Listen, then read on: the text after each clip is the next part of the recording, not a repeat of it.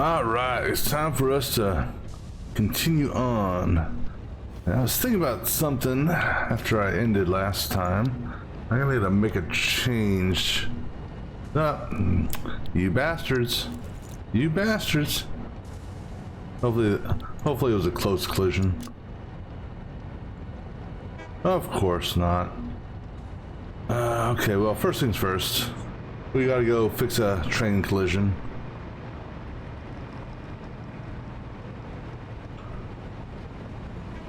Because unfortunately, sometimes on a saved game, and well, it just happened, trains will collide when you reload.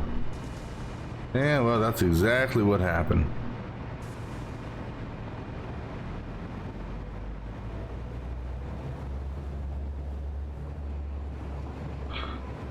So let's head up here to the train collision. Not sure why it happens on game loads, but no.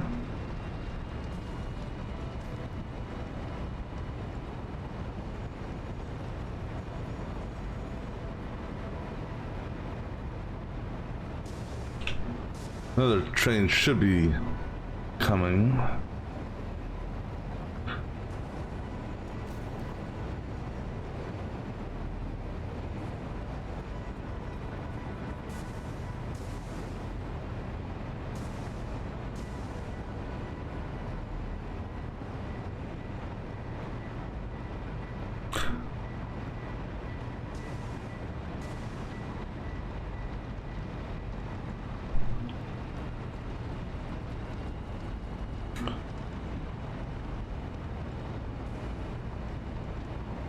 Here, give me a ride for just another 100 meters.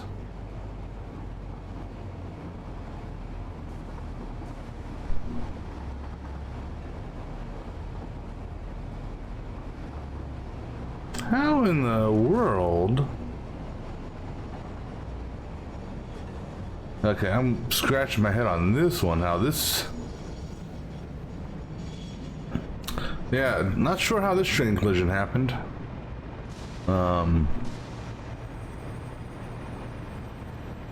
Again, I don't know if maybe it takes a, you know, it doesn't, maybe the game doesn't take into account pathing, you know, or reserved paths perhaps after a game is loaded. That's the only thing I can think of.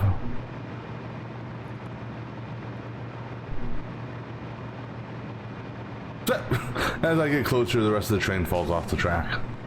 Yeah, that's the only thing I can think of is Bauxite clearly had the, this is Bauxite here, he clearly had the reservation, but I guess on the save game load it didn't recognize that he had it.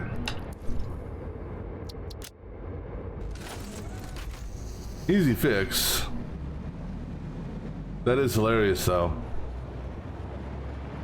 Right, let him get moving. No, that was, wait, that was quartz. But still, Bauxite clearly had the reservation, because if Bauxite's right here, then, yeah, so I guess it just doesn't recognize, initially doesn't recognize path reservations on the train on a load, perhaps. Don't know. I mean, the only other option is perhaps both trains got a reservation simultaneously. The odds of that happening are, well, pretty slim, I would imagine, but that's all good. It's not critical right now, so.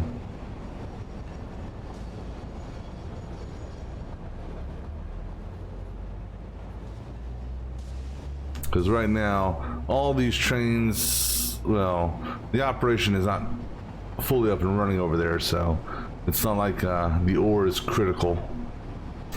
Alright, so what we're going to be doing here, I was mentioning before I was notified of a train collision. The ore, the copper ore that is being taken straight off the train and being sent to our foundry or smelters over here, there is no buffer in it. And because of how the smart splitter is operating, it could result in times when the smelters don't have any ore whatsoever. Because if the belts are backed up, then it's shooting everything out to the overflow. So what we're going to do here, I'm going to make, let me make sure I also have, that should be enough.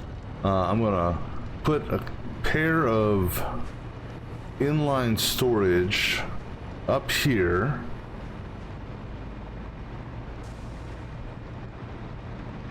So that the copper doesn't go straight to a sink.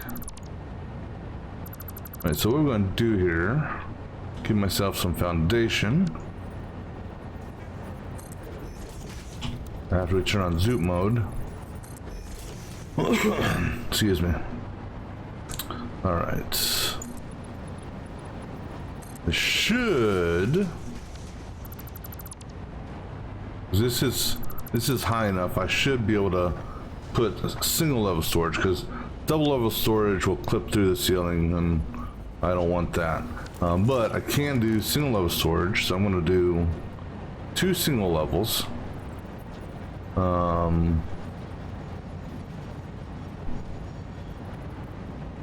Center line on that. Let's see. So we'll go out there, and then squeeze another one right there. Now that guy there, I gotta give a little bit more breathing room. Maybe not. No, because I think we can do this. All right, so do that. Make sure that belt's connected. That belt's connected. I don't know. We'll see how this works. This could work. That may work. I don't know. Will you work? If the belt was, this guy here was just a little bit closer, maybe. Yeah, let's bring you up to here.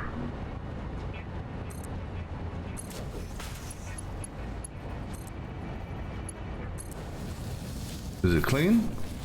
It's not clean.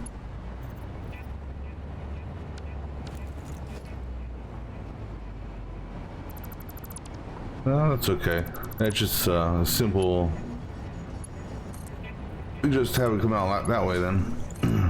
It'll be slightly angled. That one will do a clean shot though. All right. And then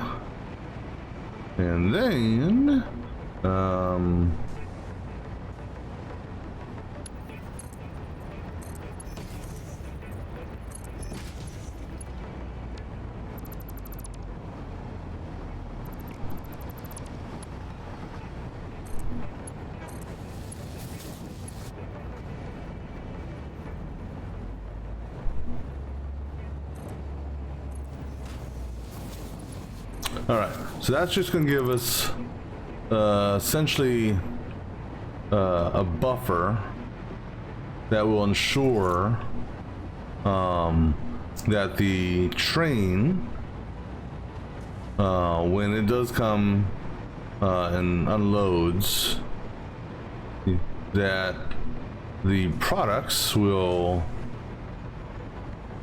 have a buffer storage to go into first, before they just go to the sink. So like I said, that's just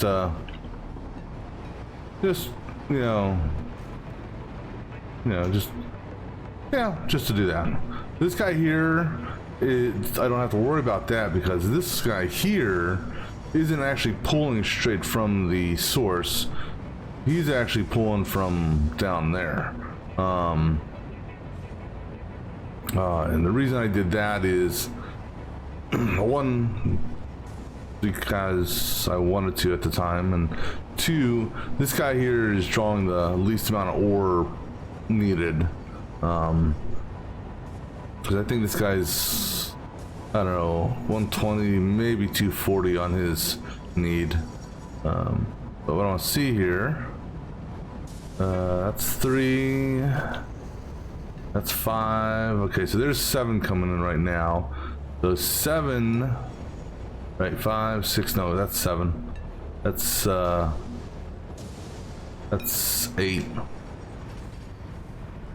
So I want to see either 6 or 7 get a train. All right, so 7's getting a train. 7 is the top ore.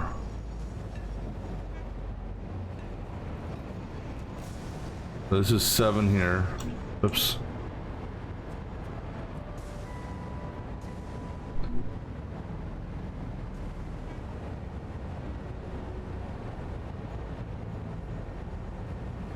Let's just take a quick look-see here.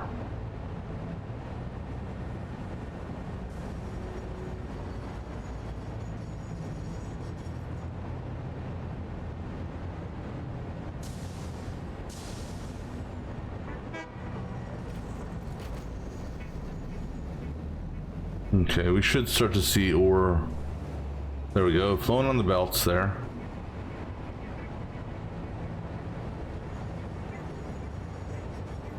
Now we are...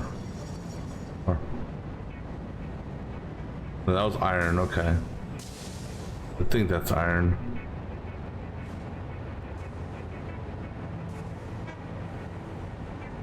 We may be losing some copper on that. Not 100% sure.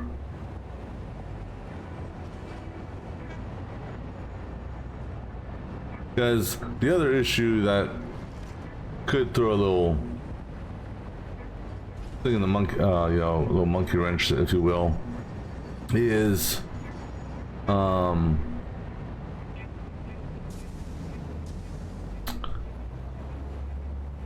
and I wish I could, you know, you can see what's on the belt here, but you can't see. That's copper. So I'm actually still shooting copper up. And the reason being is that's a 720 belt, a 720 belt. But 720 on that, or excuse me, 780 on that, 780 on that. They're merging in, so they're stuttering, which is it's because I'm running a dual offload just to make sure this thing here gets emptied quickly.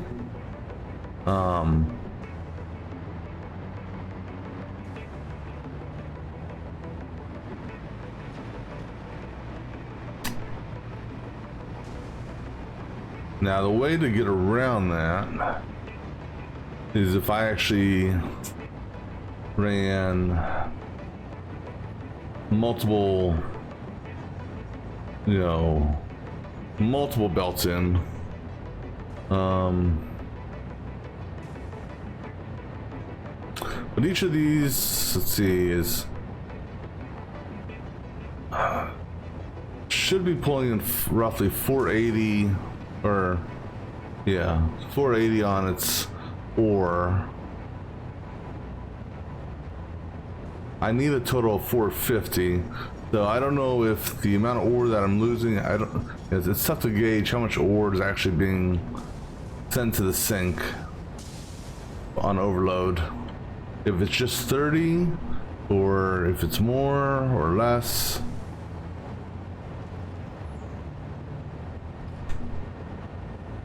Let me think here if there's another way of kicking these out.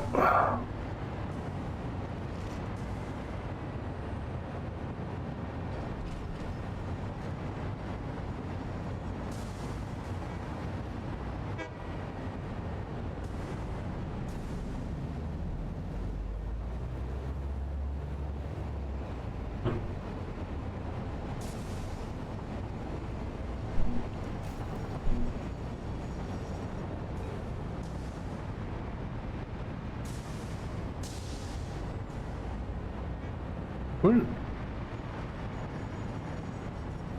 Are these actually active? Huh. I guess these are active. Let's...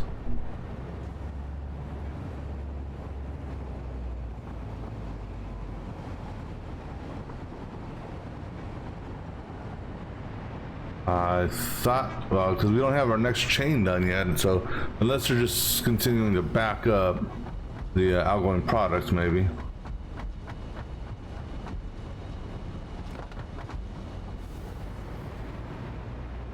I mean, these guys are backed up, so the foundries shouldn't be online right now. I mean, I clearly see them burning. But then again, because of the... Oh, these guys aren't even backed up fully yet. And the belt, none of the belts are backed up. This guy's backed up, but the outgoing belts aren't backed up yet. Well, some of them are. See, I gotta come up with another solution with, I'm just not happy with that.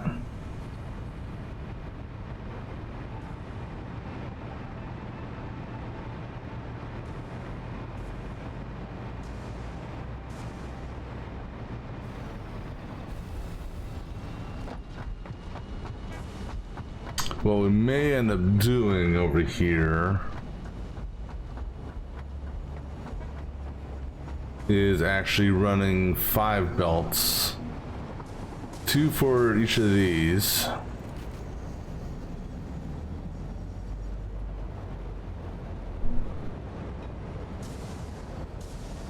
And, or let's see here. All right, so this is 7. 7's feed comes from here.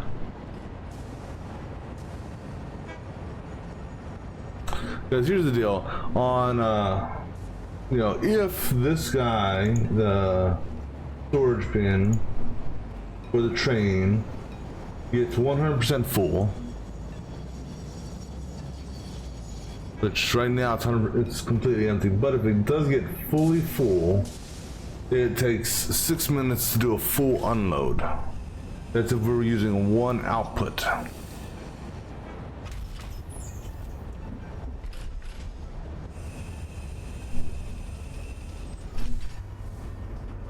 Let me see what type of...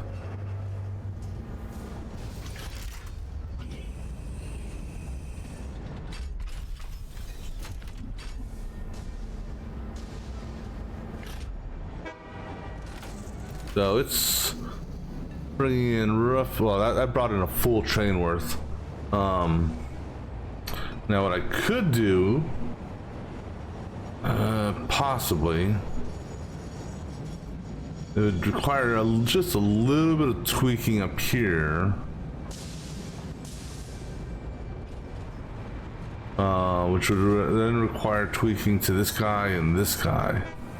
But I could go to a single offload and have it so any undefined goes one direction, copper goes the other direction. Right from the smart splitter, and then that there would give it a single belt worth of copper hitting the smart splitter to go out to its belt. This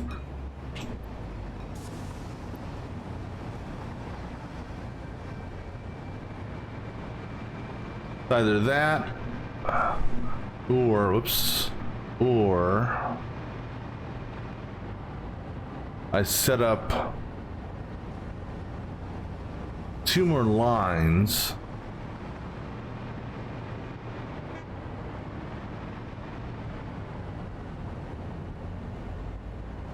to come in here.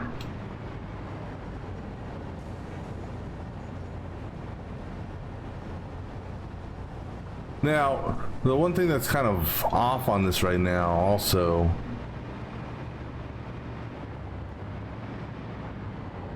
let me think here.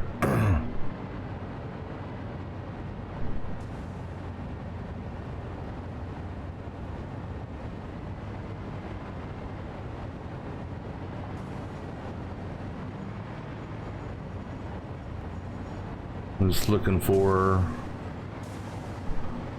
how I would possibly want to run this if I did a second.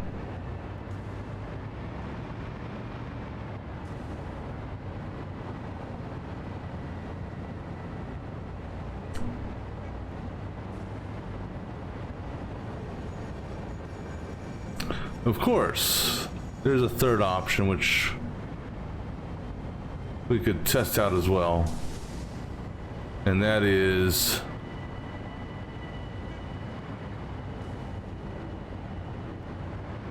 I feed from, I say screw it, feed from this over here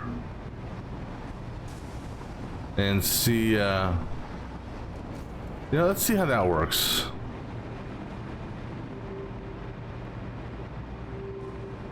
All right, we're gonna change this around. Our output holes here will stay the same. I'm gonna need some more. Yeah, I'm gonna need some more of that. I still want. Technically, I could get rid of the buffer then.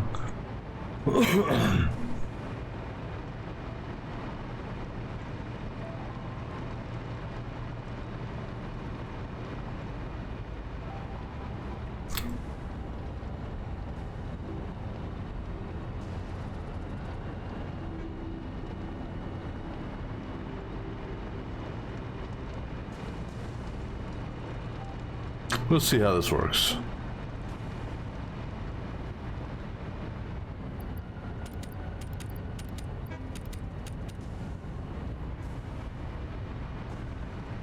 Alright, so we're gonna get rid of the inline buffers because provided they don't have anything on them, which they shouldn't.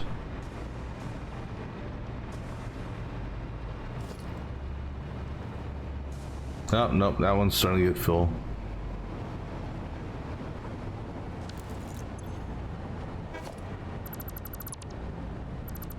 Okay, take them out before they get too full.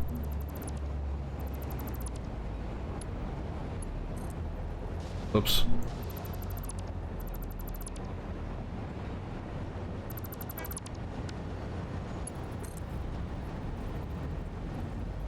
Come on. Connect. Come on, right there, guys. There you go.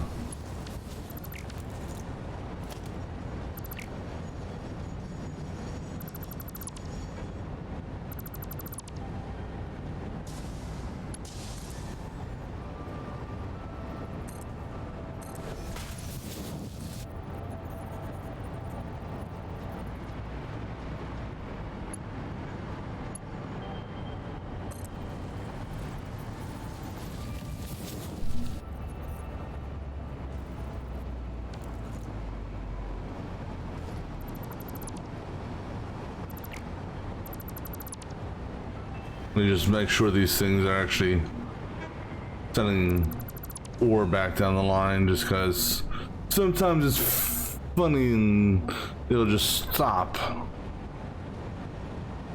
I'm more worried on this particular line. But what we'll do is we'll pull from this perspective left storage pair on each of them. Just because the way the top belt feed goes, it goes from right to left. I just want to see, make sure this one, I want to make sure this belt here feeds down.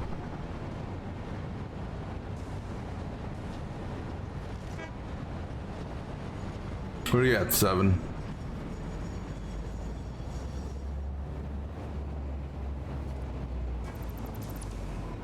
Okay, so 7 should be dropping off here in a moment.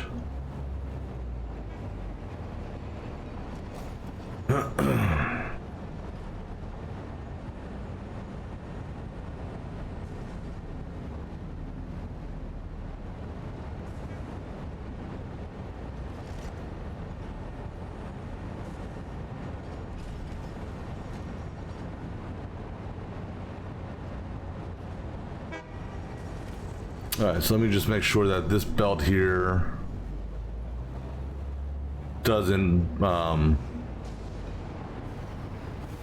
isn't, you know, isn't magically broken. Okay, it just the way it was targeting, it just wasn't happy that I was actually gonna do a clean connection.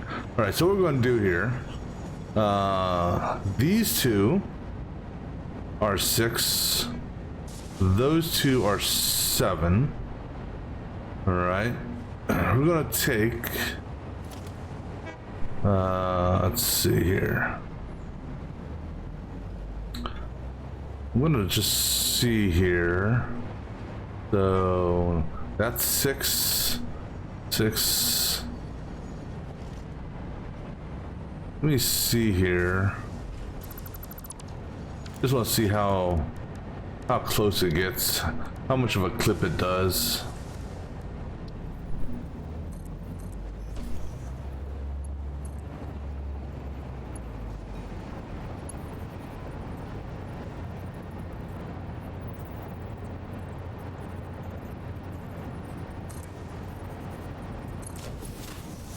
I can live with that. All right, so what we're going to do here, gonna go ahead and reconnect him back to that. Get rid of this guy here. Oh yeah, get rid of this guy here. And the reason I'm going with that is because I want to pull down from this aisle here. And I can't put, without going through and doing a crazy finagling, which I don't really want to do.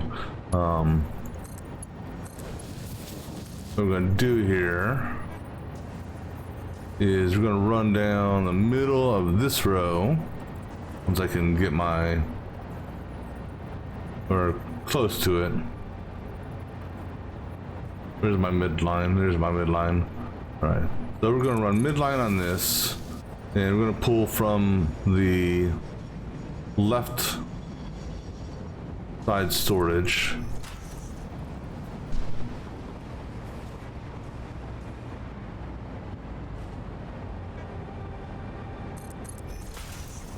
All right.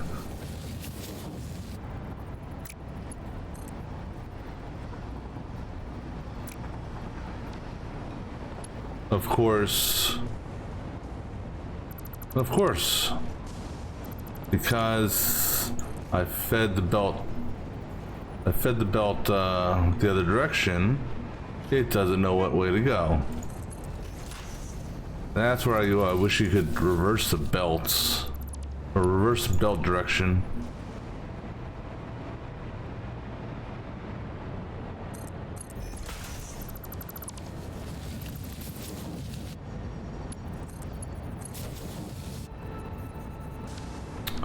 I didn't want to get rid of the pole. I actually wanted to get rid of the belt itself.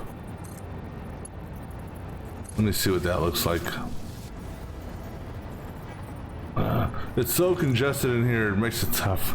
Alright, so I'm good with that. That's going to be taking the place of this guy here, which means this guy here is going to have to do a... how the hell did I even do that? I don't remember.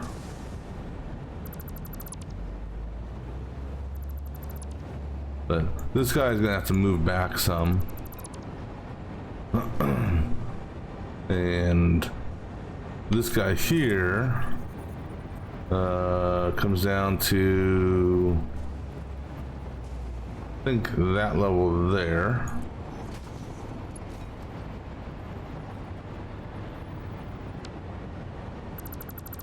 And then this guy here goes up, autosave.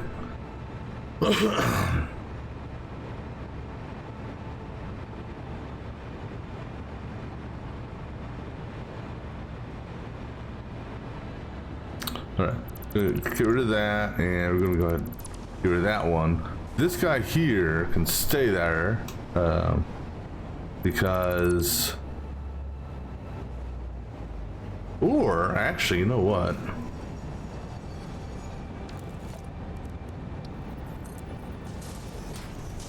I'll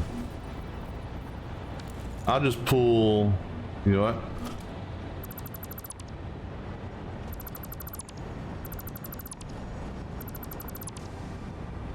Get rid of that. He'll feed this way.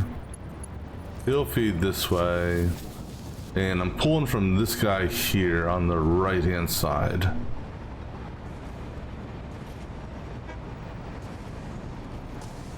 Because that's 6, 6, 7, and 7. So I'm going to pull this guy down this way.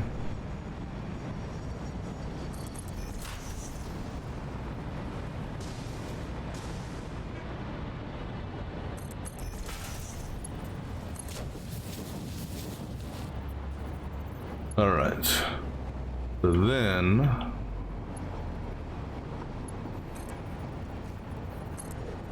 that one there is the easy one, because that's just a straight connection to that. This guy here, gonna give me a foundation out here so I can. I'll have to put out some poles,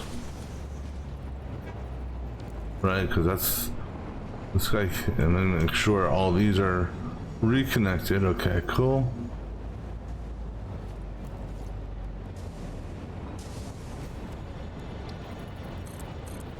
All right, so this guy here, let me just see here.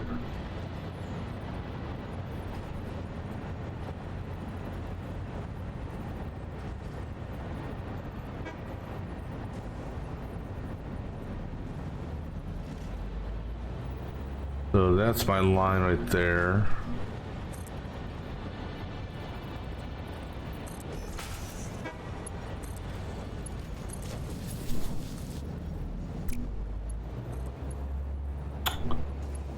Okay, and then this guy here, actually, you know what, move him back one.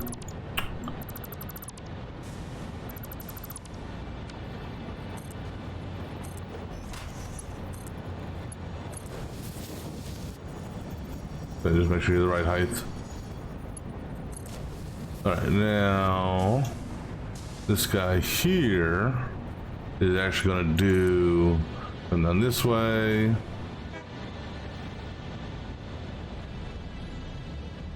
No, not that one.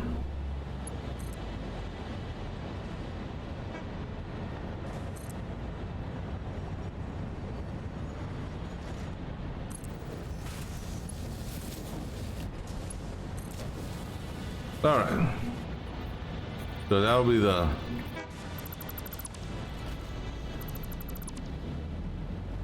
That should.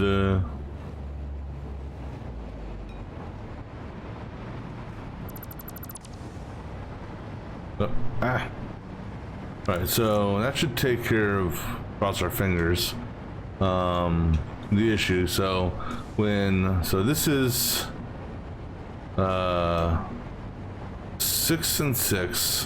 When 6 unloads, it's gonna load to both left and right side, and then when it gets down here, with this guy here being saturated, so something's pulling from it, that's going to take this from here, potentially send it into here, so that this can get backfilled, to make sure. Well, we're not gonna. It's not gonna be going through that much ore, but it'll. All right. Anyhow, so that's set back up. Don't get too far away. All right. So what were we working on? What was next in our to-do list? Let's take a look here. So we built the. These are the constructors. These are the 45 constructors that make the copper sheets. Now we gotta do the 19 assemblers, which we're gonna do in a row of 10 and then a row of 9. Let me go get some more of this material here just because just because. So reinforced rotors and cable.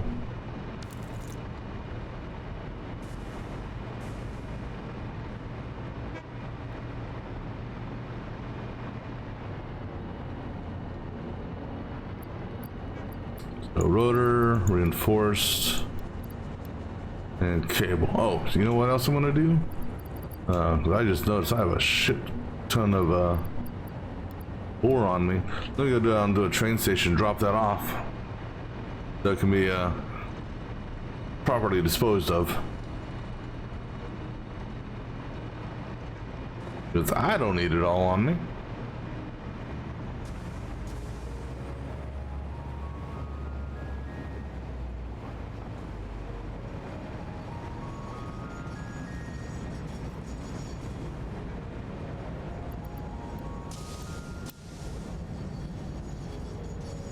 Yeah, that should only take a couple minutes to get rid of.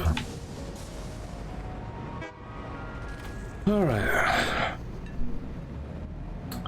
Then we also got to take into consideration how we're going to split to these assemblers. So the 19 assemblers need 712 and change. We're making 720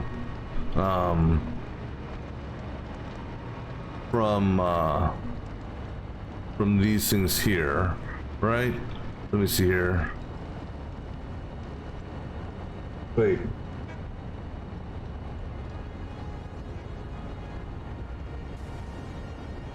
No, this one here we're making 450.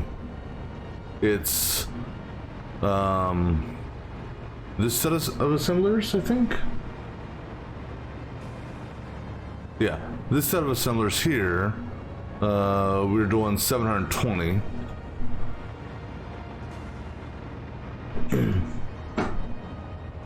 Now, in theory, and how did I? Let me take a look here. Did I split this, or is this one long merger? This is one long merger going that way. Okay. So I was gonna say I could basically, well, then we'll just do it'll be a 50-50 split. One side will get overfed a little bit, just because as far as this stuff here is concerned, we've got 450 sheets coming, and again we'll just do roughly a 50-50 split on it, so not going to be that big of a deal. We need to give ourselves room for splitting, and this is also going to be dual level splitting, possibly. All right, so let me just take a look under the floor here. All right, so yeah, we're good as far as that.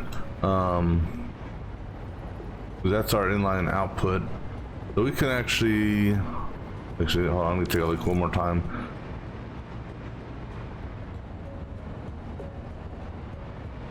Yeah, guys, what's going to happen is these guys here are going to go under the ground, merge, and then split up again. That's initial merge and split will happen at the far end of the machines. We'll give ourselves, just because, 2 full rows. Do I need 2 full rows? Because under the ground, that's the last belt feed right there, so we'll give 1 row. All right, so 2, 3, 4, 5, 6, 7, 8, 9, and 10.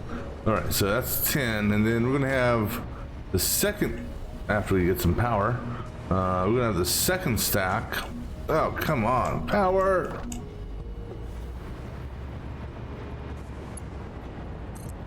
We're gonna have the second stack. In fact, you know what? How about we just do this?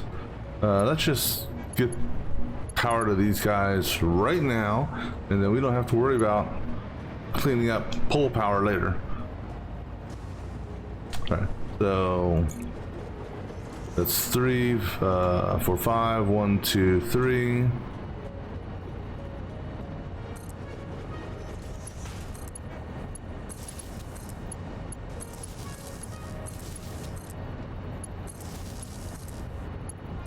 So we'll have these assemblers face the other assemblers. Because the output of this are going to be these are the heatsink makers that are going to be producing at a low rate. Excuse me. Well, at this point it's going to get lower and lower. So we're doing this heatsink recipe here.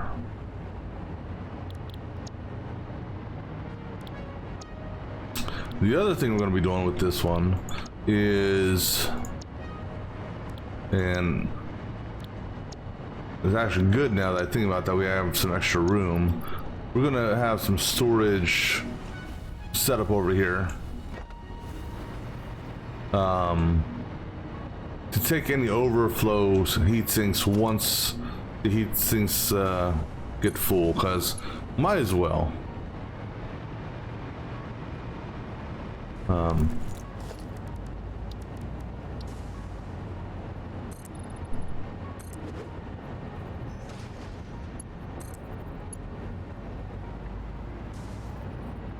You're on the scene basically.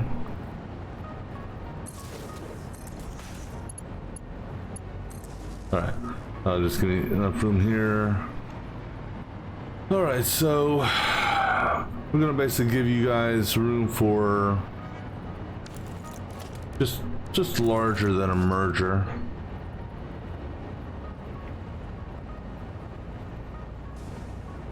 I'm gonna give you 2 clicks off the merger.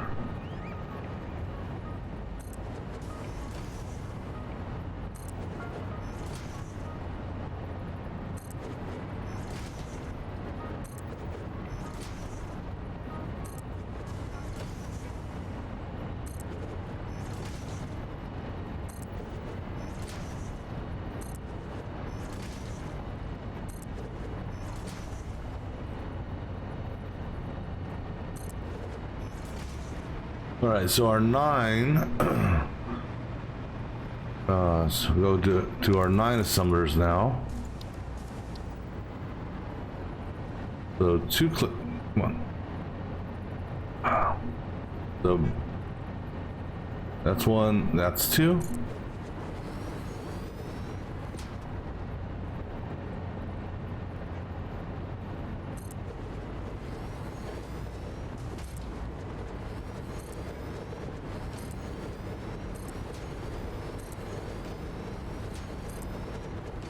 Alright, so that's all these assemblers, because the last assembler, unless we're planning on underclocking it, which I'm not going to even bother with that.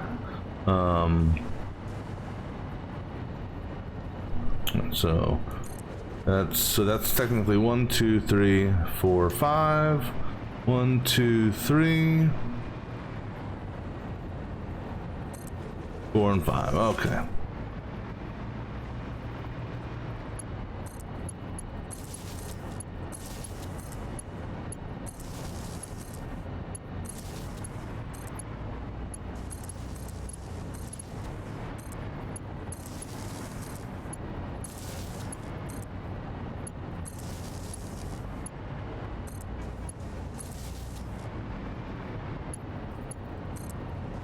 And you can go in the mid scene.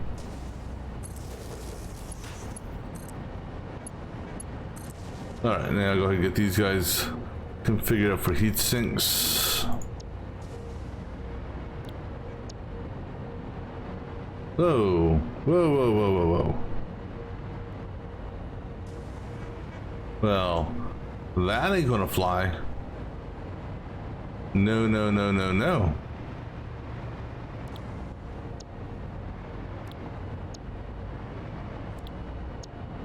I just saw how those wires are going, and I don't like that at all.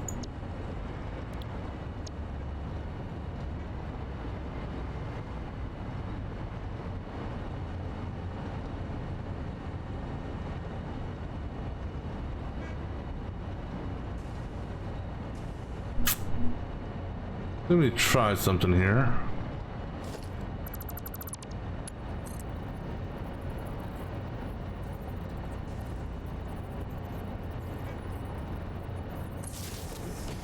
Let me just see what the clippage looks like on this.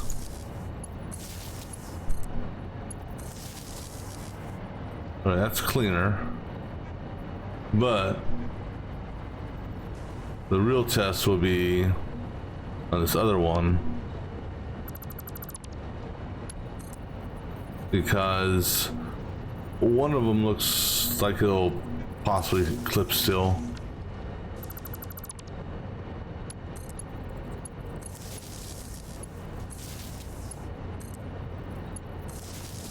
Specifically, that one there.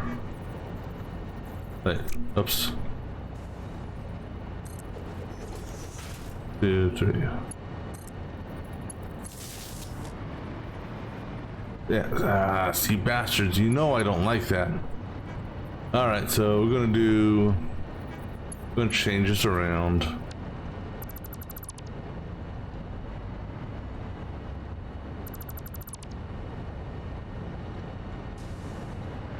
And how are we going to change this around, you ask? Well, simple. Although I prefer to have I don't want to run ceiling power. So we'll do it. Let's see if we can do it every 3 as opposed to every 4. So I got plenty of room here. 1, 2, 3. 1, 2, 3. 1, 2, 3. And then this guy here is the lucky one. He gets his own.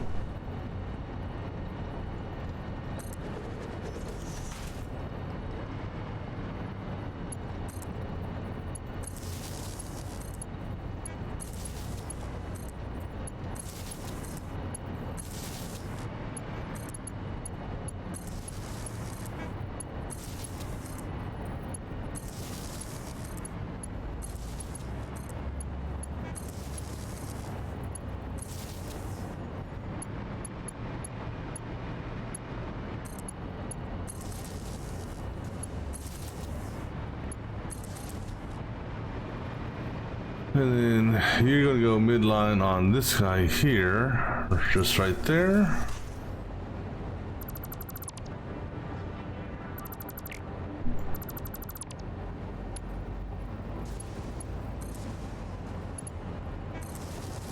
All right. So essentially, we went back roughly half a thing. So this will go basically on the seam now. So 1, 2, 3, 1, 2, 3, 1, 2, 3, and that's all she wrote on this side. Hang on there, hover power. Still ain't gonna damn work.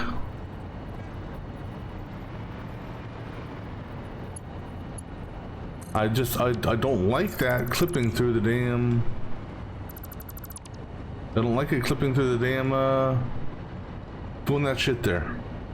I'll spend an hour just to fix this damn power so it's ran the way I want it. I don't want to go on top of you guys.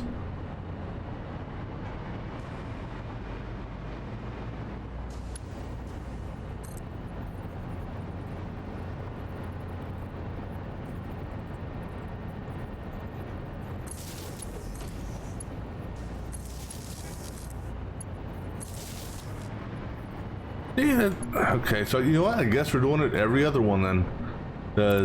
Because of where this power is. I mean, because if I put the power like right there, let's say, I guess we'll line it up that way, maybe. Okay, so 1, 2. Well.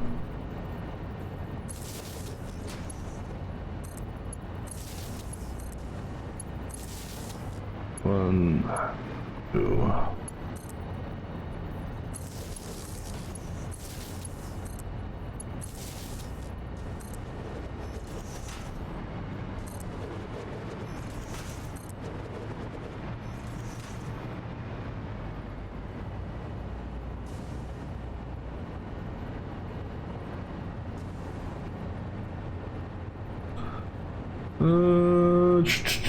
Yeah. 2, 3, 1, 2, 3, 1, 2, 3, and come on, God bless.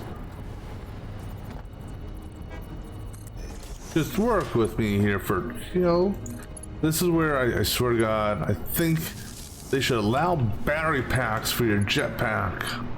You know, if you're near the power grid, use it off the power grid. And if you're away from the power grid, use a battery.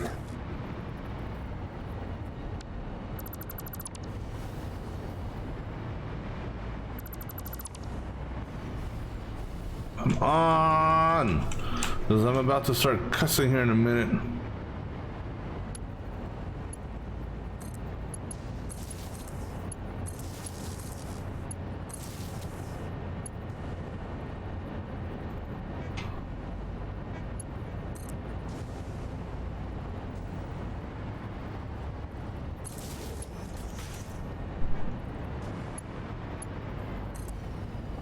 Oh, Jesus. Those with sensitive ears may want to mute the stream for the next 20 minutes, as words may come out that are not appropriate for sensitive minds.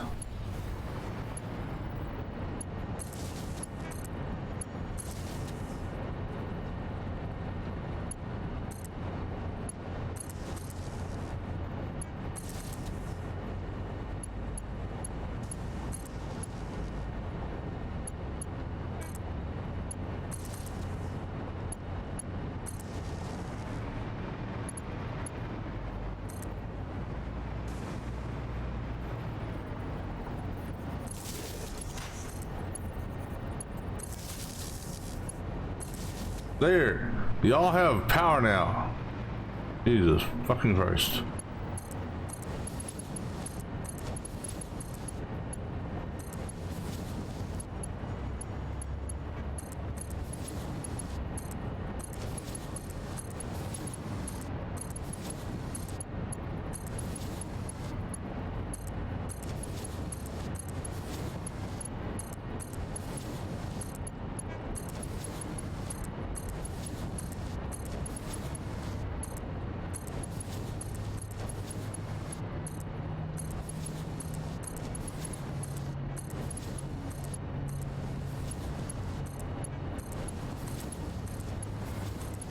Alright, so this is the offload for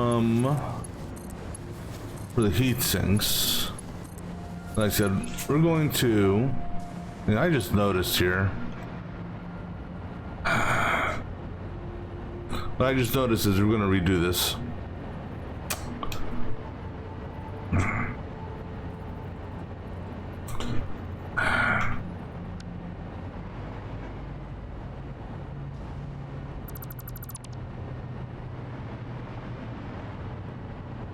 All because you bastards.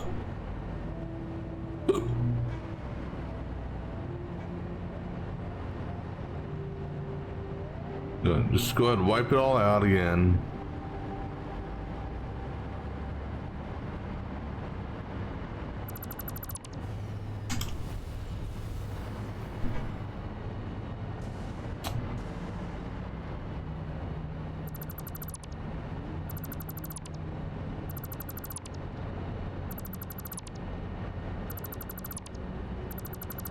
So we're off to a wonderful start today.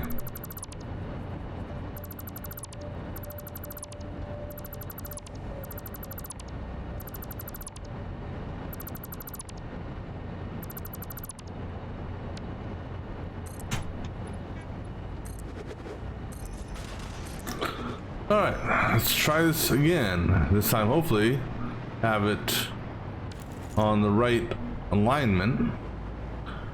Meaning this corner here. I think I gave myself a 1 row. So, right here. 1, 2, 3, 4, 5, 6, 7, 8, 9, and 10.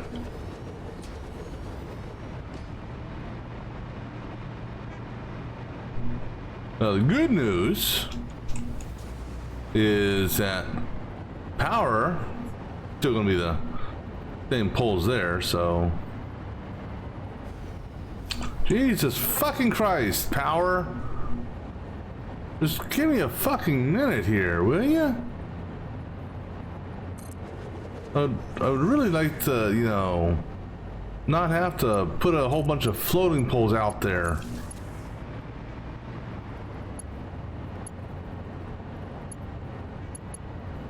That's 1, 2, 3, 1, 2. In the right spot already. Because now I'm getting frustrated.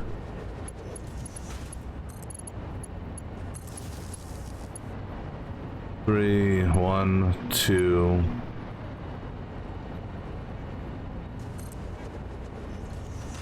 Three, 1.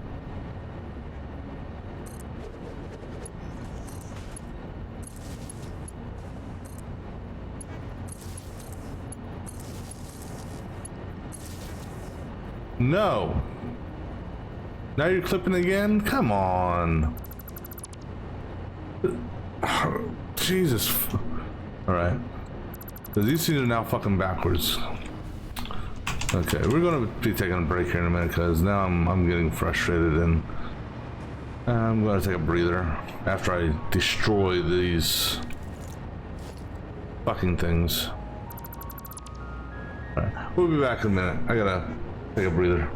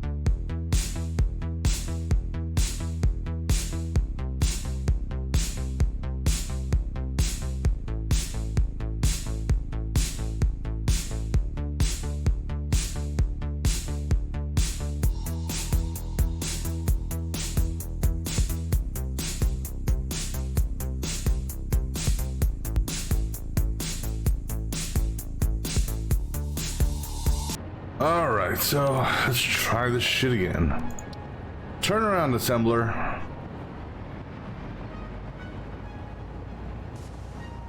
One, two, three, 4, 5, 6, 7, 8, 9, 10. Now put these power poles in the right spot.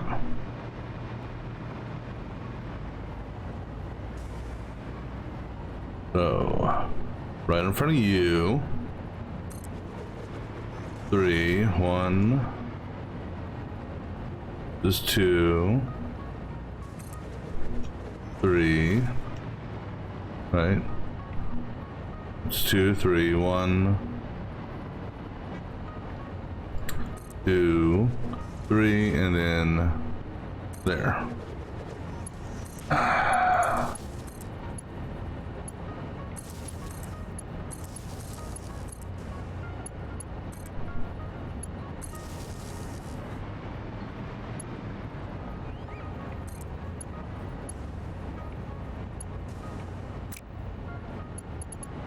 Now I'm confused because there's too many damn poles here.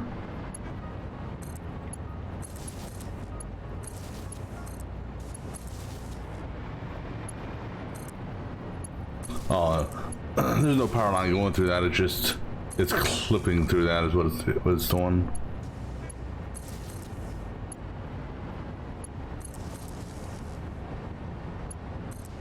All right, so now get rid of you and get rid of you. All right. Now put down our mergers again.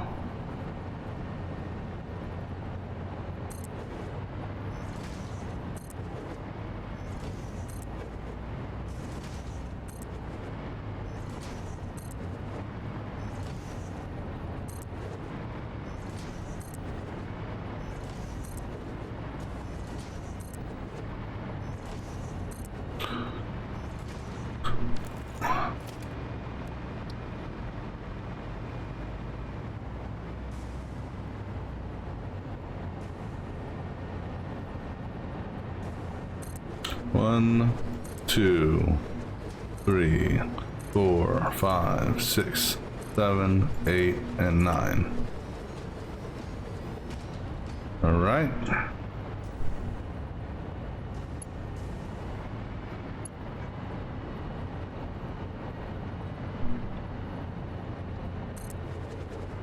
Two, 3, 1, 2, 3, 1.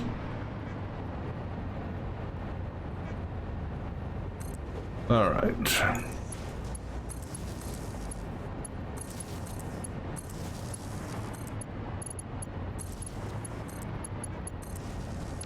No, do not do that.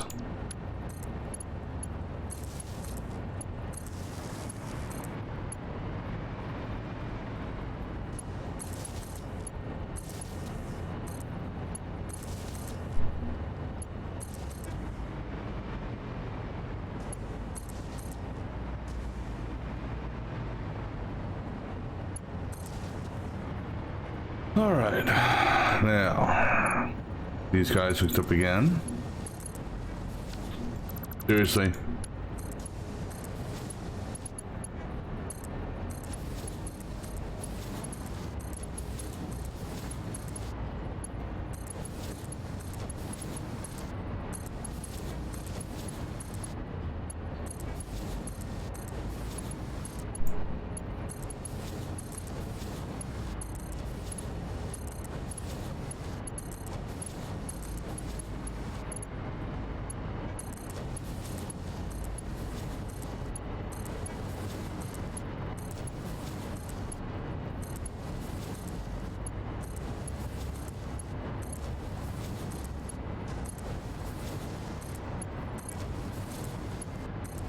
All right, now that that's on the right line, we can put our storage bins out.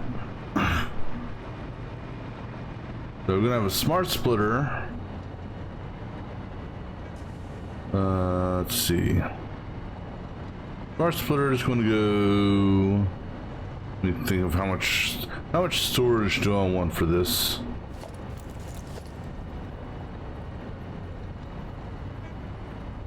Because this storage isn't going to go anywhere. Oh, I'm not going to get any storage without the pipes and beams.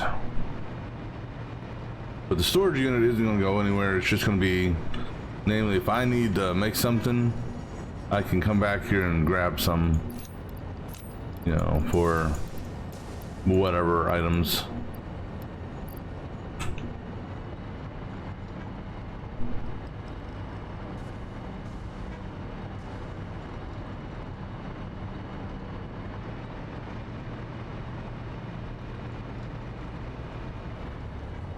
All right, so we'll go ahead and actually, do I have enough for a smart splitter? First of all, no. Let me go get a AI limiter. Should have some AI limiters down here in one of these. There we go.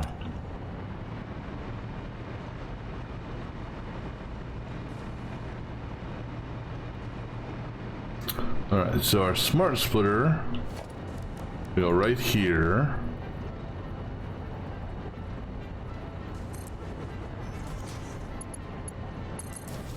And we will have our output coming this way to the, so it's going to be left any, center none, center over, right none. All right, let me just make sure that sticks. Okay. So our storage is going to go on this line here. And I would love... Let me just see here. Okay, so if I put it on the grate, okay.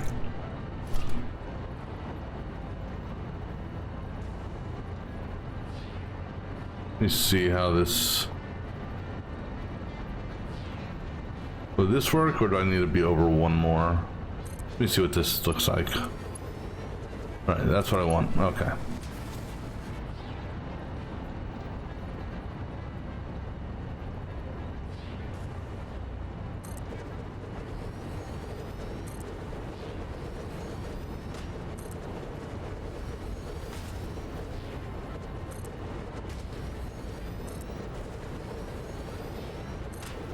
How far over am I going? That far. All right. So this is just going to be overflow storage that I could tap into if needed for whatever personal projects I have that need heat sinks. All right, so now let's get these configured, I guess. Again.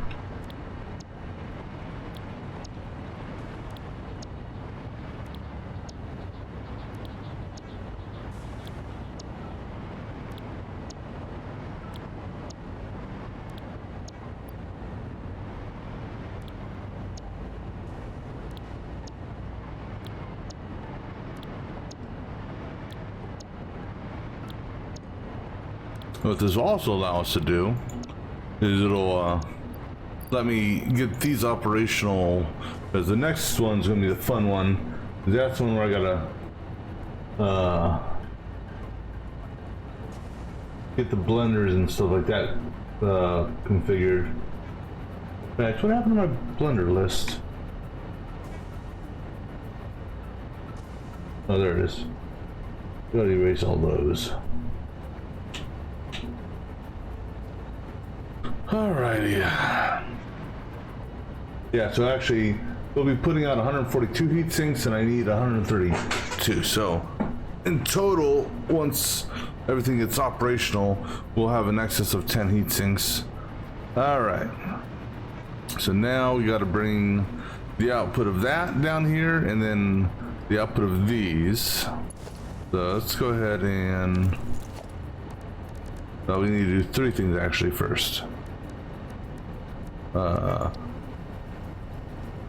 That goes there, goes there, there, and I need to get our inputs laid out.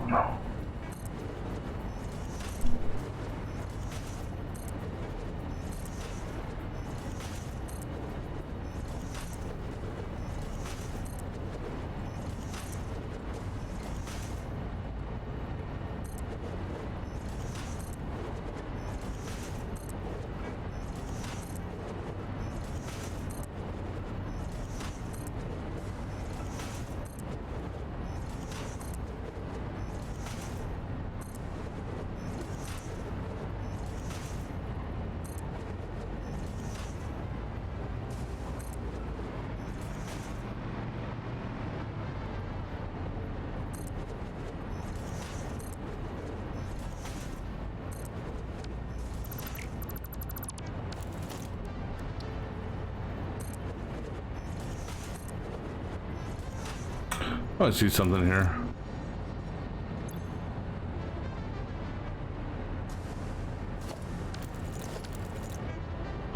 Nice.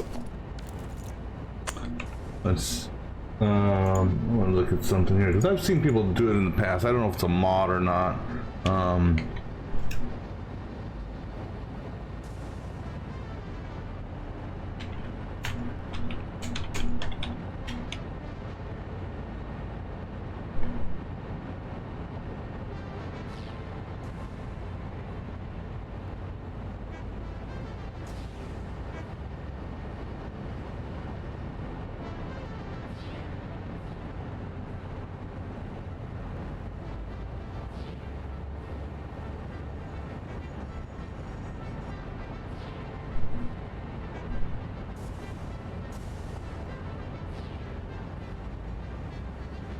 Hold on, that's what.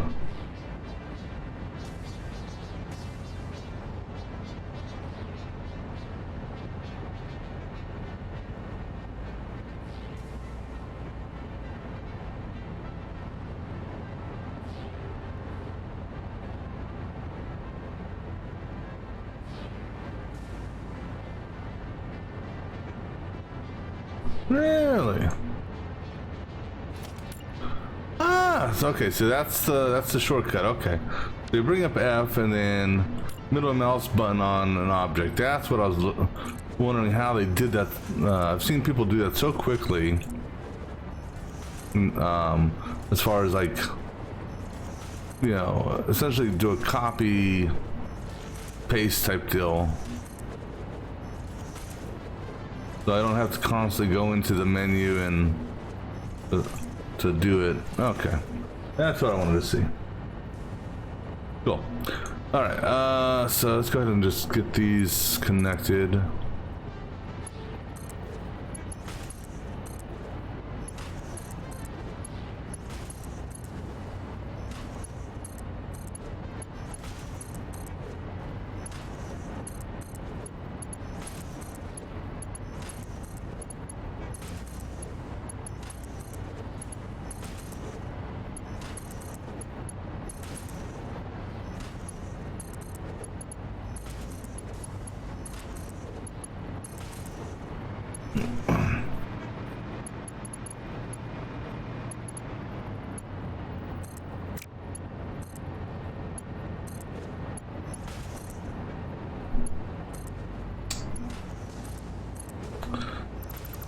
But now, well, I got a hotkey for that, so. But for the items I don't have on a hotkey,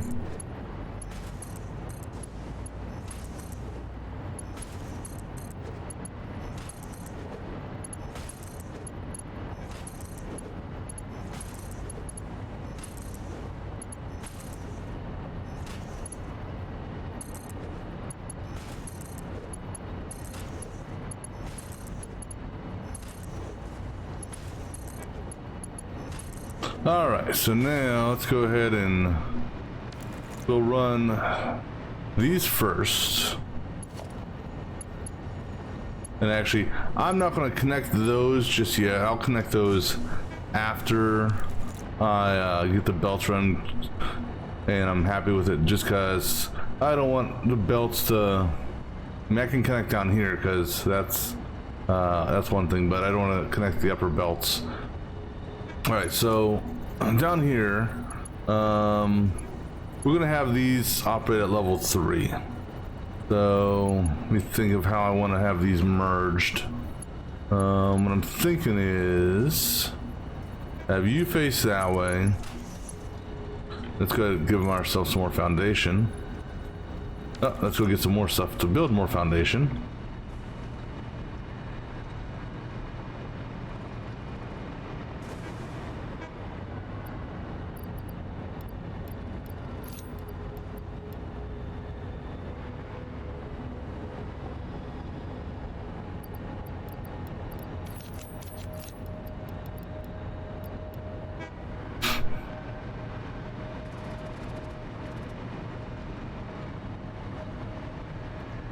All right, so build some more foundation down here.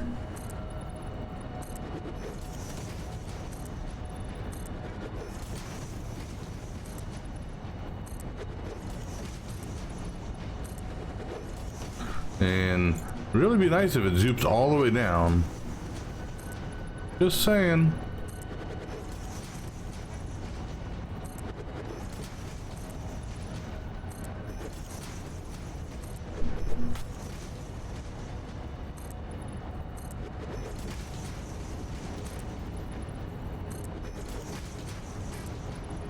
Alright, so copper sheets will be at level 3, so basically right up on the ceiling, and the aluminum sheets, those will be on level 2. And the reason for that is because of having to do the splits.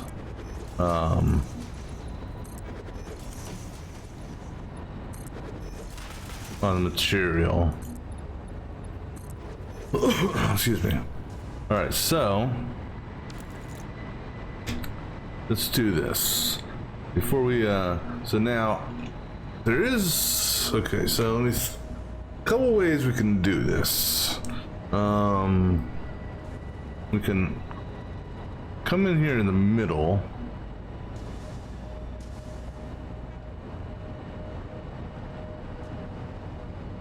That could actually work because we got more than enough room to set up the series of splits.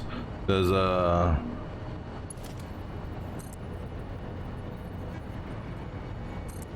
let's go ahead and place these out. That's 1, 2, 3, 4, 5, 6, 7, 8, 9, 10, and this side here is actually going to be easier to split than the other side, namely because this is a 9, so basically splitting basically a triple split.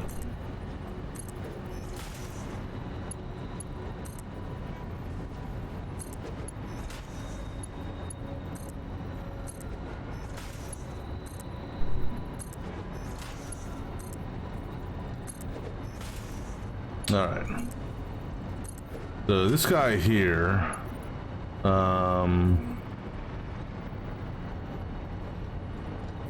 know what? Actually, what I should have done, and I guess we'll go ahead and do it now.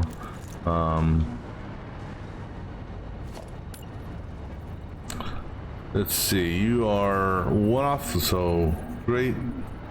That, boom, boom, like that, right? Okay. So. That's there. That's 1, 2, 3, 1. This guy here is 2 over. Okay.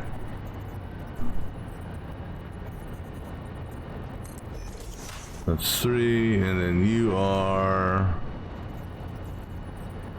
2 off that one. So 1, 2, 1, 2.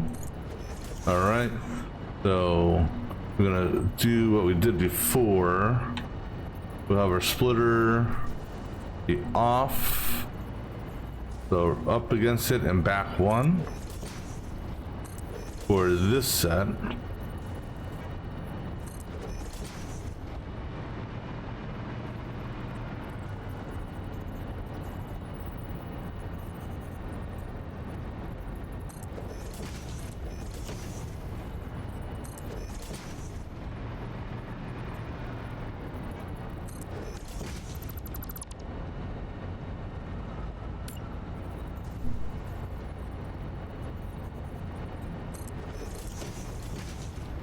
All right, so then when we do this again, it'll auto tie into that. So that's what we want to see. Okay.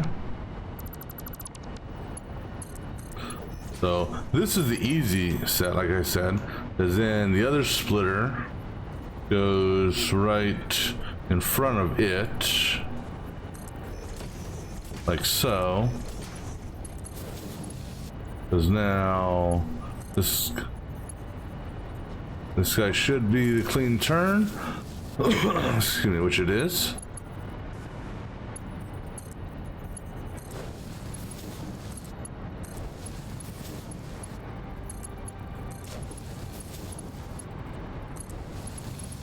Now the next one, not going to be quite as clean as this.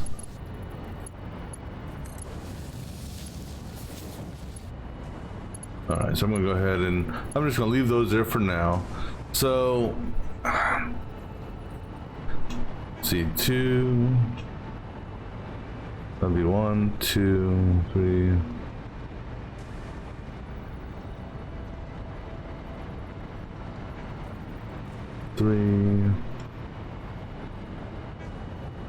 So there's a couple different ways we can do this. Now, realistically, once the belts get saturated, it's not going to matter. And let me see here. We are okay. So these guys are looking for.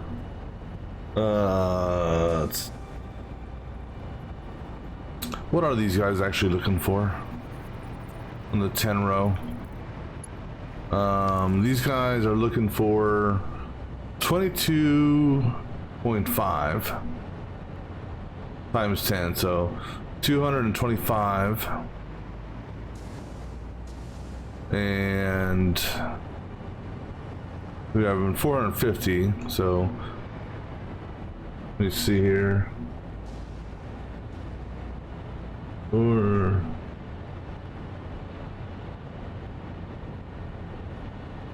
so actually no. So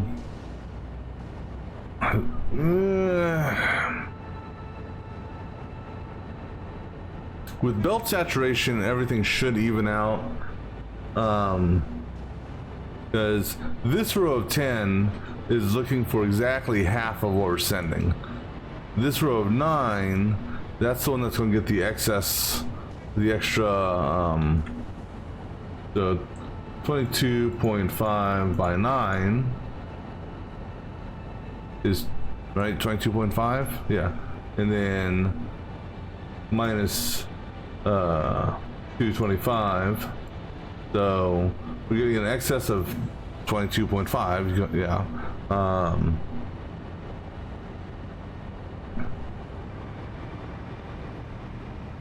Now, in theory, what will happen is this side here will fill its belts up faster, and so when that happens, the excess will go down here.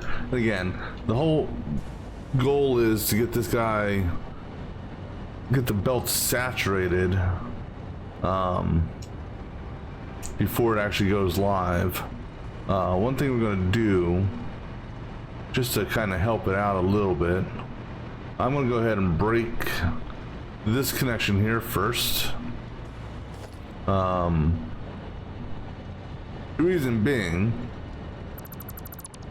is that the storage won't get initially set up or start filling up. Nah, screw it. This will give us this will test to see how long it takes to saturate the machines. All right. Then, so I'm going to do this one here a little bit differently, because there's no clean way to. Well, the one clean way to do this. And I suppose we could, because, and that is, this is where the loop back comes into play.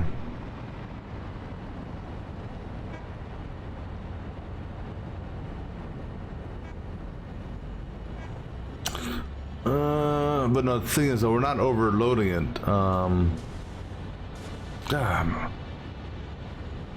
we're gonna do a 3, 2, 2, 3.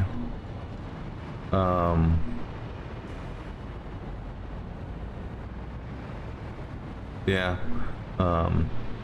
Unfortunately, there's no real clean way of doing this. The autosave do its thing. Let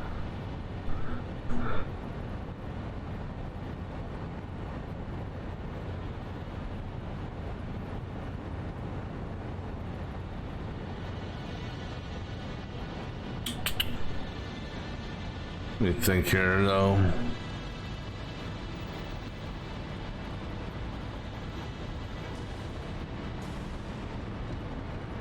Let's do 3, 3, 3, 2, 2, 2. Alright, so we're actually gonna, I'm gonna do a different thing here. 3, 3, 3, and then split here, loop back 2. Yeah, we're gonna go ahead and do a loop back on this. The loop back will be done over here just because of space. All right, so what we're going to do is on this guy here, who's on the grate 2 over. So it's gonna be 1, 2, 3, 1, 2, so 2 off that. 3, 1, 2 on the line. 3.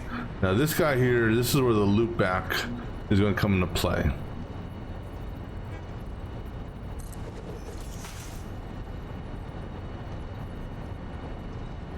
And then these two. All right, so I'm gonna go ahead and get this set up here.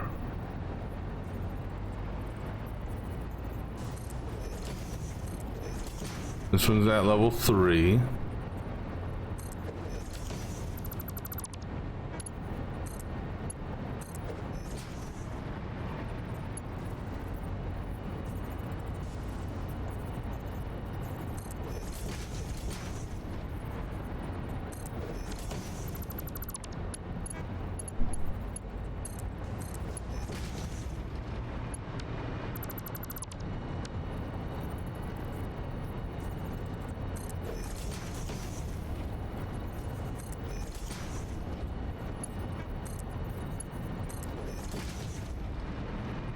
Alright, and then this last one here. Now this splitter here is going to be positioned differently in that instead of going directly into it like that, it's actually going to be fed like that. And that's to facilitate the looping of it.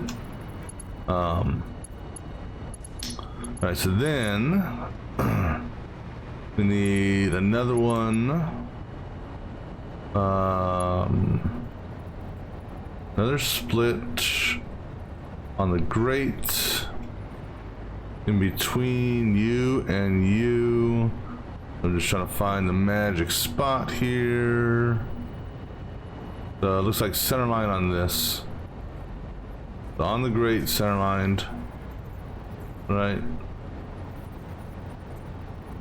I think that's where we want. Alright. And then same thing here. So between these two, which is looks like it's going to be just off center.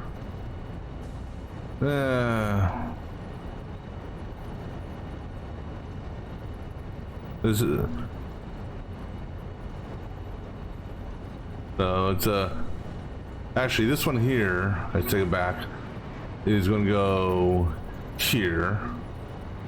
So it's going to stack on this one.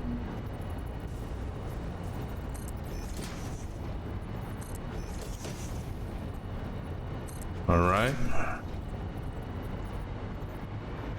So then the next split is going to be just off center, roughly in between that and that. So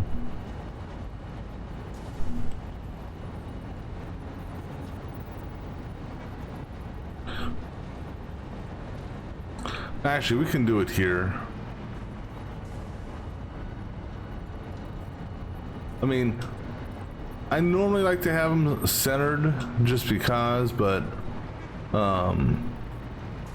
it's, yeah, I want to center it. Damn it! That's my thing. So let me see here. You are center line on that. You are sideline on that. Or 2, 3, 4, 5, 6.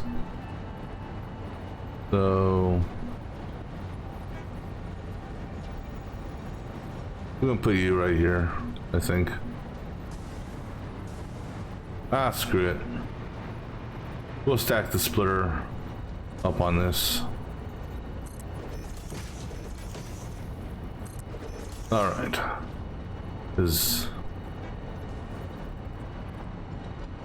Then this is where the mergers comes into play.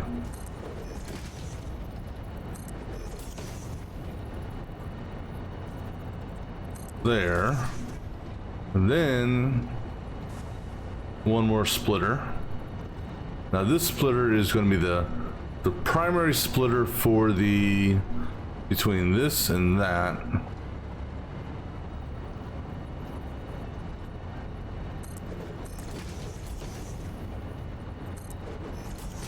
Okay, now we're going to have a merger here. If I can get it in the right angle. So I think that.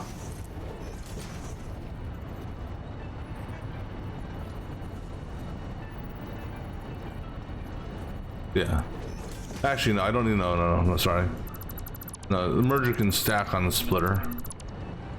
So he can stack right there with blue going that way. Alright, so the way this little cluster works, get that belt hooked up there, he's already hooked up, he loops back onto that. This guy here, it's got all the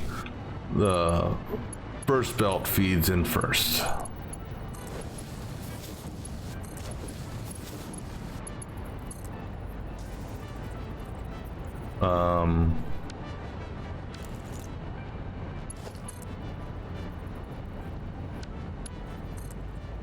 How the fuck? Hold on. How is that facing the other direction? Which one is that? Oops. How in the hell is that No, that's no. The issue isn't that. Hold on, hold on, hold on, hold on, hold on, hold on. The splitter's turned the wrong way. Okay, that's what it is. I was gonna be like, wait a second. Damn it, and then I did it again. Orange out. There you go. I just had the splitter turn the wrong way.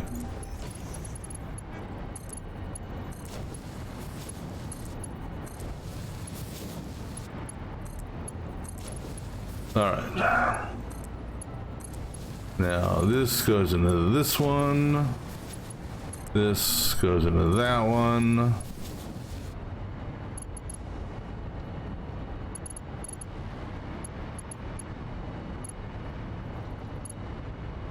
Something right here. Oh, I stacked you too close.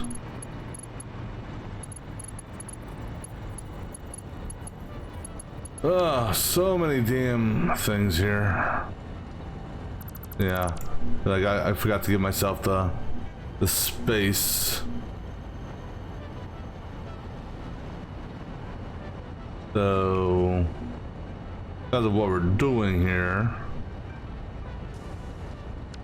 this splitter actually goes on this line here. All right, guess.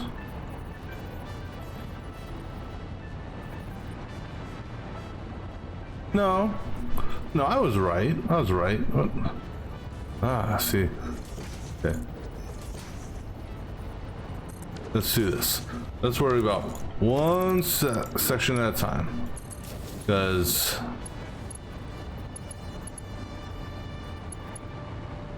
hold on.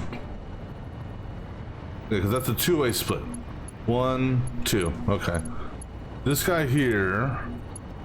Let me make sure it's okay. So he's gonna go that way. Then it loops back there. Then we have our master splitter for the. That's gonna go here and way down there. All right. Then we got a merger.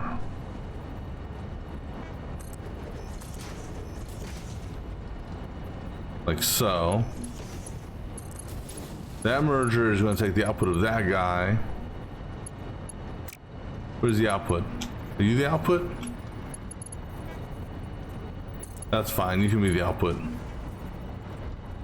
All right. And then we have the actual 50-50 splitter.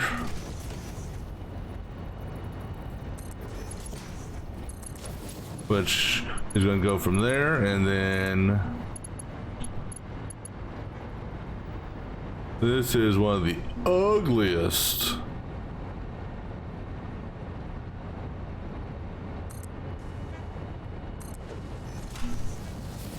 and then it's just I can't tell. Right, because this side here, the left side, that's the easy side. All right, so now I gotta essentially rinse and repeat this same type of setup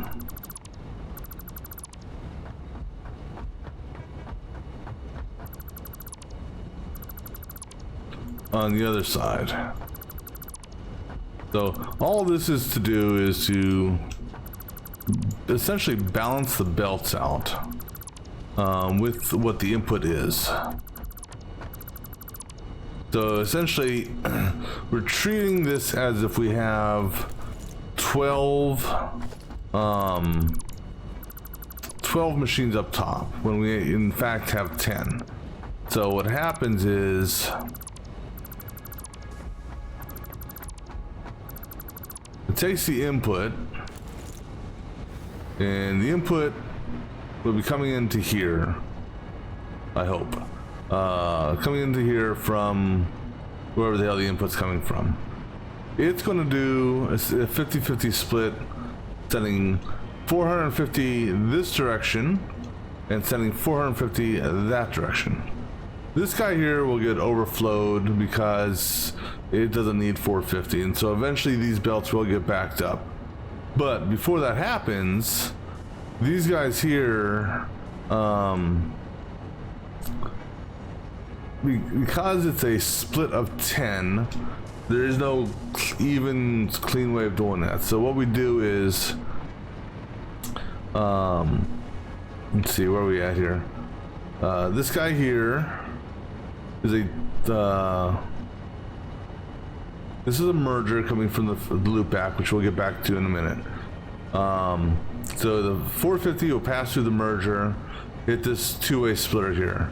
So we're gonna send out of 450, was that 225 will come down this way and evenly split between 6 machines up top. So, because if you look at 22.5 times 6, but that ain't right either.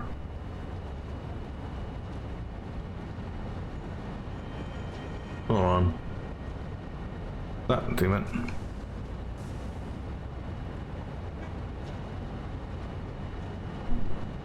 We're sending.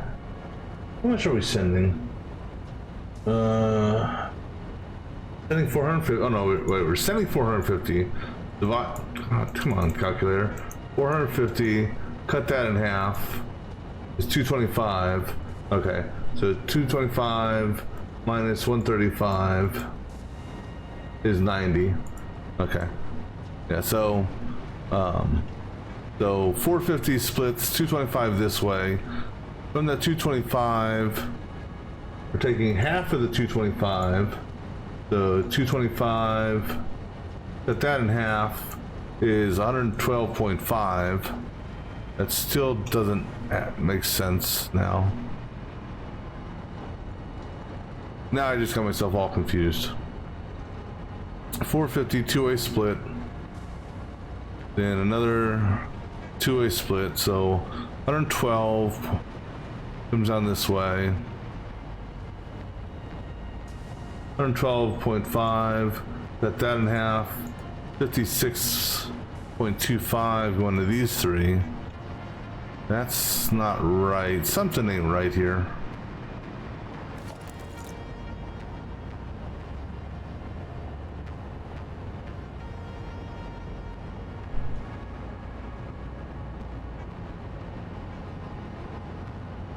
No, that's where the loopback comes into play. Yeah, duh. that's the reason why we're doing a loopback. Okay, sorry. So, we're sending initially the 225. Break that in half. So initial distribution is 112 going down to there, 112 coming this way. So now over here we've got 1, 2, 3, 4 machines. So 22.5 times 4 is 90. Okay, so 90 minus 112.5 is 22.5, and so 22.5 plus 112.5 gives us our 135, which is what 6 of these are. So how it works is the 112, the 12 and the second split comes here. It'll split evenly between these three here, but then here there's only one output upstairs, so it's still going into a three-way splitter, except this time the three-way splitter takes 2 outputs here and there, it merges it back in, sends it back up here to then get redistributed to the rest of the machines. And so in theory this will load balance the system here. Here we're not worried about because we actually have 9 machines and it's just a triple split, no big deal. All right, now with that being done, now all this really doesn't matter because again, we're gonna overflow the belts. So what we're gonna do here, let me get a marker down. Now that I know this new trick sheet here. So that goes there. All right, so we're gonna have a merger on this guy here going that way on level 3. So similar to what we did somewhere down there. So this guy here will, yeah, that's a let me make sure that's, so that's going to feed into that. That one's going to feed into that. This guy here, he is going to be facing this way, and then he's going to basically do a nice pretty turn into this. All right, then we're going to bring, this is going to be the fun part. That's the output. The output is going to go down to level 1. Once we do go take it where it needs to go. This guy here, we're gonna run, we'll bring it to, I'm just looking, I want to make sure I don't interfere with this here. So we'll bring this guy out to, how about this seam right here?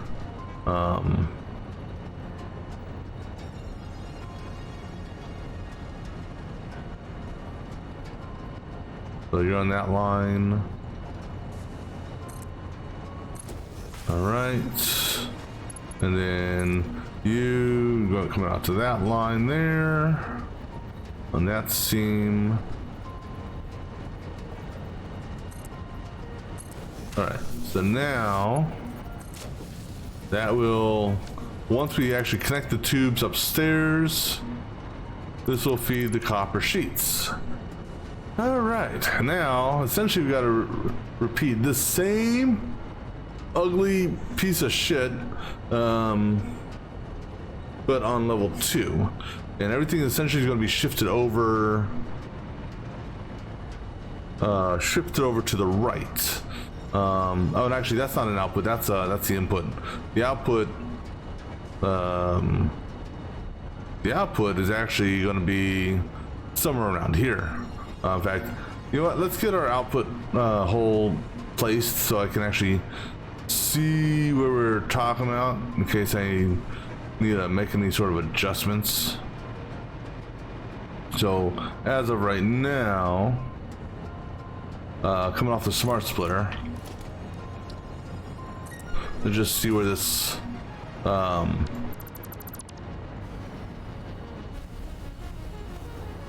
see where that hole appears. That hole appears there. Okay. Actually, that I mean, technically that could work, because we'll run the second line when we bring it in. We'll essentially have it following. It'll come right underneath this line here to follow itself in. So that can, where the hell go? That can work if need be. I can push it over 1 or 2 squares. All right, so now let's go ahead and get ourselves set up for the level 2 stuff. So let me get down my guidelines. So that guy goes there, and then that's on that line. How much is in between these guys? 2?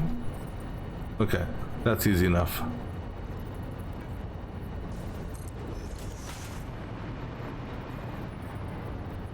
That should be there, and then there, and then on this side, those.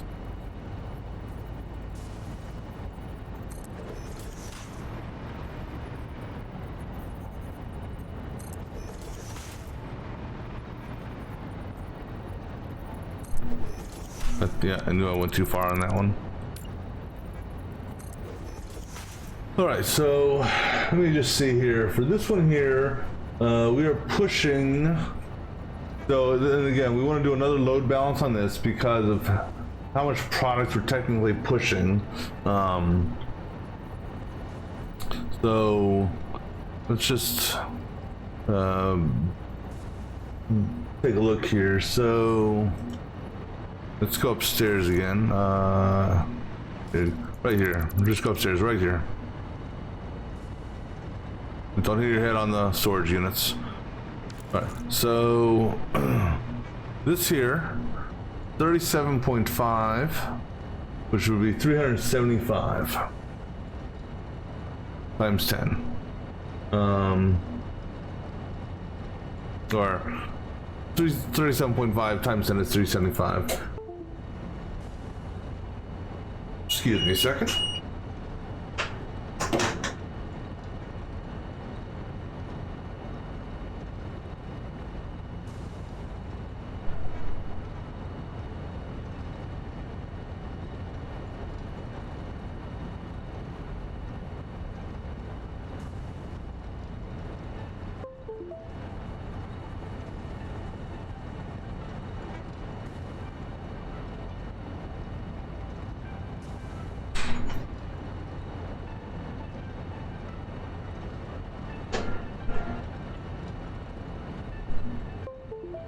All right, let me see here.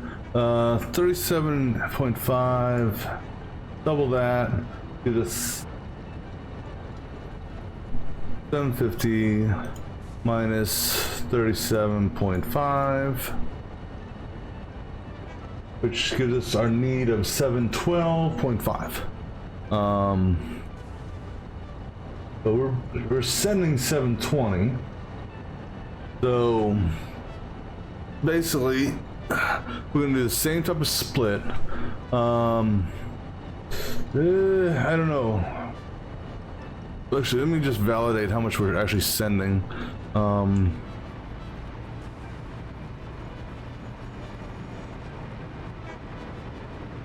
We may be sending more. So these are, we're sending 30 times 24. So we're sending exactly 720. All right, so this one here is going to be a little bit done a little bit differently, because if we take 720, cut that in half. Actually, maybe not. Cut that in half. That's 360, and yeah. So we have to do this one a little bit differently,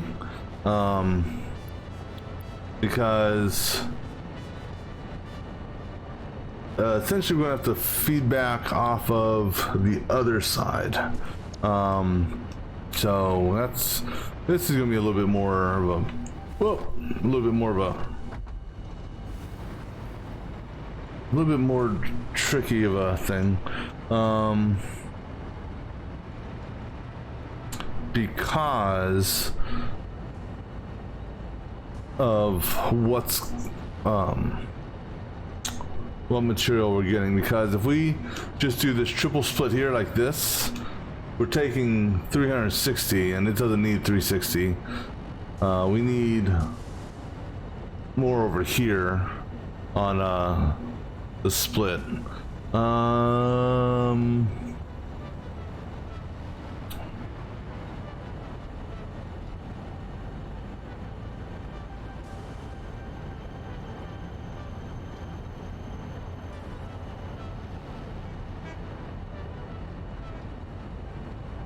Let me think here. Let me think. So we're good on this here. Will be fine for the copper.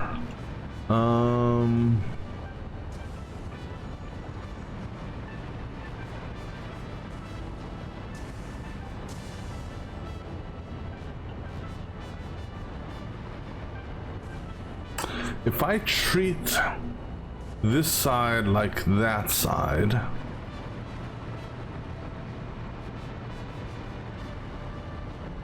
and so instead of basically have it do 2 3s and then pretend like there's a third 3 over here. So let's see here. 720 would send 360 this way.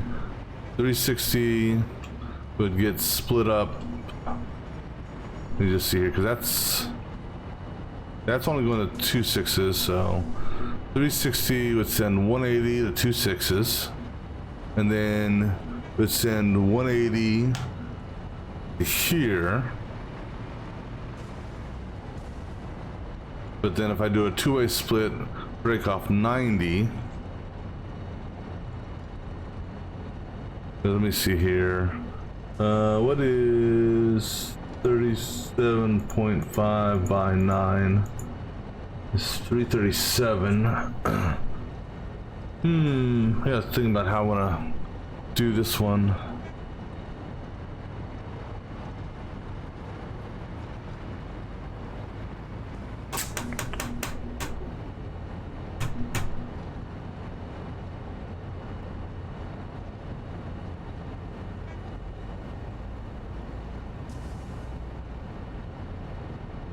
Something just seems weird though. I don't know. Let me go back upstairs and look at something. Autosave.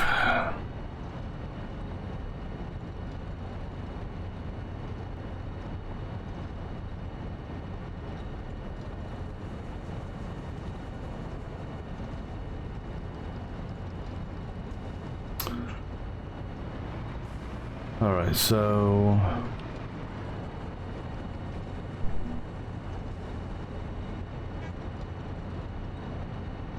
.55 712.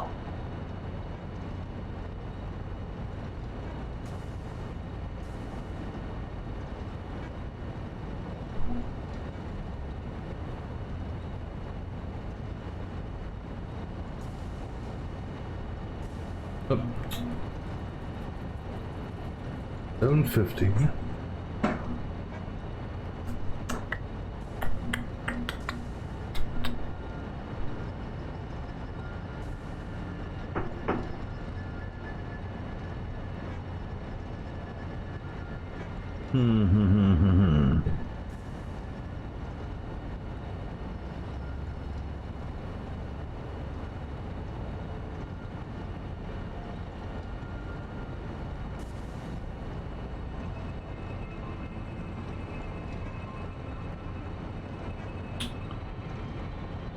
I mean, if I saturate the lines, it ultimately won't matter, but still, I just want to try to figure out how to get a better split on this.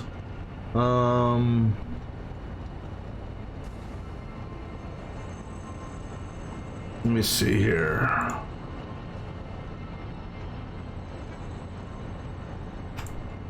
$112 for 3. Excuse me.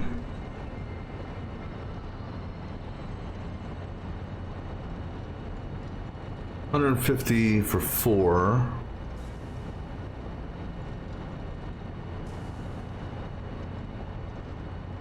Right. I'm gonna think about this for a minute. I'm gonna grab me something to drink real quick.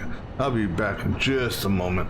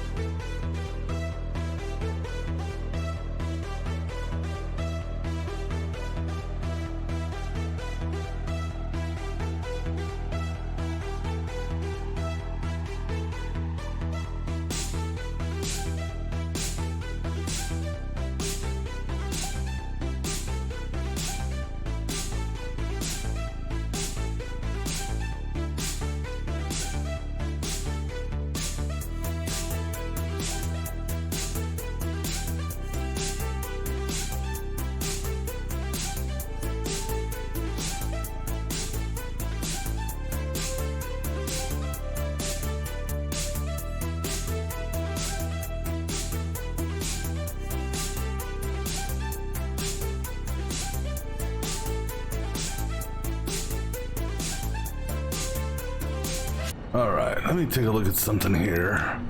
Let me look at these one more time.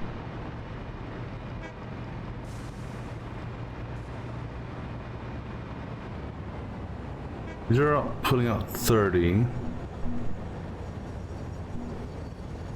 Let me see here.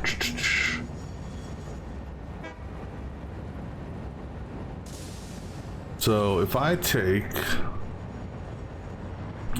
and this is 2, 3, 4, 5, 6, 7, 8, 9, 10. That's 12. Okay. All right. So this is what we're gonna do. This is gonna be weird. Maybe. Ah, see. Okay. So actually, you gotta do it this way. Let me go downstairs. Go downstairs right here. Let me take a look how much room I have to do what I'm thinking about doing.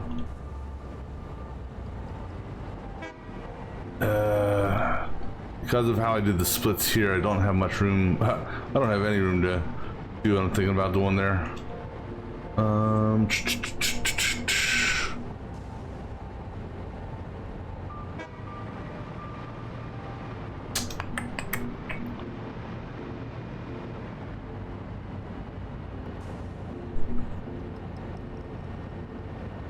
Actually, let me see this. Hold on. What about? No, because the problem still comes into play on, because I set this up as an inline merge.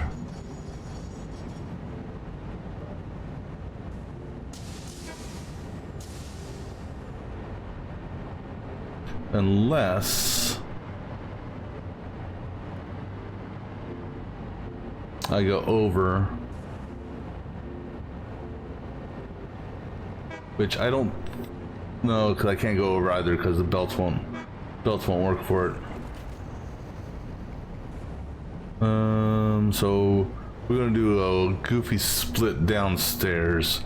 All right, so let me pull this up and figure out how I want to split this. All right, so do that. That'll take me to 240. Actually, hold on, let's do it this way. 360 and 360.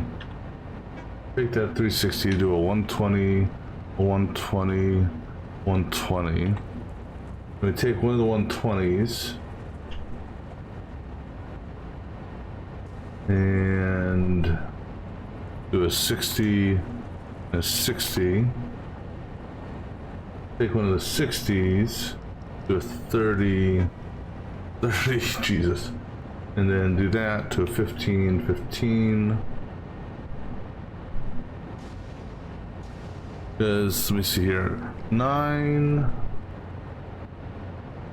by 37.5 is 337. Because what we need is 375 and 337.5. So if we do that, then we would get that plus that plus that, and that. That's not right. That, and that. 345.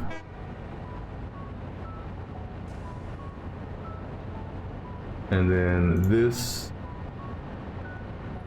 375. So 375 and 345. Okay, so that would work. It's gonna be goofy as all hell. Alright, so the 2, then a 3, 2, a 2. Okay. No. This is gonna be funny. and ugly at the same time. We're going to utilize this space out here to do this little fiasco. I also got to find out a good spot to have that drop because of that. So we'll have it drop. Here, let's do it this way. We'll have it drop. Let's say right there. Okay. So it's going to drop. And we're going to be doing this all on level 2. So go ahead and give me a level 2. Alright. Alright, so we're going to do a two-way split. Oops. Two-way split first. And we'll make sure we're on the right line here. Alright, so we're going to be doing a two-way split, which is going to give us 360, 360. Then the 360, we'll have that come out straight. The 360 is going to do a three-way split.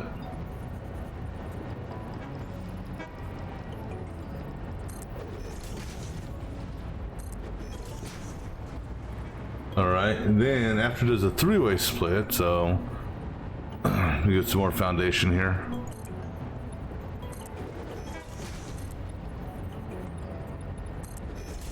So we're gonna have a three-way split, and we're gonna run, because we're on level 2.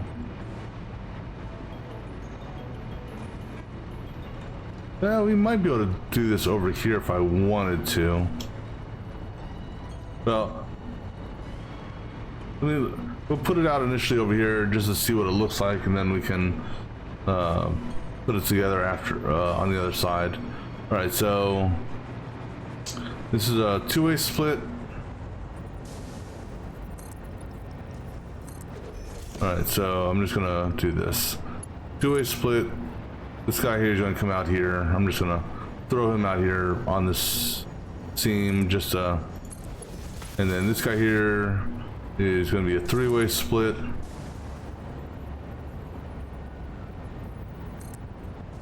All right. And then this three-way, these two are going to merge back together. So what we'll do is we'll do a merger here.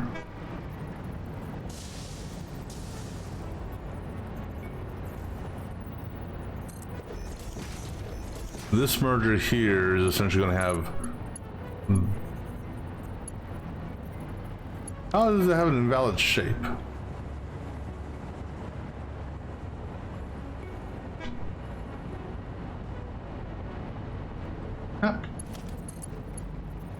How does that have an invalid merger? Damn rotation. All right, so that's going to come into that. Now, this guy here is gonna, so 720, so that we got 360 that way, 360 that way. Now we got 120 coming out this way. That 120 is gonna split in half again.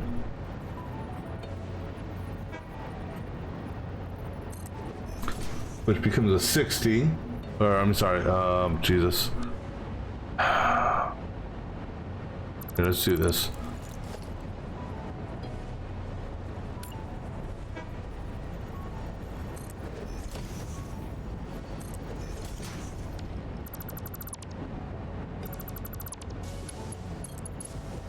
All right, so 360, 360. This is a triple split. 120 comes to this. That needs to then get cut in half.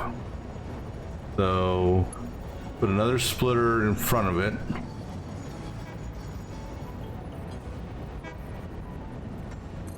So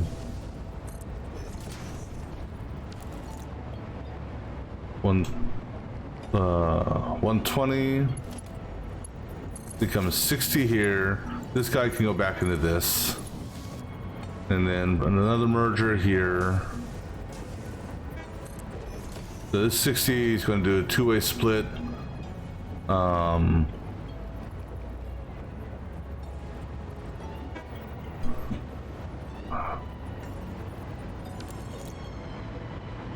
Okay. 120, 60.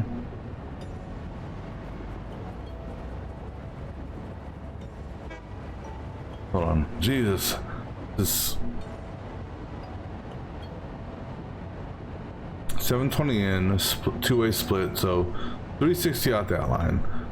360 hits this with a 120 coming out this line. This guy here splits into two, so 60, 60. This 60 here is going two ways, so 30, 30.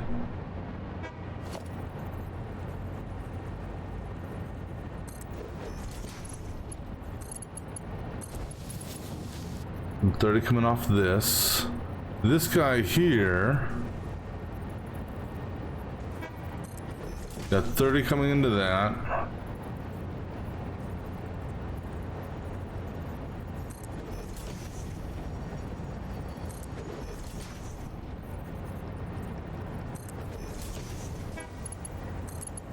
So 30 coming out that way, and then, well, I'm sorry, that's 15 going that way because this is the 30, and 15 coming to this here.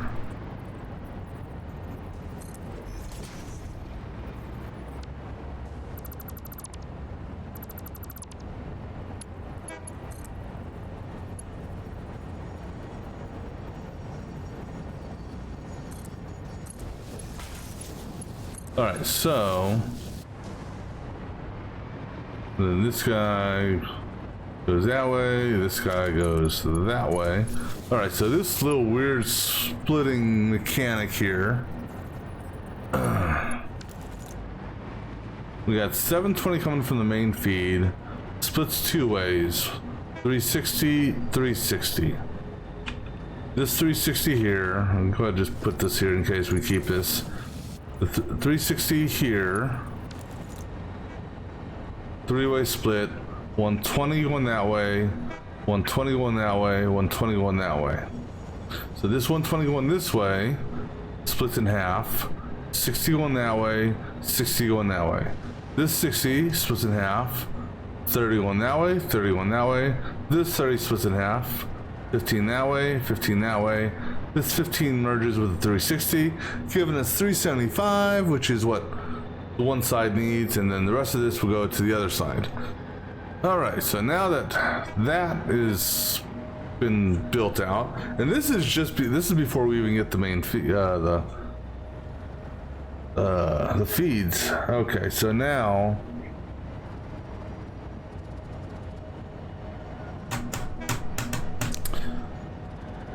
do I run this from here? So using that layout,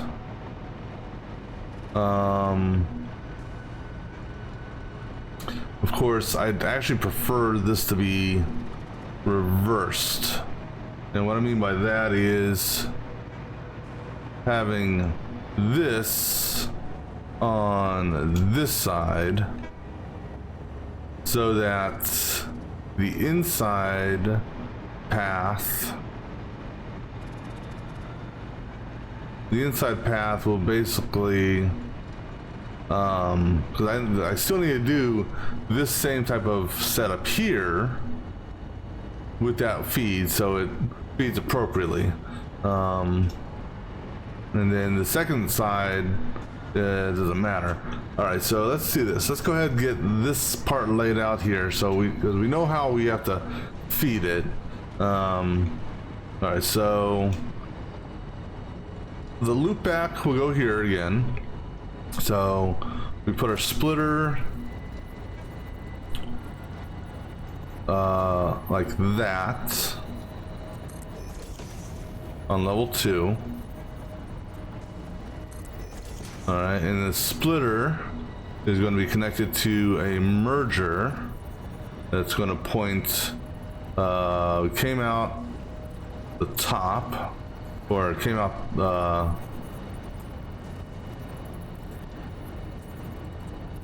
blue to the right. All right, so that's the output. That guy loops back to there. This guy here comes down to that. All right. So then, excuse me.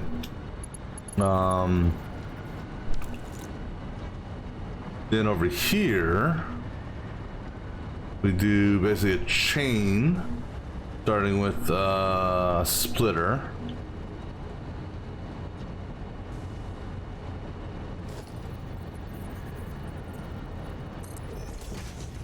Splitter there, and then another splitter there, and then another splitter,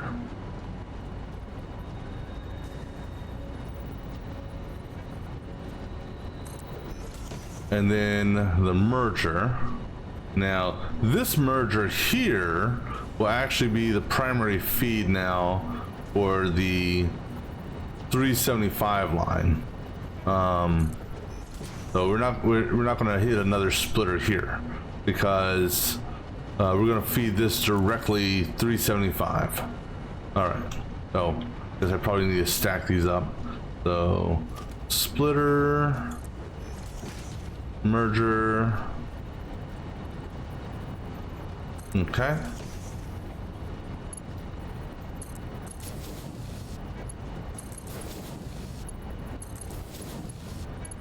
All right, then over here, this is where it actually gets easy because this is just normal split mechanics on this part here. All right, so now we take this guy here. Nope, not a belt. If you could do a belt like that, that'd be really cool. Go ahead and drop that down to level 2. Drop that to level 2. Drop that to level 2. This guy here. And then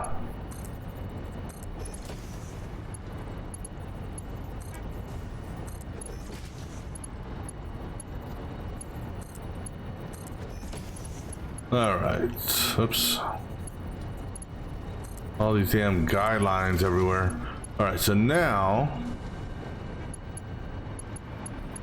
okay, now this is where it gets fun. All right, so this guy, oops, this guy feeds into that guy there. This guy here feeds into that guy there.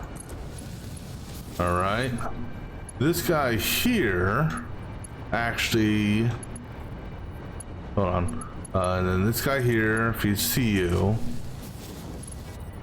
This guy here doesn't go anywhere. This guy here, oh yeah, I missed a splitter. So basically, so wait, are you centerlined? What are you?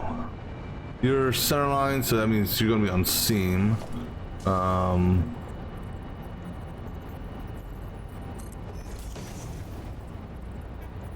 think there. Okay. So this guy here feeds. Actually, hold on. Let's backtrack first before we do that. You go to there. This guy goes here. This guy goes in here. That guy goes in there.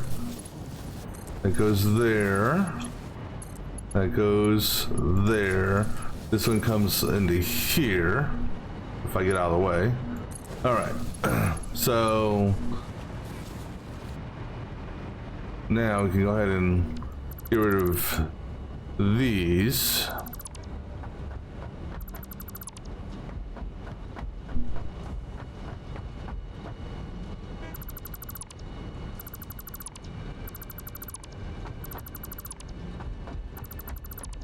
Oh, not done yet though.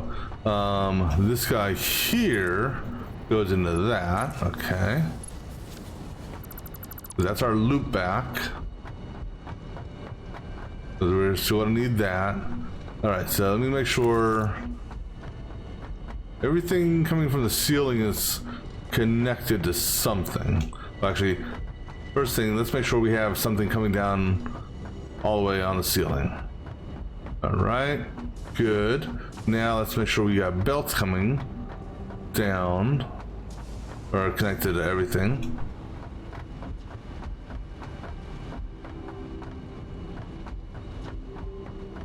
All right. And then I know these are good, so I just need to make sure that these here are good now. So make sure all the interconnected chains are hooked up, because if they're not, then none of this shit works. And it looks like they are. All right.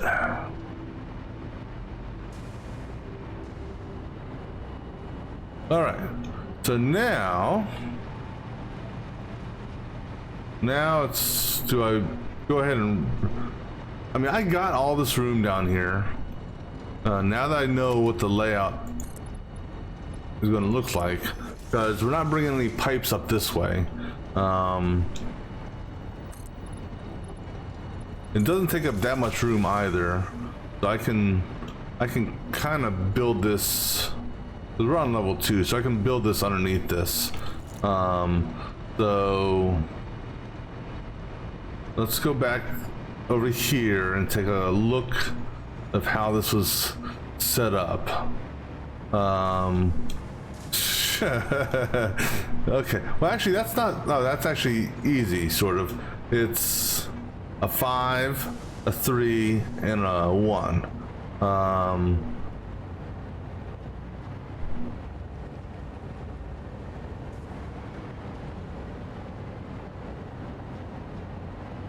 All right, so now this is where I wish I actually, do I have that program? I don't know if I do, but let me see if I do or not.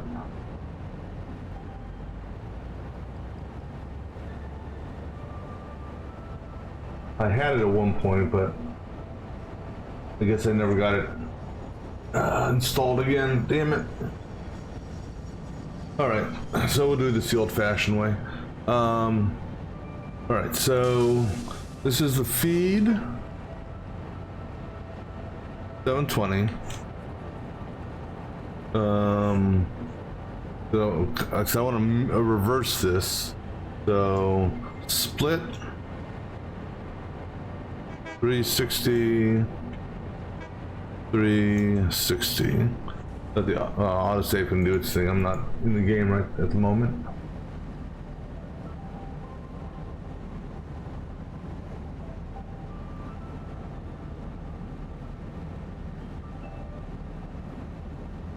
Alright, so then we have a 360, 360.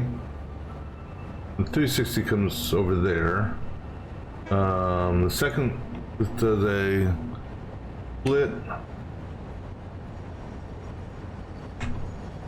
split of, does 120, 120, 120. Then we have a merge.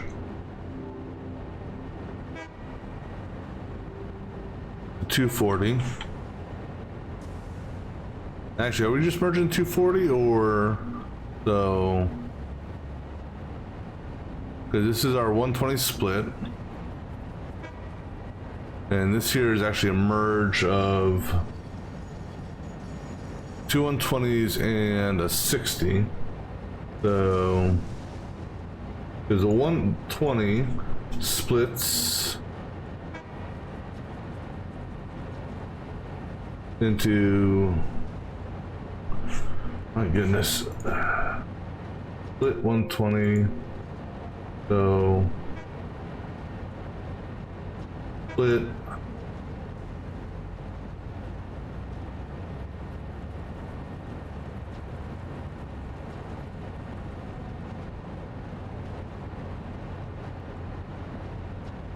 all right, let's do it this way.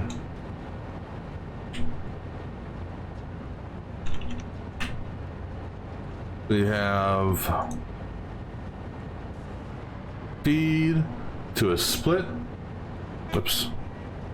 So split with feed going down and feed going to the. We said we're going to mirror this, and so feed's going that way. Then we got another split with the feed going all three directions.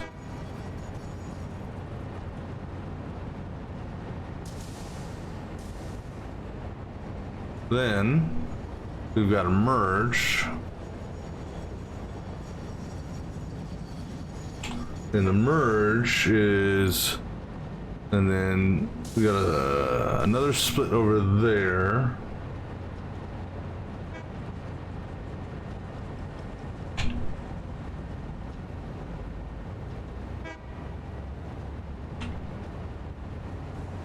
And then this is another merge, and then another merge. Then over here it's split, split, split, and then finally a merge. All right, so these three splits come down that way, merge that way, merge that way.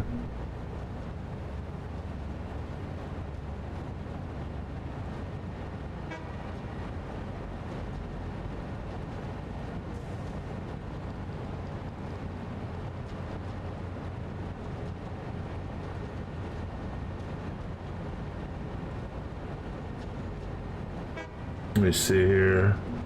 That split comes down, merges there. That split goes down, or splits, merges there. Merges down.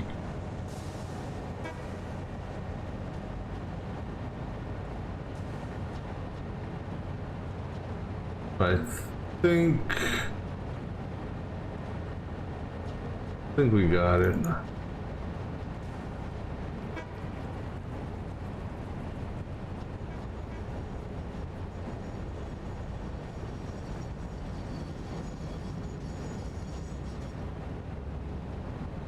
All right, so what we're going to do here, we're going to take the bottom off of all these, just for the moment.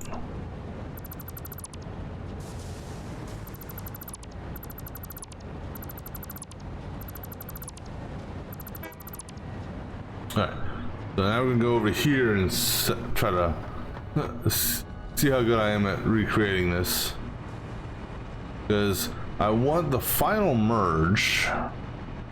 The final merge is actually going to feed into this, so I can actually do this. I can have this the final merge. If I can get it positioned, the final merge is going to come into this on the one side. All right. So then, because that merge is going to take a 360 line and 15. So then I can set up here. I need 3 merges. No, I'm sorry. This is a split.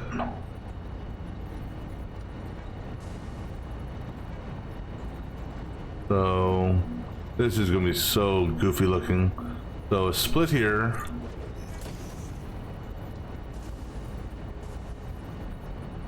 Actually, I gotta go up to level 2, so let's make sure we're on the right level.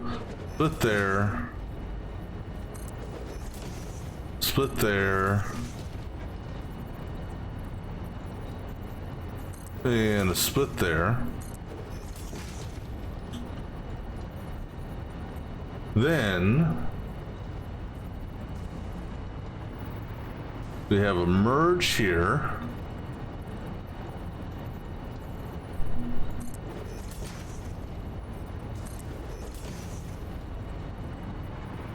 Okay, just weird. Merge here.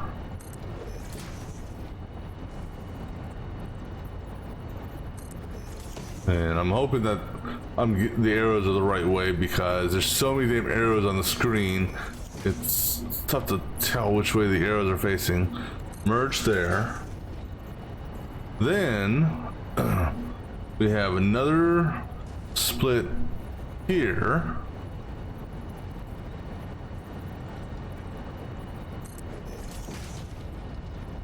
And one more split here.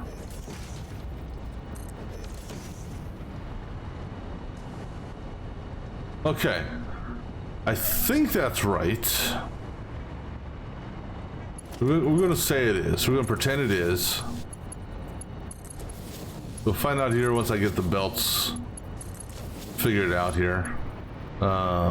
This is gonna be a little bit tricky here. Of course there's something right above me. Ah, get out of that belt. Okay. I just need a little bit of room here, guys. Just a little bit, okay? Alright, so I need a belt there.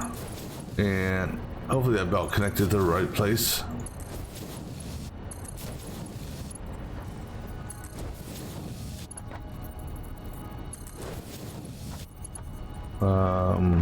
Do I have a belt there? I do have a belt there. I got a belt there. Okay, I think do I have belts on these? Alright. So this is where the feed comes in. And this is gonna feed to this guy here on one split. Alright. That's a 360. Now this here is gonna be a 120. This 120 is gonna come into this guy here and come there, and then 120 goes that way.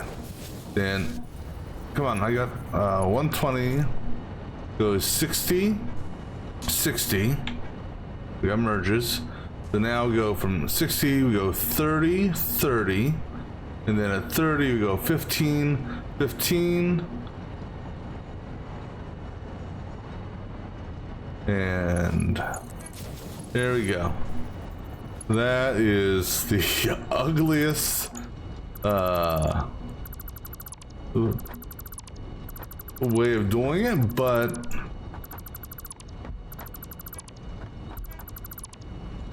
it'll work.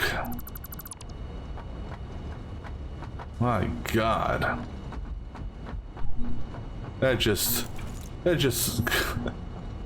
it's like city of splitters. Now the big thing is, like I said, hopefully I've got all the belts connected in between these, which like I said, I think I do, but still kind of want to just double check them. All right, so now that we've got that done,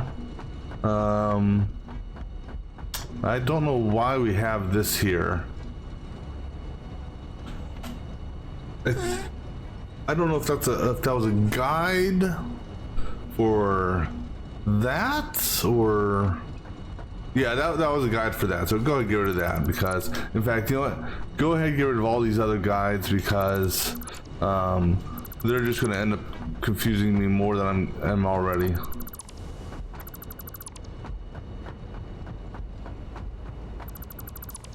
I mean, do we really need to do this? Are heat sinks really that important in the cooling system? Can't we just do an open air cooling system?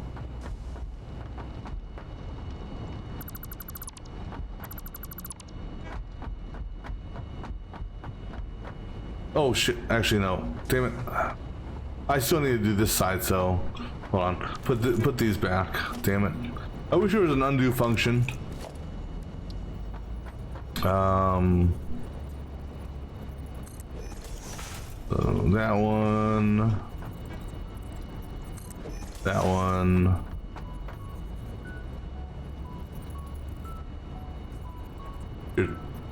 Two off the seam.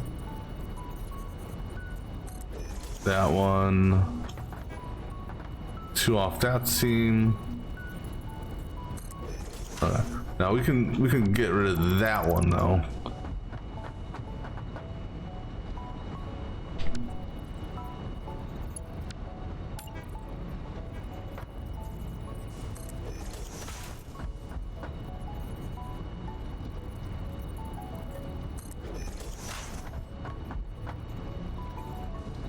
No, go ahead and put this on first.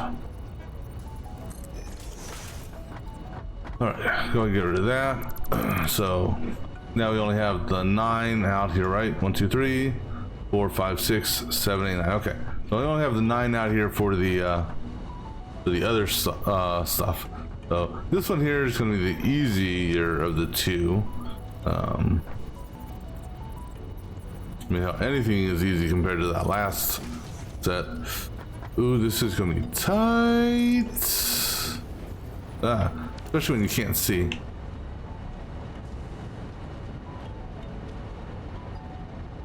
It's going to be out tight.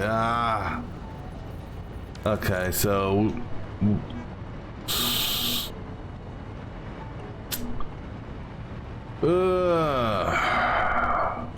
well, actually, no. We've got enough room here. Well, number one, that was completely off the mark. For starters, we've got room here. So if I do this, put her up against this, I can, yeah, so we'll be doing it that way this time. I don't know why I put marks down for all those. I didn't need marks for all those. I only need marks for 1, 2, 3. I only needed placeholders for a couple of them. All right. This one here, we're not going to have the pretty line that I want.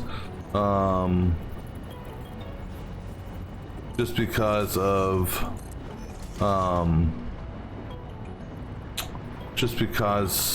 the space that I didn't look at earlier. And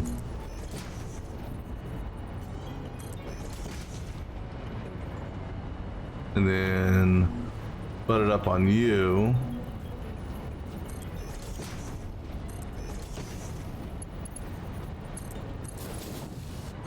All right, go ahead and drop these down now, level 2.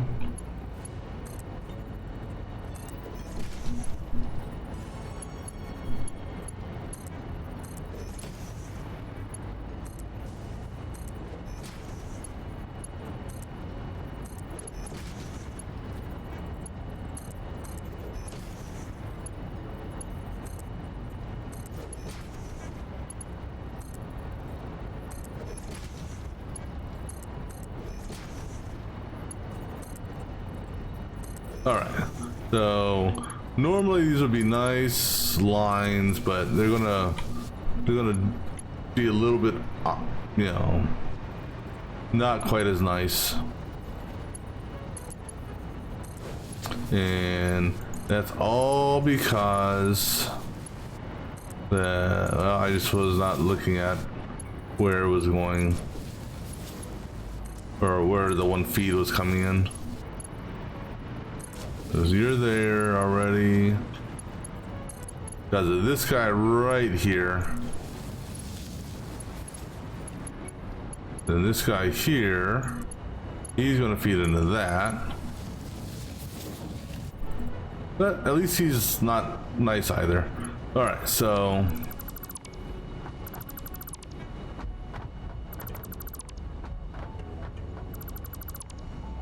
alright.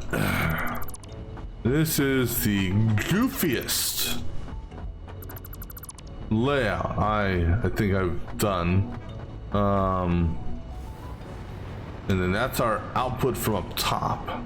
This is our feed.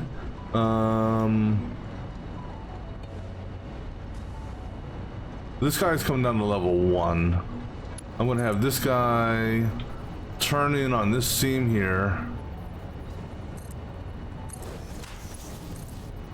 He's gonna run all the way down here, turn on that seam. Oh, maybe after I get some more material.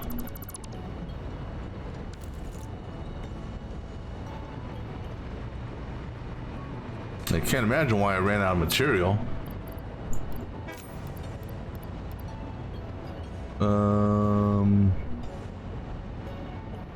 Okay, so I think it was just a, oops, I think it was just the sheets, or yeah, those sheets.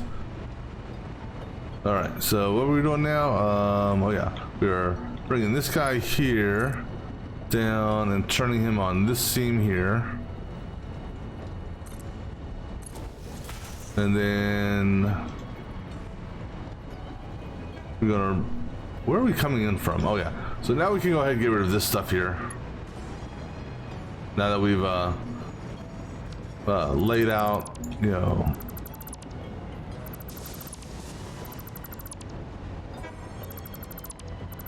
oh. No, I want this thing here, damn it.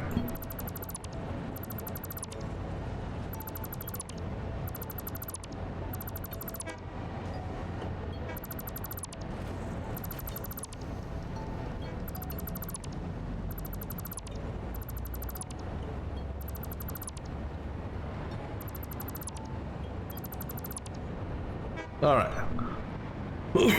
So we're gonna run this guy all the way down.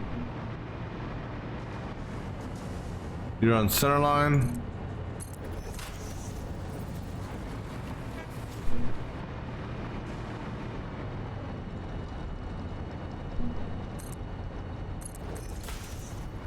And then we're gonna turn him in on this seam here.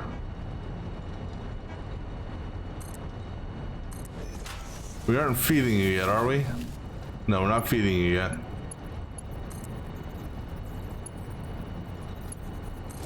All right. Well, in theory, and well, it's, I don't know, we'll see. From a dead stop, you know, if we weren't back feeding the belts as much as we were about to, this in theory would, you know, give us the proper, oh, you son of a bitch. Thankfully, that's not that big of a deal. That still pisses me off, though. You couldn't have been over just one more square.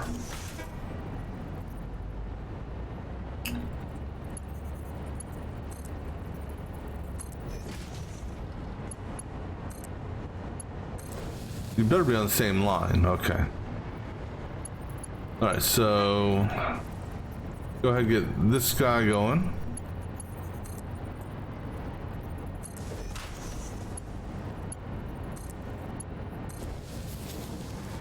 So that's the furthest thing out.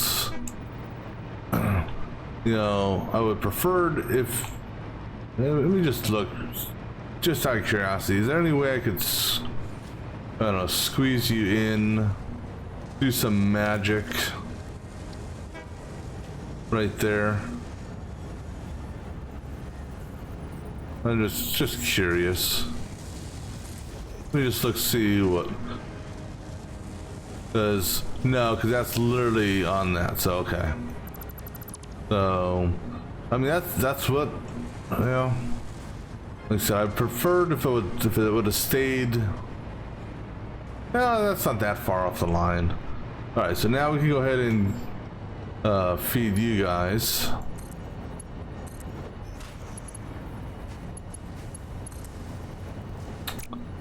Come on, get in the damn hole.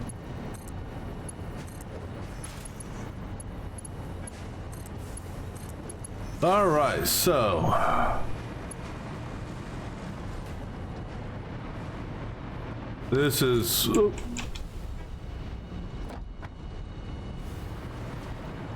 All right, so this goofy ass split here.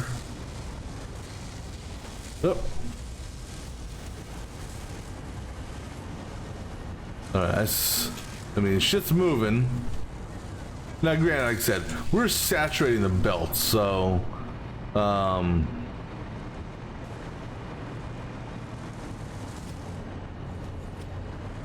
we're not saturating the belts that much. So I think that's about the level of saturation we're going to be at. So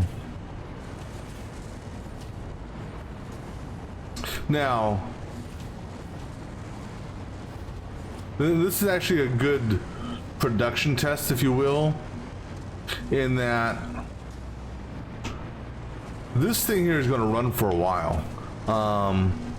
Because I actually have it feeding the the storage unit. So this is actually a good test, you know, for this. Because these won't back up until they're actually tied into. Then actually they won't back up. The reason they won't back up is because I do have them being sent into this thing here. But hell, this is actually 1, 2, 3, 4, 5, 6, 7. Okay. All right, so that part's done. Holy shit. So what's next on our thing? Last step. 11 blenders. So this is where we're gonna have to get the nitrogen train moved so that its output or output, however you want to look at it, it's going to appear over here. What do we need for the blenders? I should have everything I need, not necessarily on me though. Let me go ahead and just put up 11 blenders on here, and then we'll go down to the storage bins here and grab what we need to figure out the placement on this. Because there's two things we gotta do for special runs. Well, actually three things, I guess. Gotta bring the water up and over and figure out how we're gonna get that. The nitrogen train has to get relocated, and then we gotta build our platform for the drone to bring in rubber. All right, so we need 550, perfect. And we need, here, go ahead, just like that. Motors were in this one here. How much do we need? 220. All right, and then radio control units, there they are. Oh, I can't grab them. I'm full of shit. Yes, I am sometimes. All right, go ahead and drop off one of those. Drop off one of those. Go ahead and just trash that. Put this back on the train. What are we grabbing again? I forgot. This. All right. So, go ahead and figure out where we're gonna put these blenders.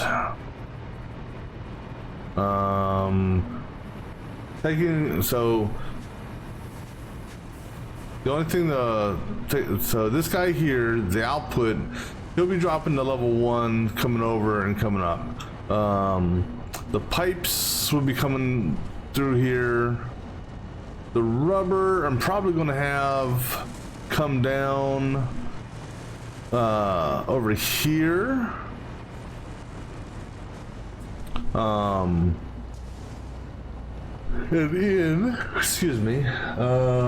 then the nitrogen obviously will be coming in from the train level. All right, so let's give ourselves, I mean, we got plenty of room here, because this is, as of right now, the last step in the chain. And doing a split with 11, that's easy-ish, because it all depends. Let's see how much space 11 blenders take up.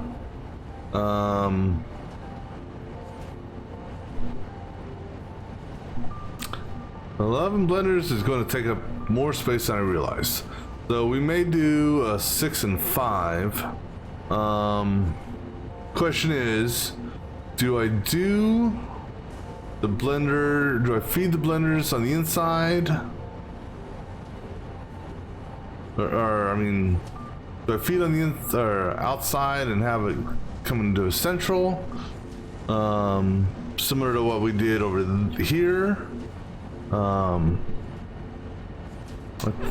Yeah, we could do that, but oh, you know what? We're gonna need power also. All right, let's give ourselves a little bit of extra room on this, just because of the 4 inputs that we're using. So 1, 2, 3, 4, 5. Let me see what 6 looks like. 6 is about as far as I'm gonna go. So we'll do 6 and then 5 on the other side, facing in. And you know what? Did it again. God damn you, game.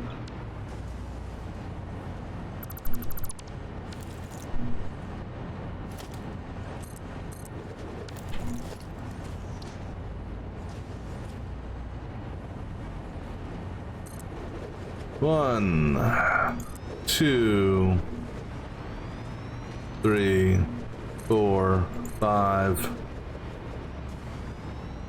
6. Okay.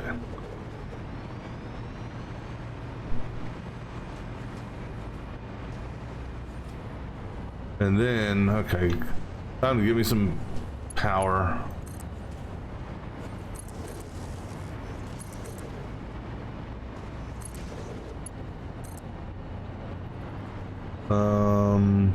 I'm gonna give myself a little extra room on this one for the just because, or at least for the moment. Let me see. Let me go ahead and configure these guys up. So we're making cooling systems.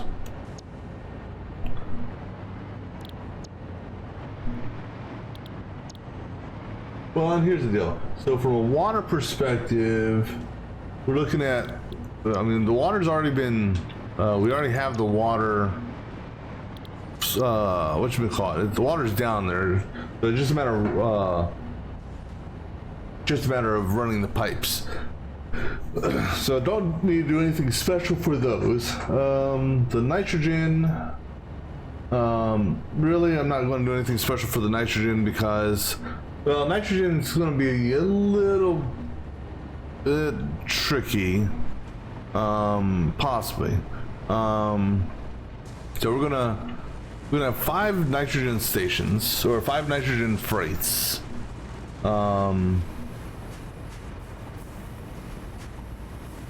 So we're gonna, like I said, we're gonna be relocating this train station back over there just to have it closer. Each of these trains, oh, you can stop docking.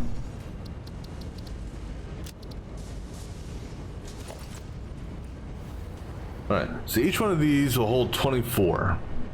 And so that means if this holds 24, this is going to hold 16 in fluid.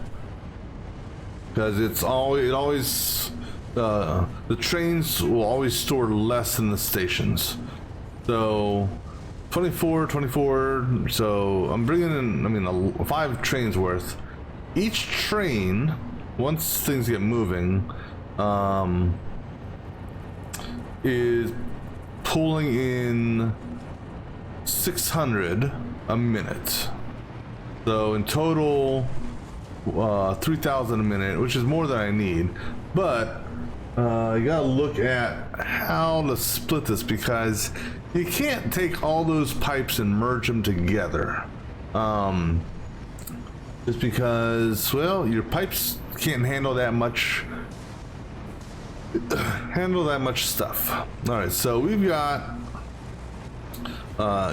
this is the short row of 12, or this is the long row, excuse me, 6. So let's see here, 6 by 150, 900. So that obviously won't work. What I can do,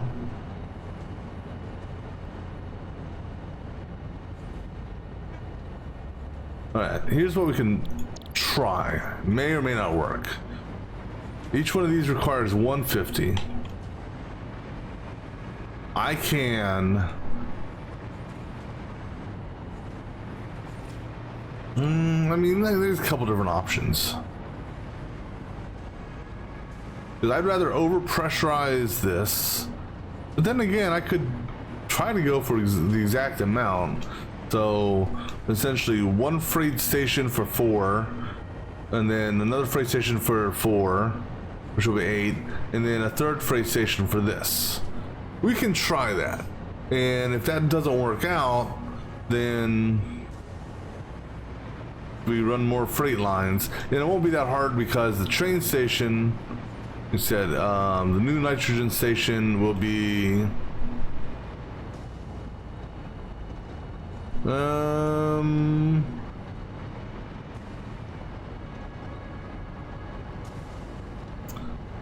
that will be our nitrogen station right here, number 5, because that's kind of in the middle of where I'm going to build this. So 5 will be the new nitrogen station. Excuse me. So I'm going to give a little bit of room.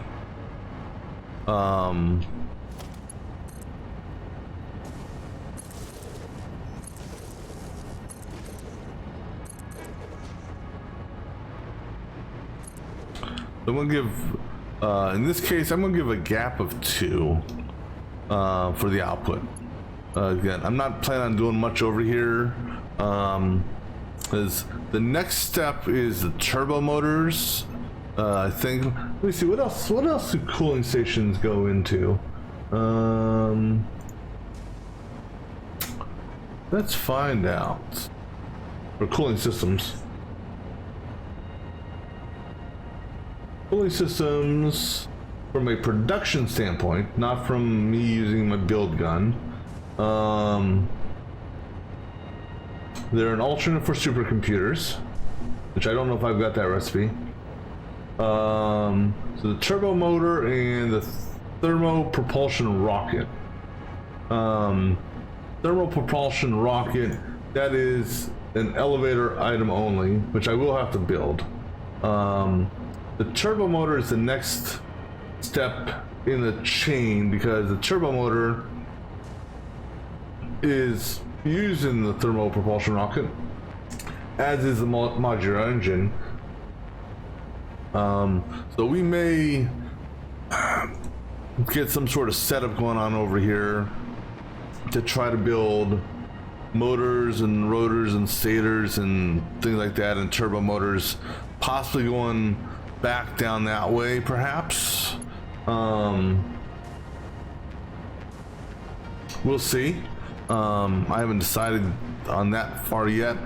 Right now, our goal is these cooling systems. All right, so I'm gonna give, because this is actually too wide, right? That's exactly too wide. Okay, cool. So we're gonna come back here.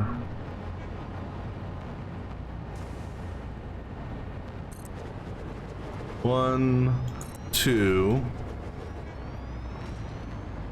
You're on. You see, you're backwards already.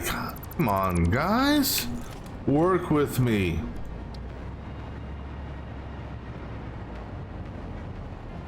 Okay, so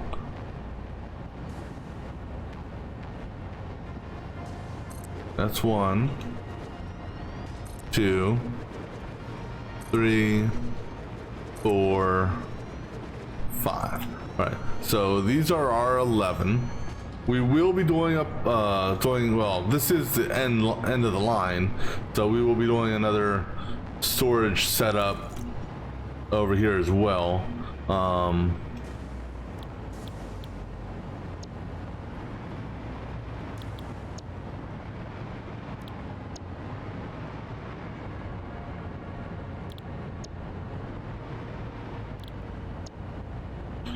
All right, so these are all set up, right? They all, well, they're all the same color, so that's a start. All right, so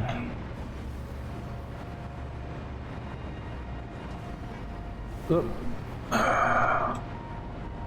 right, so this is our roof, and now we can either well, because here's the thing, is don't know if we're gonna build more on top of this. So what we might be doing here, yeah, I can work with that if it is what we decide to do, is we may actually have, and let me see, where's our power connections at? So our power is gonna go on this side, okay. What we'll probably end up doing is somewhere in this area,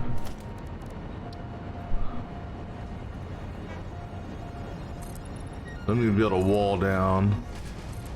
Somewhere in this area, we're probably going to bring our drone in.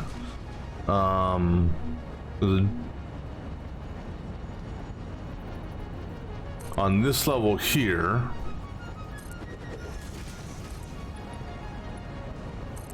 because the drone is a 3x3. Of course, we have half of it stick off the platform. So our drone bay, I think, wait, is the drone bay a 3x3 or is it a 2x2? I think it's a 3x3. Drone port, yeah. So I don't have the stuff on me at the moment, but we'll probably end up doing one drone.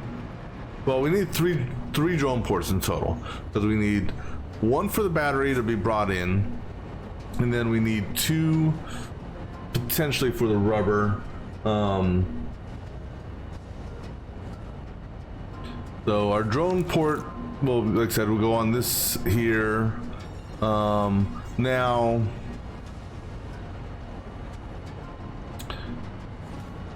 gotta also take into consideration that our drone port may go out a little bit further, because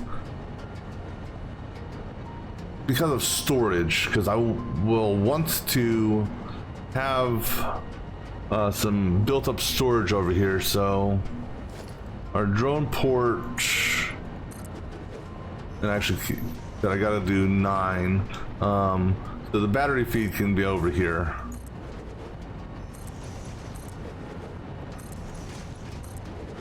So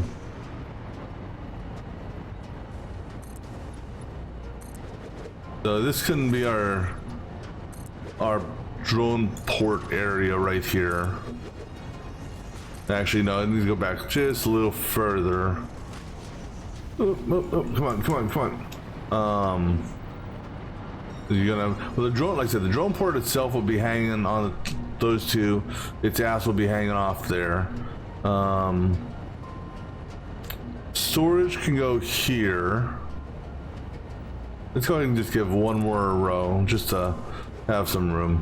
But all right, before we go ahead and do all that, I'm gonna give me something more to drink, so I'll be back in just a few moments.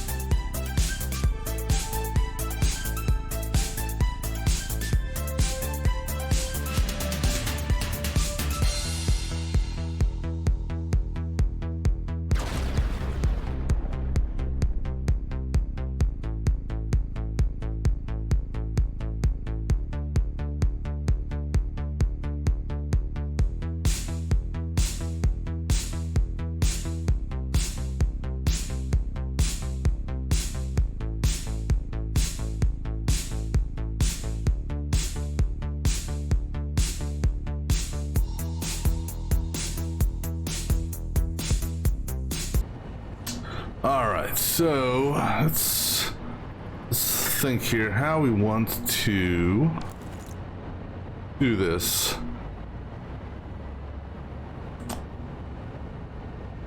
All right, so the water, I'll have the water come down that line, and on the outside line, the nitrogen will come on the inside. Both those will be at level 1. The rubber, like I said, will be coming in here, and they'll do a two-way split, going down each way. Because we'll flood them with rubber. Because in total, 12. So 130 some, but 130, what is it? Well, we're rounding up 144 rubber, but it technically only needs less than that. So, but one drone technically should be enough for this, but like I said, we'll set it up initially for 2 drones, and then the heat sinks. Essentially we're making how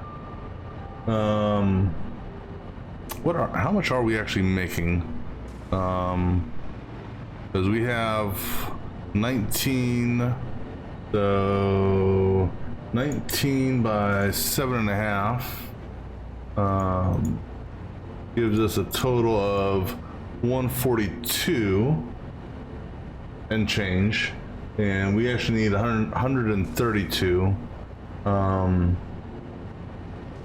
So again, this comes up to, let me see, what is it? What's the need per blender? 12 heat sinks. So let me see here. We're doing 142, cut that in half, is 71.25. We're doing, okay, so this, I don't know if I'm gonna do,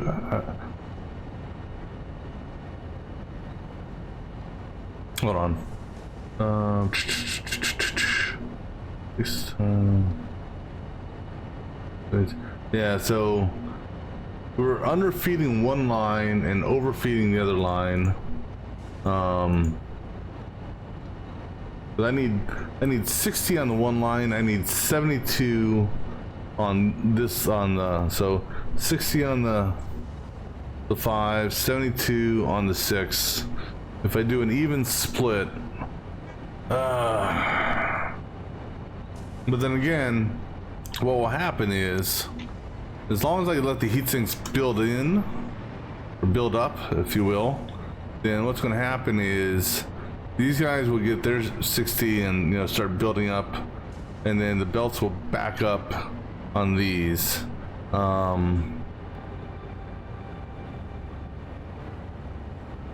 To the point where it shouldn't be an issue.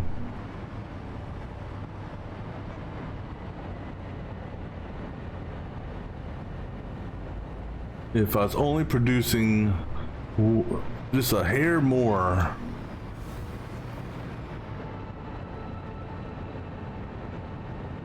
why are these idle?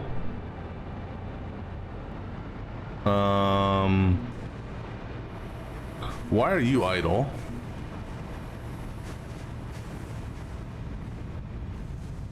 Okay, we have Houston, we have a problem.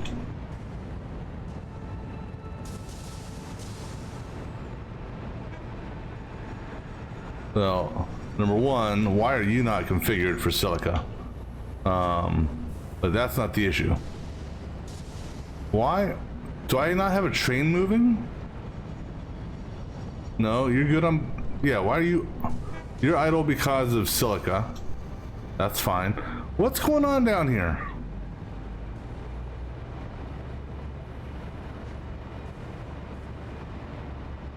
What's going on in this foundry? No, our silica overloaded. Because our silica overloaded,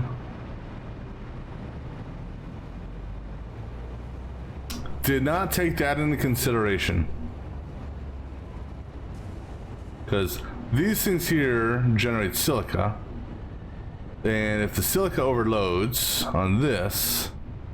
Alright, so we're going to have to get a sink set up for these, even though technically this should... Well,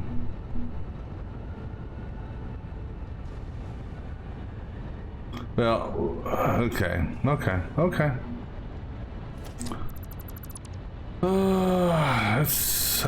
didn't take that in consideration. This is the one thing that you don't want to overload. So what we'll do, how we're going to do this, I don't know. But essentially, we're going to put a smart splitter here, smart splitter there. They're going to have to go to a sink. Where can we set up a sink at? I'd like to set up a sink without expanding the footprint. I mean, I got room over here, but I've kept everything kind of on the, you know, open over here. And I'm not going to run them all the way up there to that shit. I'm not going to send it to Sink City. Let me just see. Is there any place I could just throw a rain? I can throw a sink right here. This will be kind of weird. But now, question is, if I throw a sink here, number one, do I have, okay. So let's say we throw a sink right, I don't know, let's say right there.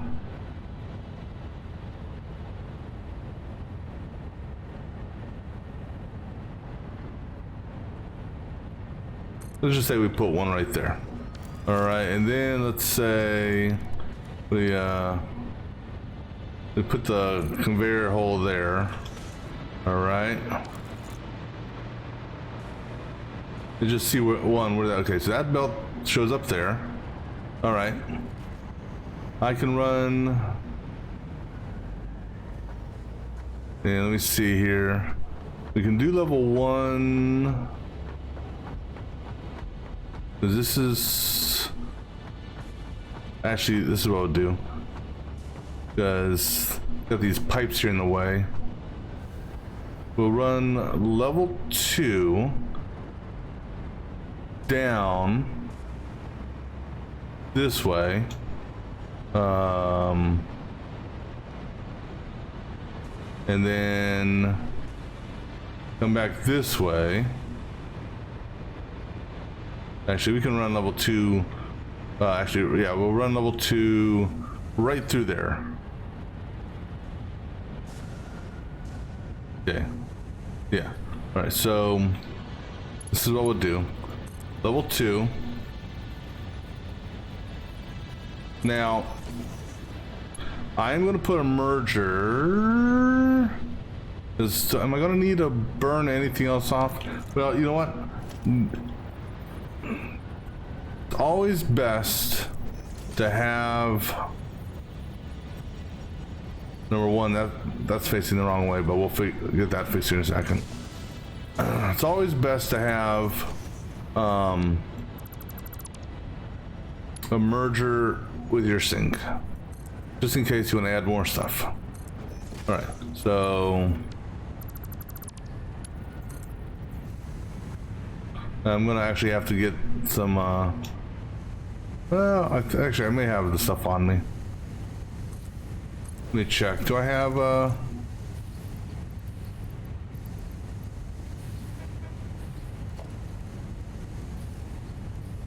yeah, okay, I got the material on me. All right. All right, so then we're gonna run this on the seam. I think I can run this on the seam. Yeah, but we'll run this on the seam all the way down.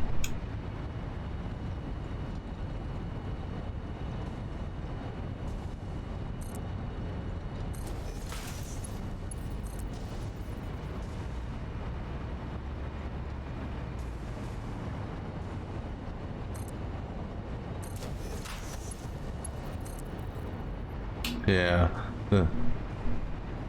Totally forgot about the silica, because one thing I did when what I did at my refinery base is, let's see, oh, there's our silica. What I did at my refinery base is I had these go into a storage unit, but before they went into storage, they went into a what do you call it? There's a smart sink that or not smart sink, but there's a sink that they got split on. All right, so I gotta get these guys here, the smart splitter.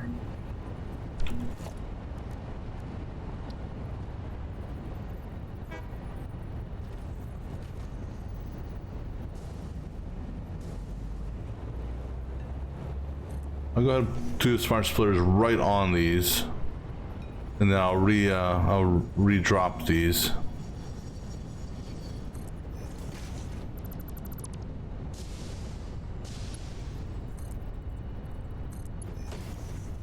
Of course, you know, if you're facing the right way, it may actually be better.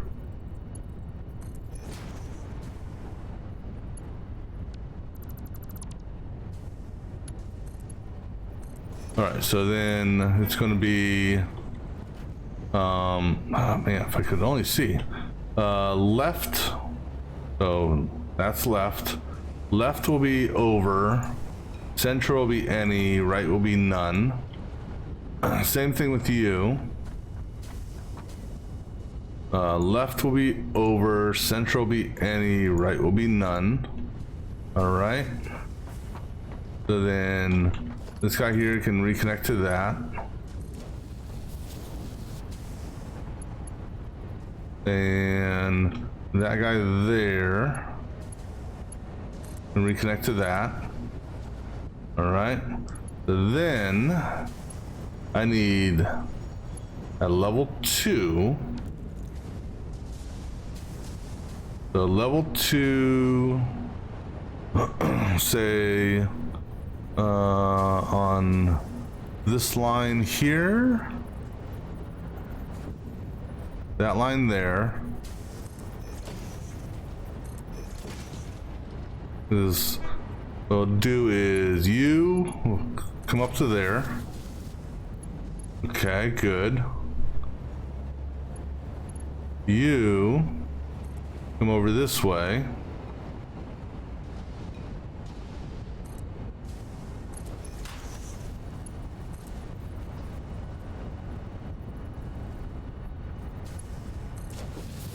Close. Close, but not quite what I want. What line are we going on? We're going on that line there? Okay.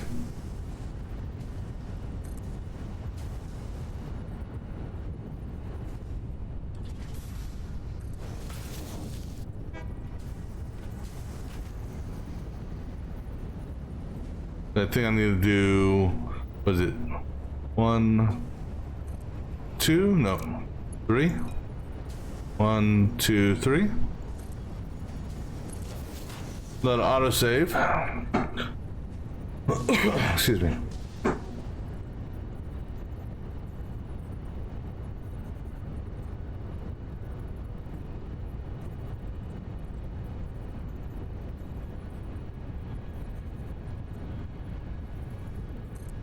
All right, you will feed into that.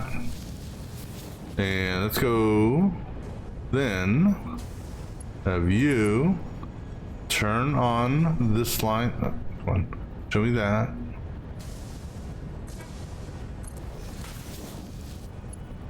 All right, so now that will get, well, I still need to get the, oh man, I can't get back there. Wait, you can get back there with the old crouching tiger hidden silica slide move. So I get rid of that guy. Okay. All right, so that's merged good. Not a fan of that, but you know what? Yeah, tough shit. Tooth shites.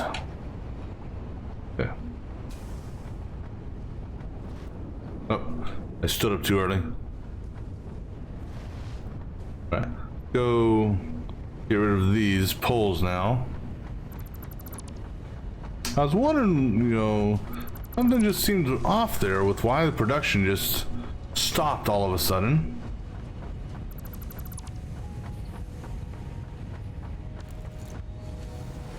All right, now we'll have you tie into you, and then we'll have you.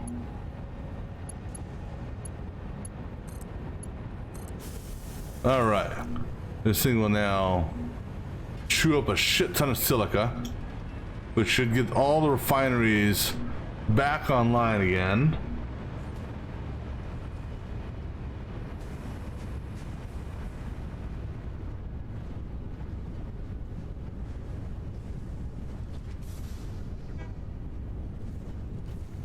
And now that, well, actually, since the refineries are back online and these have drained some,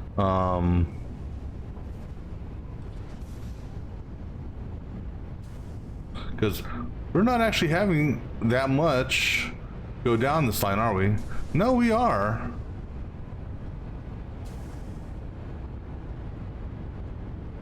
No.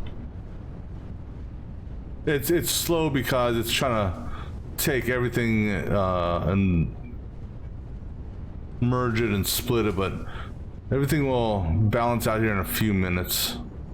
All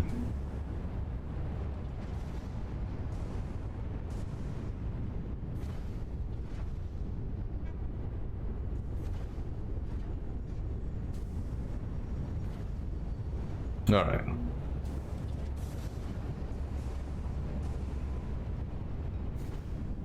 So how's this guy doing with water? This is the one that we gotta be concerned with again, because he's the one that relies on recycled water. So it'll take a little bit of time for this part of the production to get up to snuff again. But now that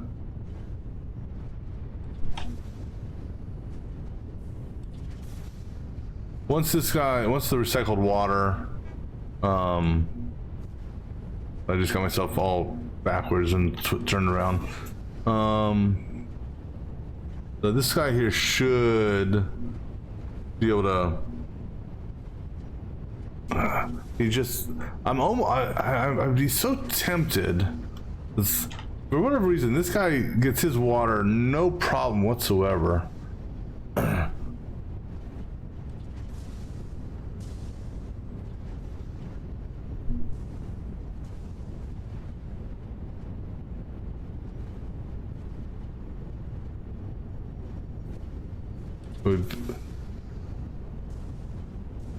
There's a 46. I'm just watching this to see.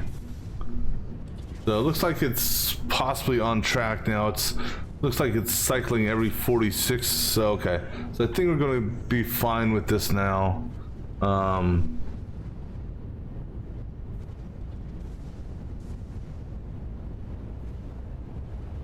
right.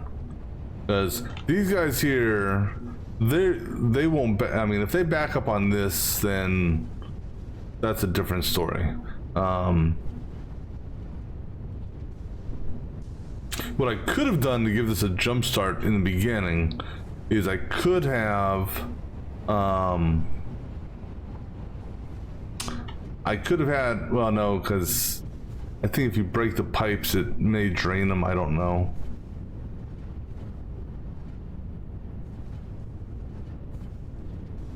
But it looks like it's operating as intended again. This guy here was... I don't even know why this one wasn't configured to begin with. But everything should be operating as intended. Oops. I mean, they all have plenty of silica. Aluminum ingots are good. So we're good on this again.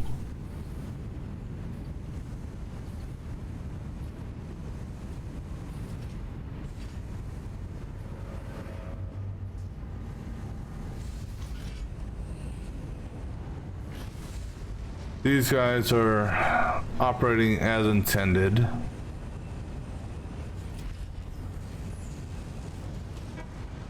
I mean, so much for having the lines backed up, because what we just did is we basically drained the lines, if anything, because that died, and so because that stopped producing, pretty much everything that we had as far as a backup for half of this stuff got drained.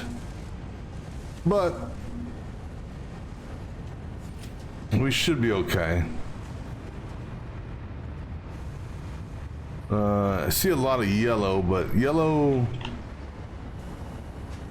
Oh, that's just because we're backed up. Now, this one here, I'm fine with it being idle, because this here is just making copper sheets. So this little section here, it can idle out all day long. All right, so now that that's working as intended, and let's just, so what we should also see now is these three guys should always be 100% full.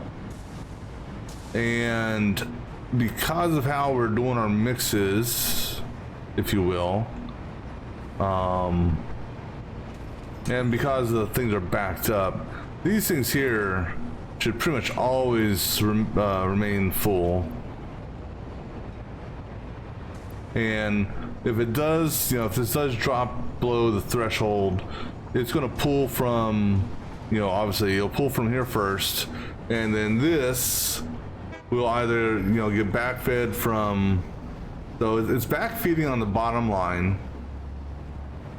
And so if this ever gets empty here, if, you know, and there's no ore coming in, then it'll get backfed from the side branches. Now what I did do is I changed this row here so they're no longer getting the S feeds, because those could potentially impact the outputs here. All right, but I think we're good to go on that now.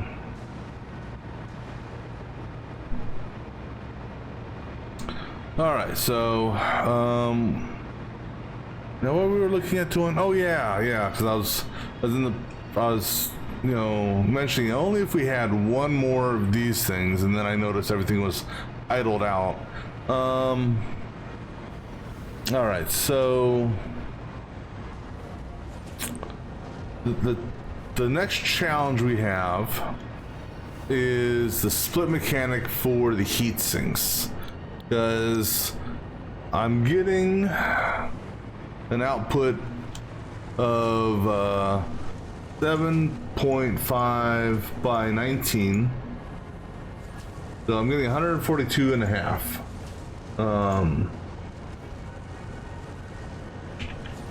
Now I need 72 on this line, because I got 6 and I need that, so I need a 72 on one line, and then this line here is 5, I need 60. All right, which gives us 132. So let's see, and if unfortunately, I'm just a fraction off. Because if I had, was it 144? I'd hit my 72 and we wouldn't have any issues whatsoever. But because I don't, because we don't, 142, just cutting it in half won't do it for us. So let me look at the math here and see what we can do on this. All right, so Three-way split on that is 47.5. All right, so let's look at this. 47.5, 47.5, and 47.5. Okay. Well, the two 47.5s gives us 95. All right, so a 95 and a 47.5. Now, if we take the 95, cut that in 3, that gives us 31.6. So 31.6, 31.6, and a 31.6. Two 31.6s is 63, which is below our threshold, but oh no, that's okay. So that is our split. So what we're going to do is we're going to take the 142 and we're going to split it 3 ways. Okay. I'll tell you what I used to have, and actually, do I have it? Maybe it's just not listed there.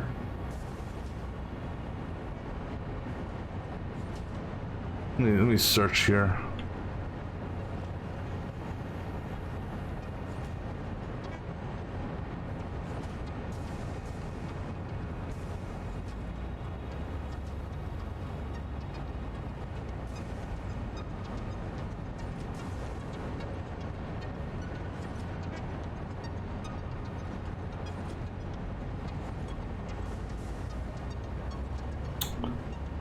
What the hell, dude?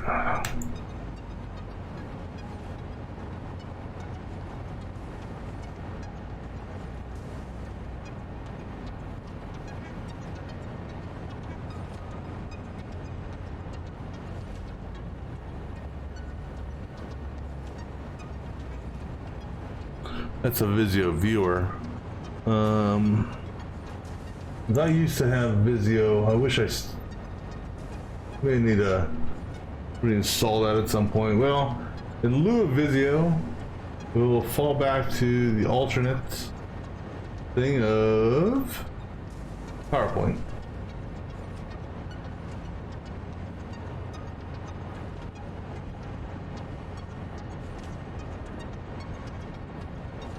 I can put shapes and other stuff like that, and it'll help me get a visual layout here. All right, so we got a 142.5, and then we're going to split this bad boy up 3 ways.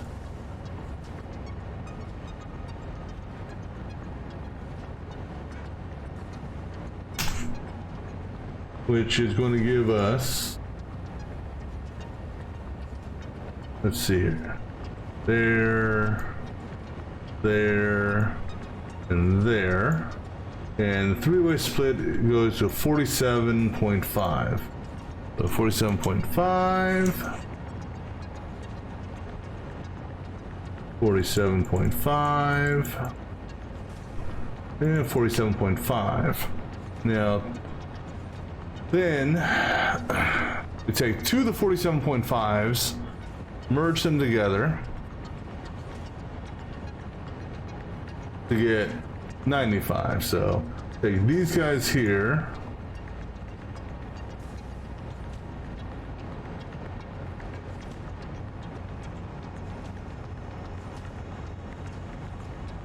to merge, and also let me make sure I have my arrows so I know what the hell is going on here. Because if I don't, well, it's going to kind of would defeat the purpose here. That goes that way. That goes. Oh, come on. Give me the arrow. That goes that way.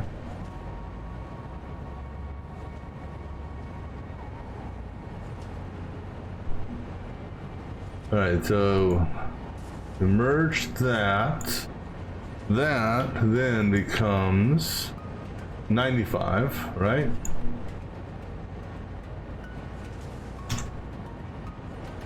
All right, so then we take the 95 into a three-way split again.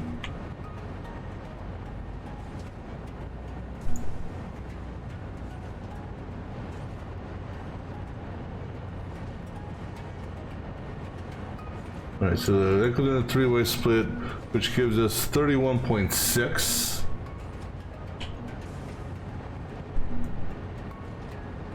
So 31.6, 31.6, and a 31.6. 31.6.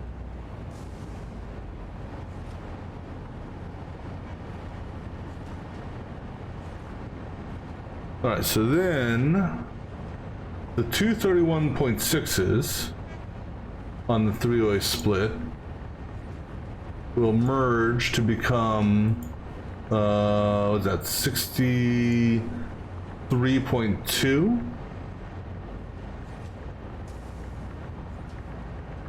We're going to merge.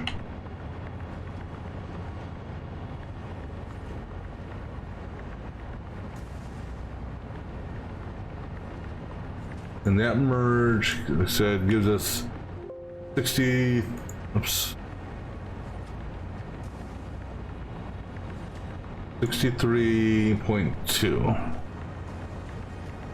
which is more than we need for the section of 5. Then we take the single 31.6 and we merge it with the other 47.5 in some fashion. Actually, here, do this. Move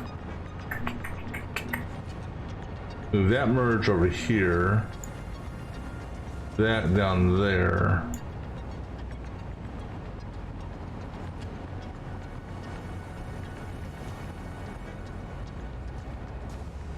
All right. And then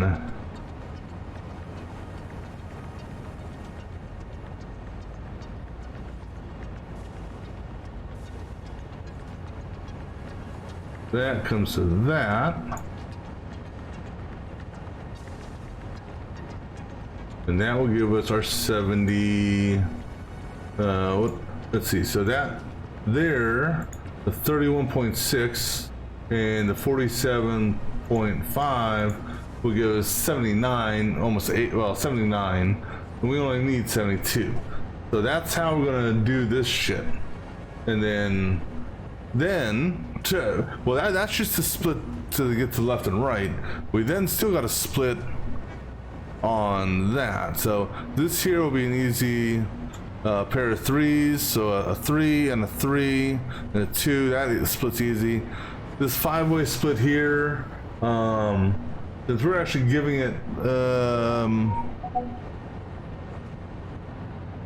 what we'll probably end up doing on this is do a 2, 2, and a single, and we'll basically this middle one here is going to get more initially, but once its belt overflows, or we can do a loop back, treat it like a 6 and loop it back. Yeah, we can do that also. That's easy enough. All right, so we got a plan for the heat sinks. All right, let's go. Let's figure out the heatsink run. Because the heatsink run is going to be the... Oops, I guess I probably need to know where the inputs are. Heatsink run is going to be the more complicated of them. Alright.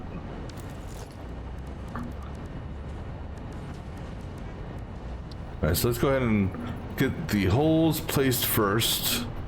We're going to go with the second hole for... the second hole will be the heat sinks. First hole, square hole that is, will be the rubber. I also need to put down the pipes so that I know where they are, so that we don't block them on these splits and mergers. So Gotta just keep that in mind as well. Because unfortunately, unlike the conveyor belts, which can literally go straight down, pipes have to come out a little bit. So I believe we gotta do 3 on the pipes. So blue, 2. I don't remember. I'm gonna do a blue plus 2, and then 1, 2, 3. See which one works. Of course, I don't have anything on me to make them right now. All right, let's go get some material for this, just so I can at least get this positioned. So we need plastic, copper. Because we'll go ahead and run the full 600s.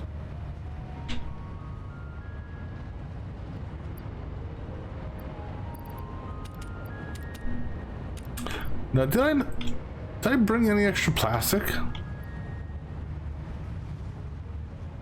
Yeah, I did. Okay, good. We're gonna definitely need some for running the pipe from over there. All right, so let's go ahead and I never can remember. And different machines have different spacing, so so let's see if for the blenders, if it's blue plus 2 or blue plus 3. So that's 2. Okay, 2 will work. Okay, that says, let's try, just for curiosity's sake, blue plus 1. This one here I don't think will work, but we'll give it a shot. No, okay, so that's fine. So blue and 2 blues.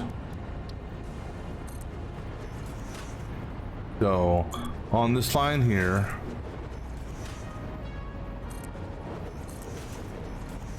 now, like I said, the nitrogen will run to the inside, in between the 2 blender sets.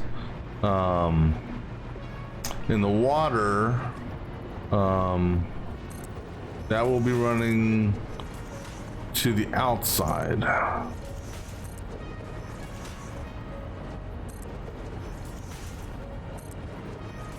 And as far as the water is concerned, that's just going to be a straight T-split junction type deal. There's nothing special on that. The nitrogen, we'll have to figure something else out with it, just because of how much each of these needs. All right, so I got all the holes in the ground, right? So we said we're going to do the second one for the heat sinks. All right, so this set out here is going to be a simple split. So now, like I said, keeping in mind where that is, our splitters are actually going to be further out. So we're off the seam there. All right, so right there.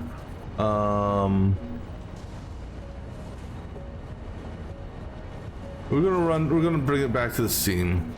So right there. That's a merger. Okay, there we go. So our splitters are gonna be this far back. And I don't know why I put that splitter there, because that's not where it goes. But I should get a line up. So splitter actually goes there. And then we'll have rubber, which is going to come in on this level. His splitter will go there. So I can, because they're side by side, that actually works in our favor this time around. And then I'm gonna make sure when I do these runs that these are actually coming out and doing the proper 90 bend for this initial stuff here. The water, water is going to be interesting. I don't know. I need a, let me get, all right, so water is going to go down to the ground. So actually, you are centerlined on that, or you're on that line and just off center. So, oh man, this foundation is okay. Here, you know what? Here, let's do this. Turn this foundation so I get the same lines that are up here. That'll help me out. All right, so it's on this line here and just off center. So right there. Now, if I take you over 2, because that's the we're doing the proper turn. Can I put a pump right here? I can.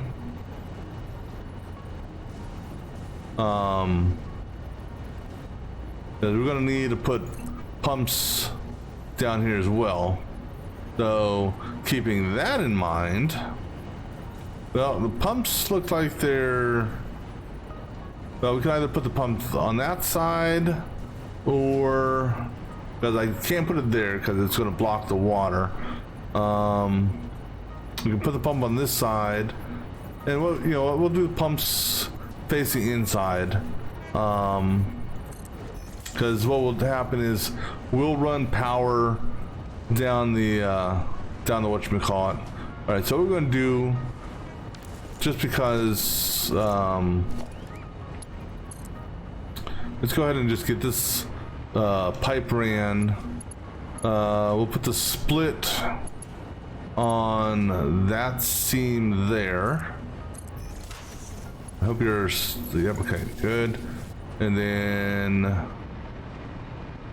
our next split will be put on this seam here.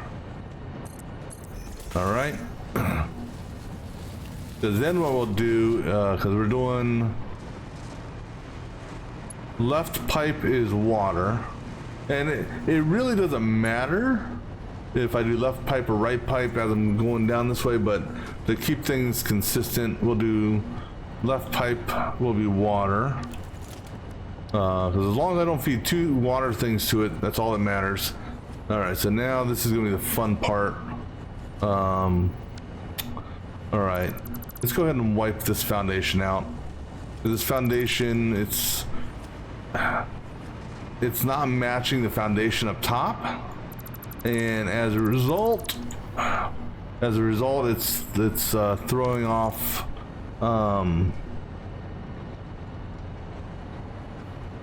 It's throwing off my guidelines that I'm staring at. So I need long side like that. Yeah.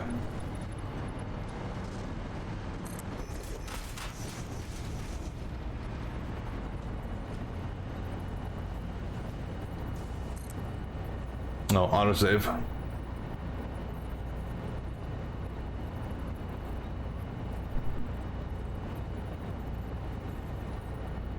Come on, autosave.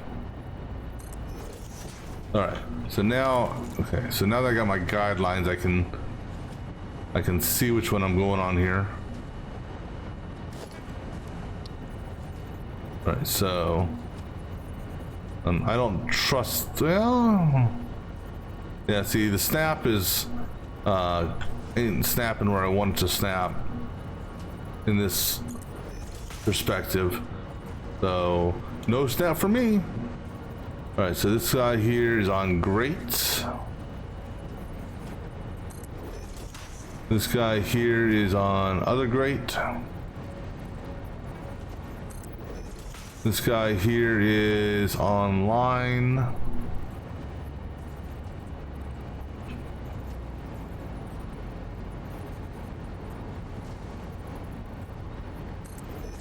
And this guy here is on that line. All right, so that should, theory, looks good. I mean, it may not be perfectly straight, but it's straight enough.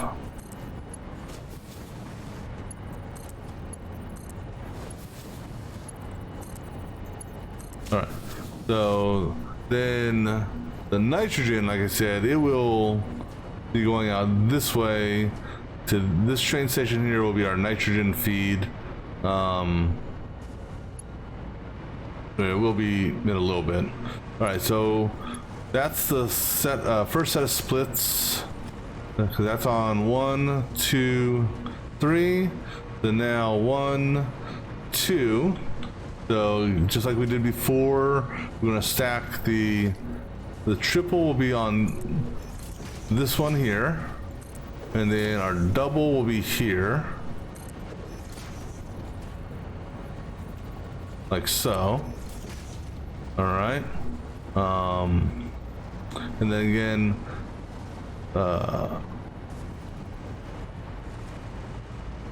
the left, or I'm sorry, the right will be at level 3. The left will be at level 2.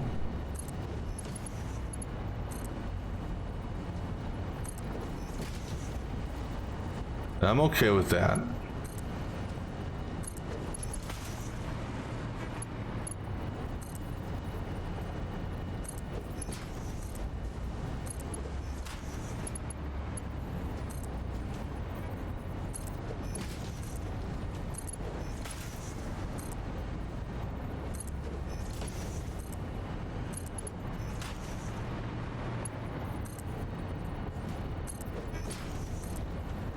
Oh yeah, let me also go ahead and put these pumps on, and then how do I do this one over here? I had it so it was the power was okay. So I'm gonna use the power as the as our guiding factor there. The power was right there, essentially in line with the pipe itself.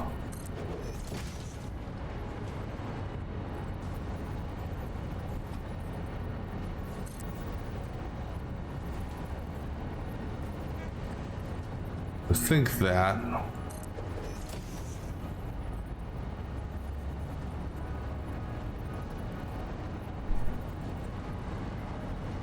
I mean, it may say it's clipping, or because that's what when it turns yellow, it means it may clip, but it's still allowable. I don't. It's not gonna be visible up there.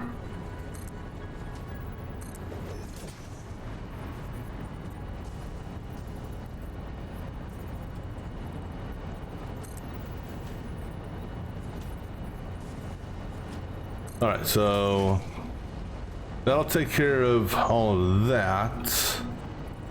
Now, as far as power is concerned, what I'm probably gonna do is bring power. I don't know. We'll figure out power later, because I can do power back here if I want. Now. These guys here for the nitrogen, if I do pumps for them, it's going to be different because obviously I'm not going to be able to fit a pump right in this area here with a bend. Let's go ahead and get these set up. All right, so we're on the seam for everything, so. All right, so great. Okay.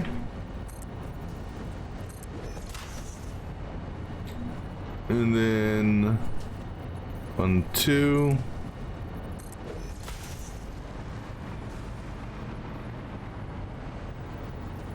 That's your center line. 1, 2. Actually, do your center line first. 1, 2. It doesn't matter because 1, 2. They'll all be getting deleted. All these poles will get deleted anyhow. So 1, 2. 1, 2.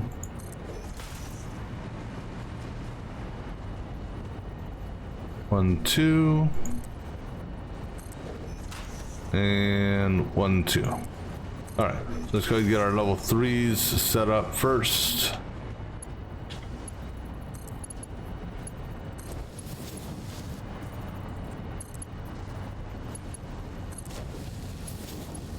And you can run the level 2, that's fine.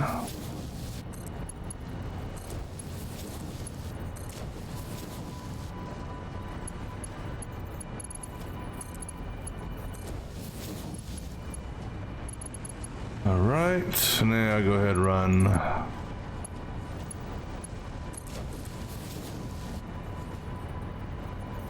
Well, don't tell me you're... How many of you are facing the wrong way?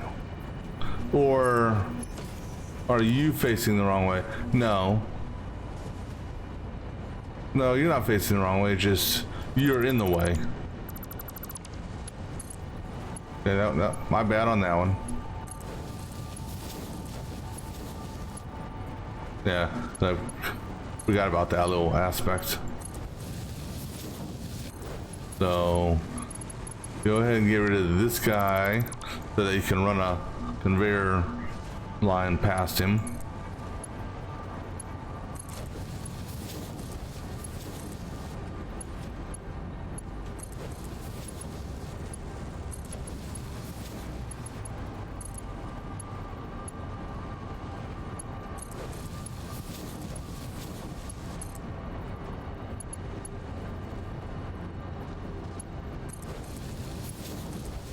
All right, so that's the base feed for this side. Now I still need to do the special heatsink split merge split thing. Oh wait, you know what? We forgot one. We still need a central splitter. That's okay. We can get that here in a second. Just go ahead and clean this up. And that split merging split thing, that'll take place out there a little bit. Let's see. Great. I'm just looking here, trying to come up with a good location between that and that. You know, I'm gonna put it like... That's 3.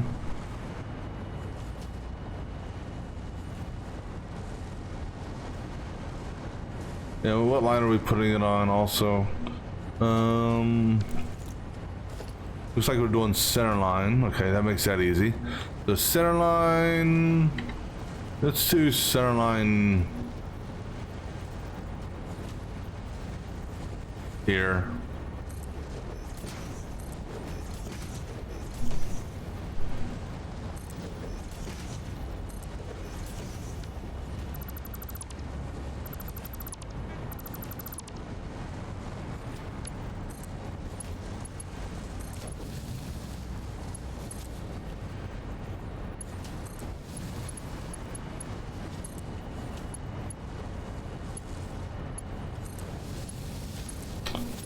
All right, so that's the...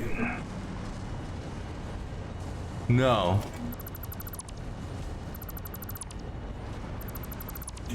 I swear to God, I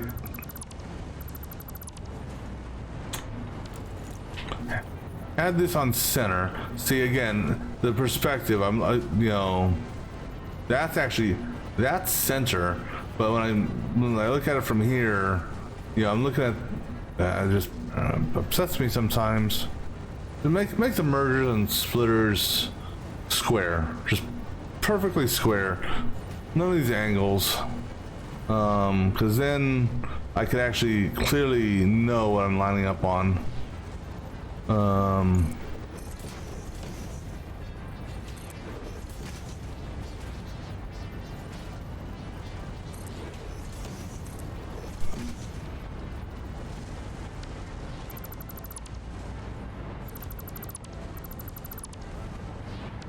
Let's try this again.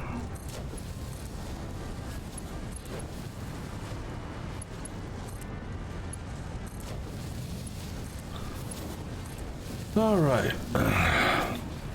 Because what we'll end up going for rubber is we'll do an initial split somewhere down here to go to each side.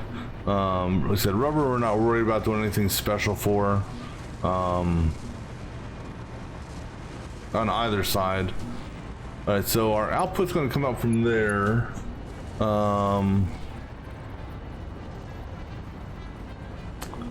And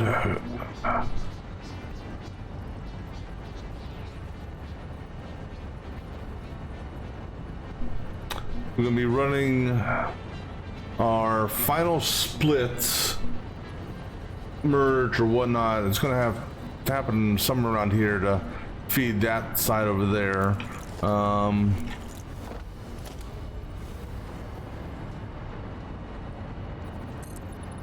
Let's go ahead and get our foundation built over this so I can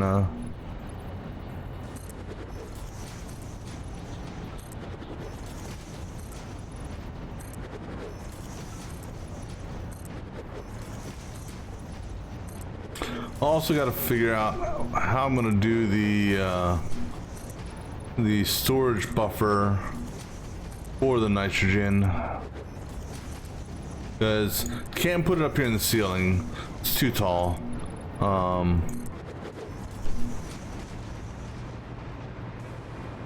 right, so we're going to go. It really doesn't matter.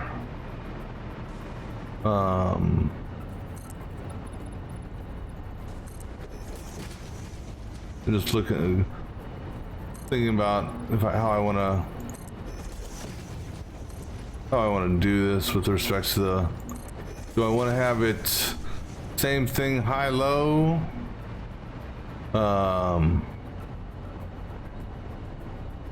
Because it doesn't matter the feed, what it gets fed on this side.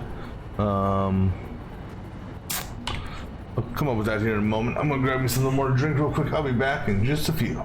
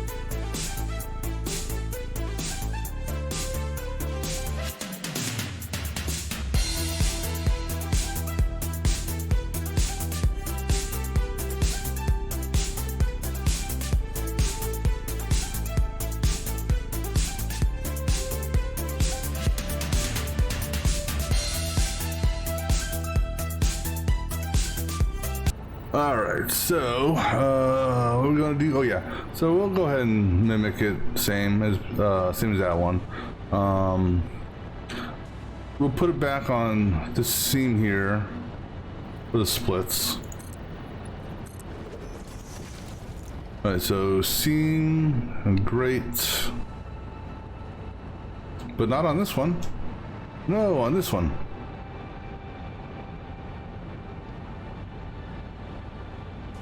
And so we'll do high. Let's see. Is that in the right spot? Yes, it is. Okay. So high on this one. Low will go on this one. And that's 2, that's 3, that's 1. Now this one here.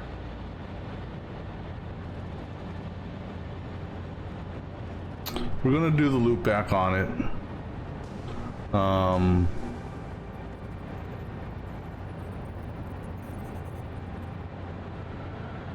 But this time we're only looping one back, so that'll make things a little less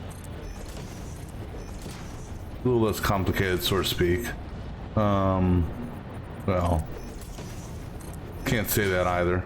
All right, so then prime split. We did the prime split right about there. So this line here. So on the edge and mid.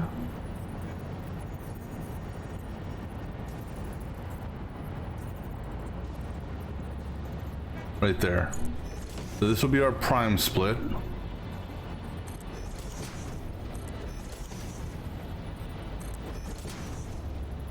Now, each one of these are going to have a merge in front of it.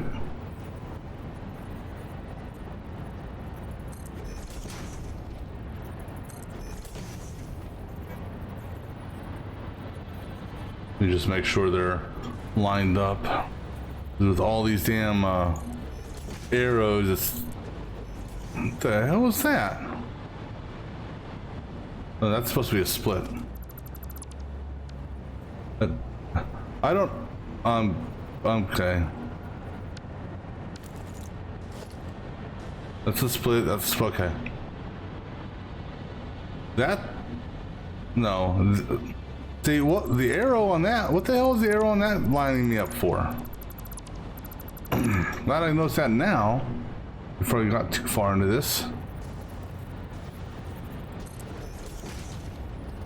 Alright. Now the merge.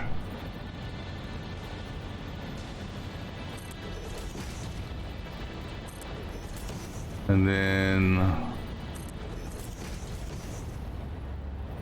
there. Then we also have, so actually I don't need a merge here because we're just taking one and basically looping it back around. All right, so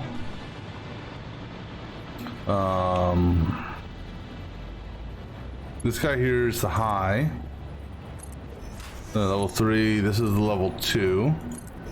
No, level 2. Come on, guys. Work with me here, will you?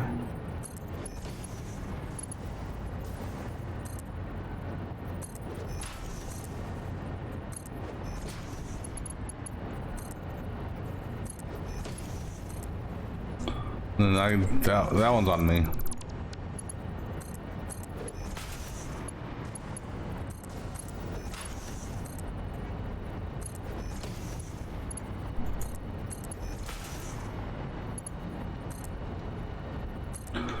All right, then this guy here is the water. He is off and pretty much almost equal distance off the grate. All right, so nope, not that support. This guy here. So that's where he is right there. So come over 2.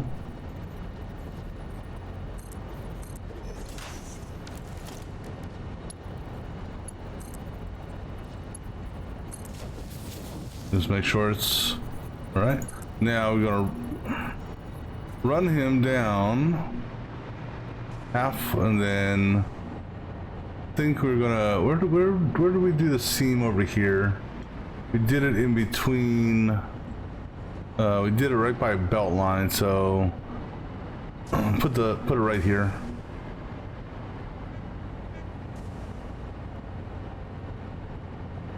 Of course, if I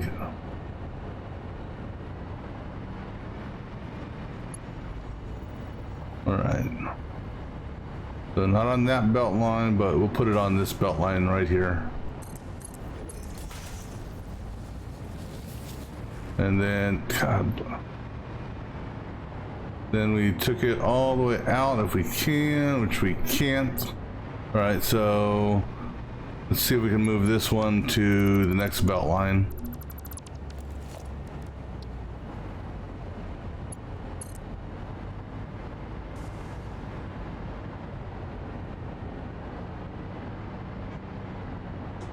Okay, well, how about on this guy here?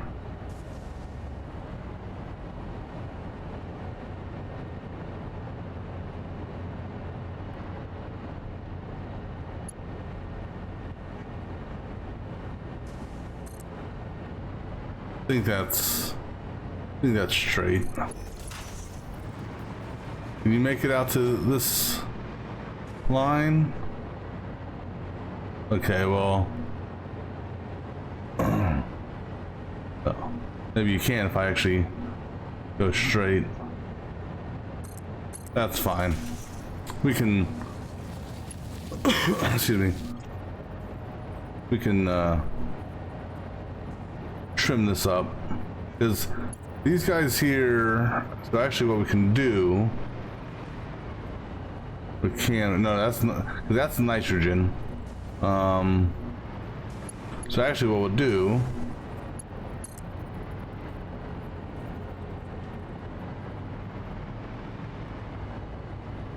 bring you to here for the moment. All right. Then we'll put a junction.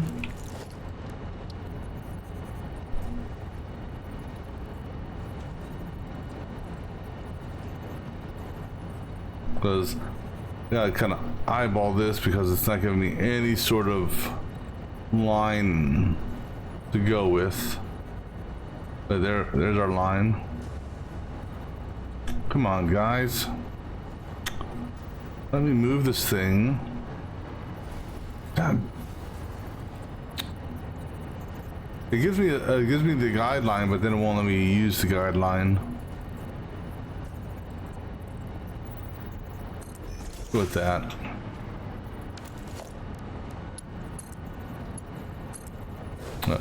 Let's just make sure. Okay. Just want to make sure that it did break it. Okay. Let it autosave.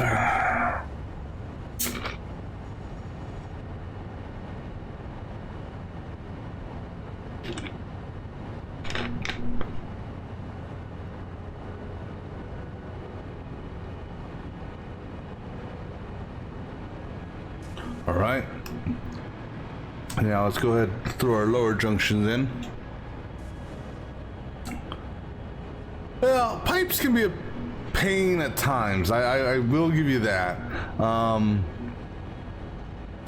Yeah, it all depends, I guess, on how you run the pipes and understanding, you know, the head lift. You know, making sure you do have the proper head lift on them. Also, because there's a little quirk that happens sometimes, making sure your junctions actually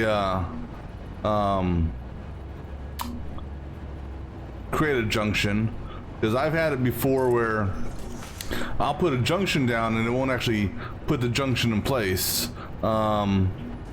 Especially if you're trying to use sometimes the snap feature will do it.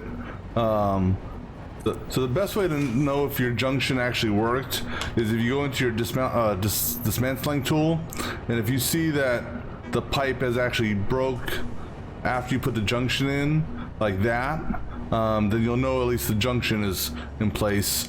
Because I've had it sometimes where I put a junction down and it'll it basically, it's like the junction just went on top of the pipe and it didn't actually change the pipe. You know, because the snap tool can be beneficial on the sometimes sometimes it won't, not on the thing, but it's like, you know, I found, for example, if I'm like right, let me see here if I can get if I do a couple snaps on here. I've had problems in the past where doing like multiple junctions on the same line. So here's in this case it looks like everything actually properly went, but I've had problems in the past where I'd be going down the line, putting down the junctions, and as like after I get done, it's like, why am I not getting a flow on a certain pipe? And it turns out that the junction, well, it just became a cosmetic feature as opposed to what do you call it, an actual junction. But see, the thing that gets me is, you know, more for the putting the junctions down than anything else is, you know, it free flows on the pipe. And so when you're trying to line up, you know, like for example, I'm trying to line up with this hole here and trying to get as close as I can to it being in the right spot. Well, right in the middle of the screen, it shows the copper indicator. Hey, this is what's being used to build this. That there is right in the way of, you know, depending on where I'm looking, it's right in the way of me looking at my guidelines. And so it's, because I don't have a guideline going up and down, so I'm basing my lineup based on this line here along with this line on the bottom foundation, and I'm trying to basically just get it so that's sort of as close as I can get, you know, up and down, you know.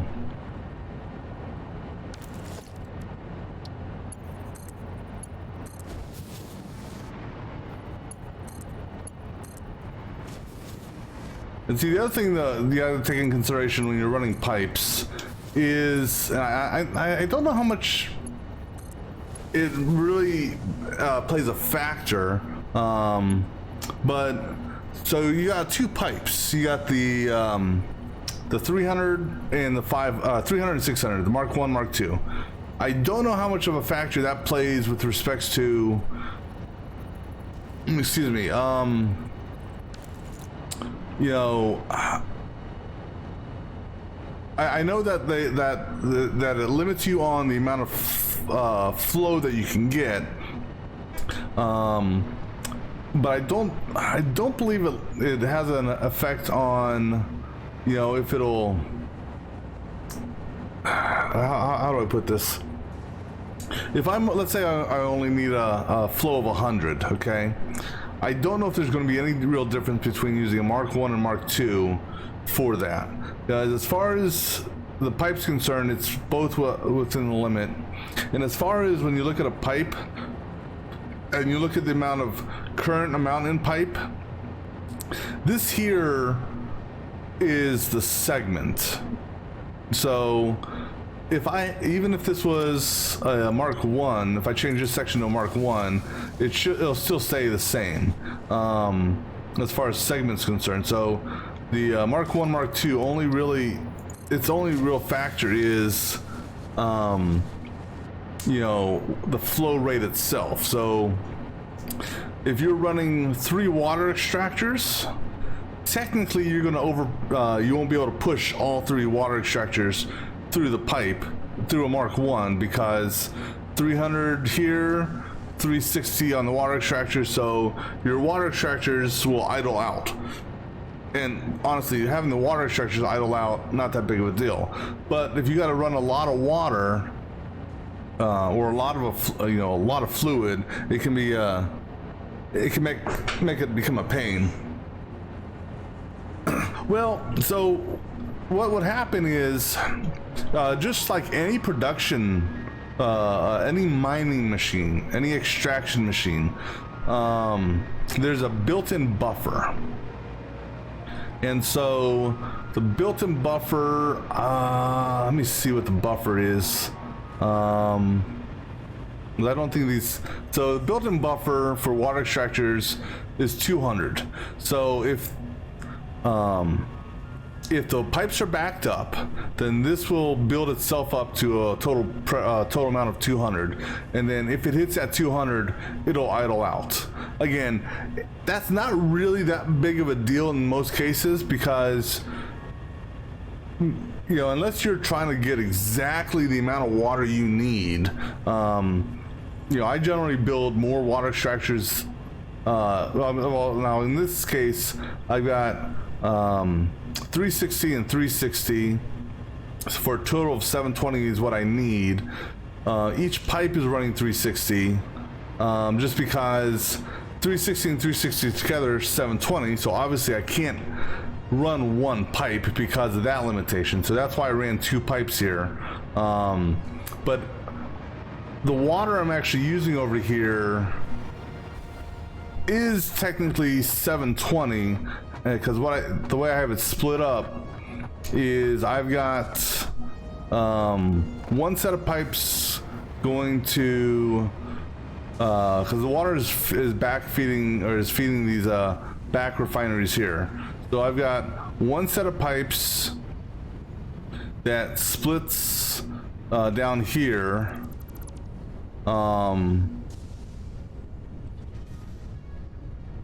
So the pipes, so one pipe here, it splits here, and so it feeds two refineries, and then my second set of pipes comes down this way, splits, and hits two refineries.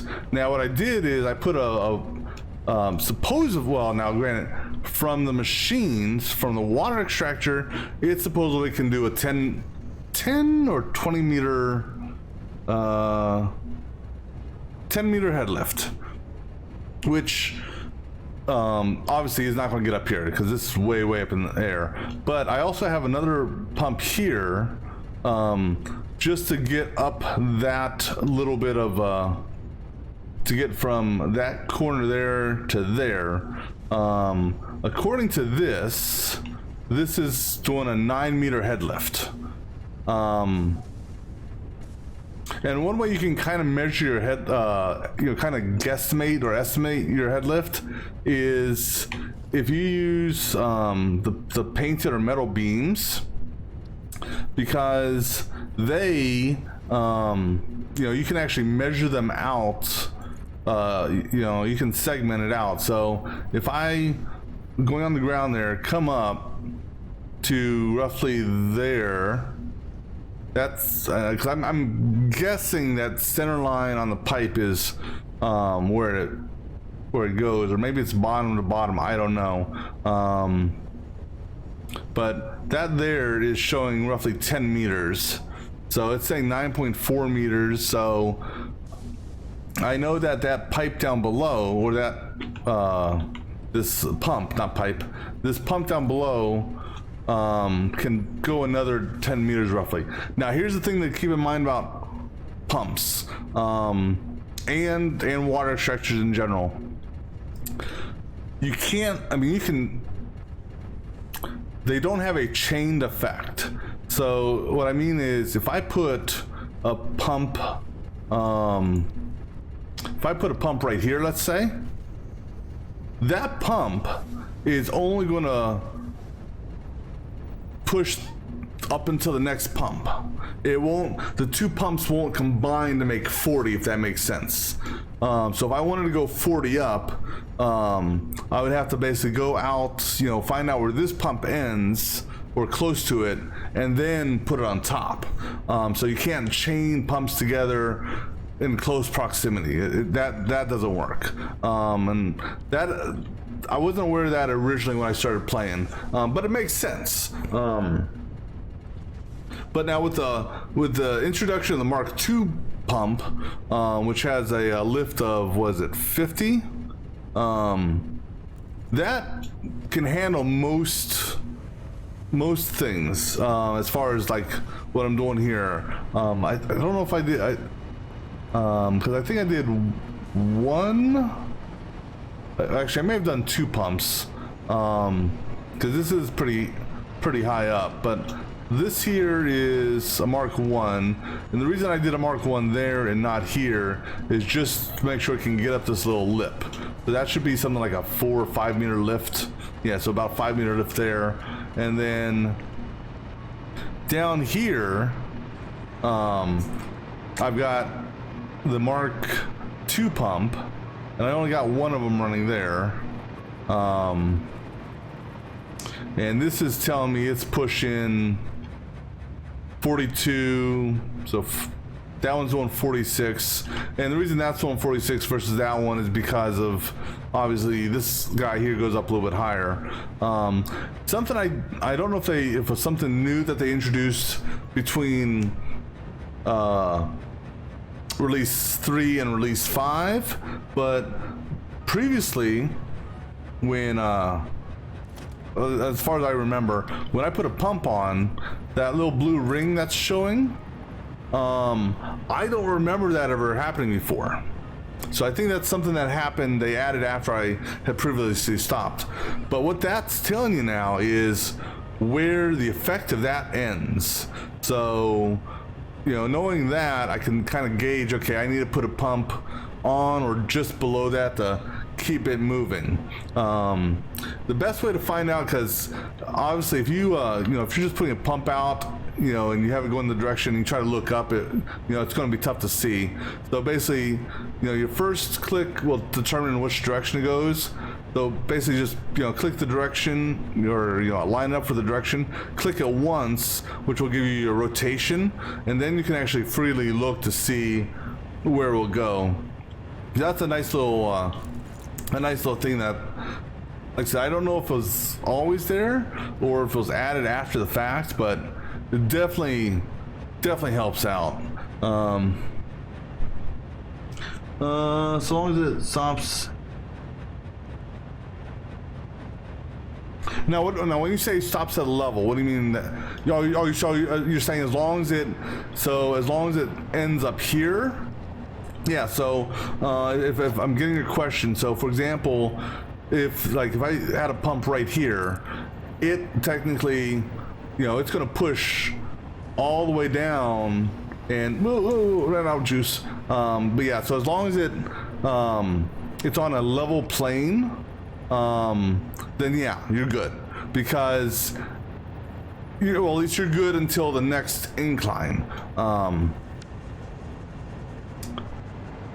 Yeah, because once it gets up here, it's gonna it's gonna be able to push its way all the way over, and theoretically, as long as it stays on a level plane, you should be good. Now, the one thing, but now with them adding in that little view indicator, it makes it easier now to tell if you're going up a slight incline, how far the head lift will go versus, because if you're going just straight up and down, it's fairly easy to kind of guesstimate, okay, is it going to be enough? Because you can measure things such as walls and foundations to see, because for example, without that little blue indicator, I know that this here, each one of these is a 4 meter wall, and so I can tell, so roughly from here, maybe one segment below, 1, 2, 3, 4, 5, 6, 7, 8, 9. So that's 10. So that's roughly 40 meters there. So I could kind of estimate it. That's easy to do on a straightaway. But when you're dealing with slopes, because sometimes you gotta, sometimes you can't get perfectly up and down pipes. So if you're running a pipe, let's just say for the sake of argument, you're going from here to here, you know, running at an angle, you know, you may, you know, even though technically this is only going up 1, 2, 3, 4, 5, let's say for the sake of argument, 6 wall foundations, so that's 24. Even though that's only going up 24 this way, this, when you look at it on this type of direction, it's going to be a lot more than 24. So if I were to put, you know, this, which can handle 20, you know, it, well, granted, I'm not on the flat level either. Let me put a flat segment out here just to see how this line, how this works out.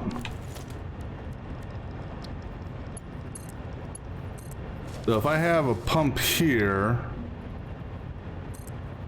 so, you know, even though that's, you know, 20 there, the slope, you know, and actually that's actually misleading. I'll be quite honest with you. Well, no, because technically that's still 20 meters. So no, never mind.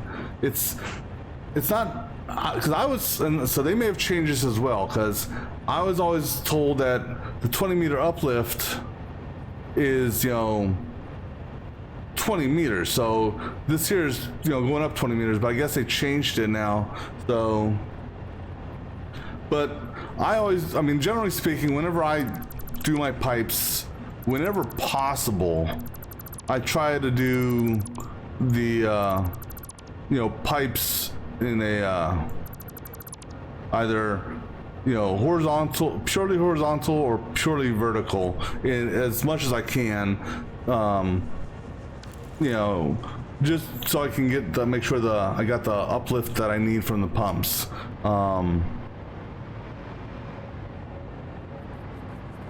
Because just, you know, especially since depending on how close in proximity the pipes are to the junctions and floor supports and wall supports and whatnot, it could be difficult to get pumps in there. I mean, so like in theory, like, see, I'm putting pumps on all these bends here. In theory, I technically could be able to just put a pump on this here, and actually that I may actually turn around and do that, because it doesn't say how many uplifts it can support. It just says it can push it up 10. So actually, I'm going to take a look at something here. If I pull these pumps off, because that makes me, you know, curious now, because it's a hell of a lot easier to, you know, from a space perspective. So let's see, this guy here, he's going out to water.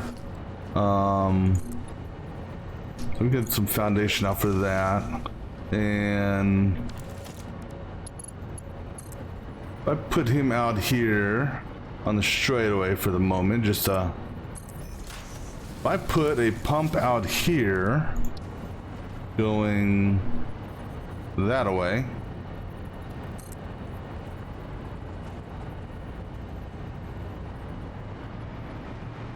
so see, now I don't know if that means that it won't go past this and that I need perhaps another pump.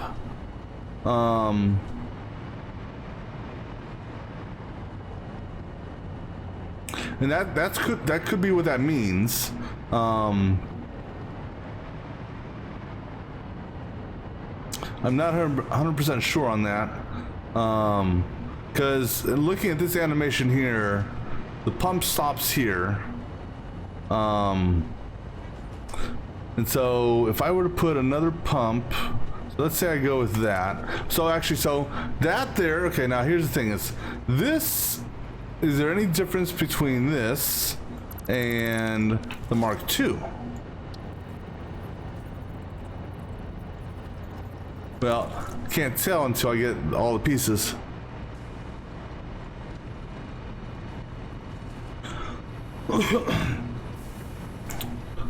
So I need what? Heavy encased, I think.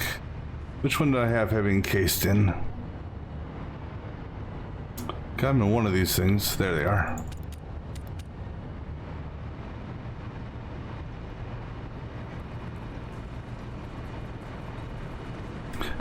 It's not an issue of running. I mean, I can run power over here. That's not an issue. It's, you know, it's just, it is a little tight. All right, so let's see how this one looks. Okay, so it stops at the same point, roughly. So, I mean, I could, so if I do a pump there, this is, the good news is this is the Mark II, the other benefit about it, it's smaller in size, so that there could finish going up to, and then I think this guy here died right around here, so if I just add him here, I can get him to hook on this. So yeah, so I mean, now technically, I mean, I will need, I mean, it's, yeah, I will need a pump for these in one way or another. So whether or not I do this, or I put pumps on these valves here, or junctions directly. Well, here's the best thing. When in doubt, put a pump on it. Because you'll know if the pump is actually doing anything, because, you know, obviously the light will turn green. Now see, there's something misleading with pumps also, and that is, and on one hand I get it, on the other hand it's like, so gases, so nitrogen gas, for example, nitrogen is transported in pipes initially, yet on my nitrogen, at my nitrogen site, your nitrogen, right? Your spare 3. Let's go for a trip to my nitrogen site. Nitrogen load, please.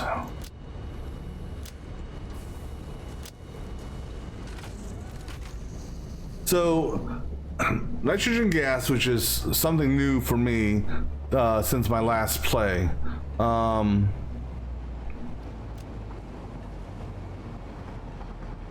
It's treated as a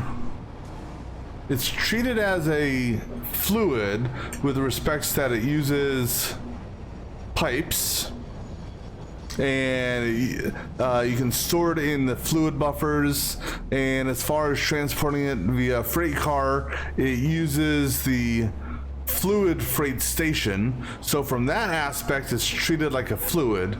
But when I set up the nitrogen extraction, it, you know, I went ahead and I put a pump on it, because if you look at, and unfortunately I can't look, I wish you could actually open up the stuff while you're on the train,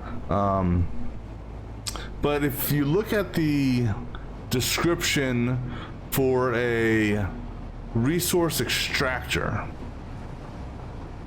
it says that, hey, it's got a 10-meter lift. Okay, that's fine and good.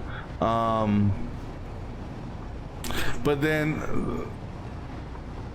that could also be referring to, you know, I'm gonna cheat.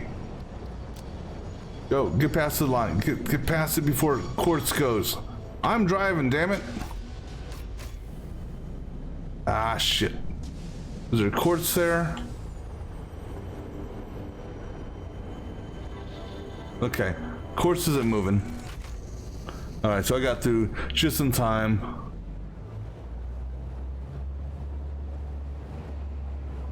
Because otherwise I'd have to wait for the quartz train to go by. But, so you do have different resources that, you got geysers, you got oil that you can get through the resource wells. Anything else down here? So no, I can just follow you all the way in. So there's oil, geysers, and nitrogen gas. I think those are the only three that that you can use resource extractors for.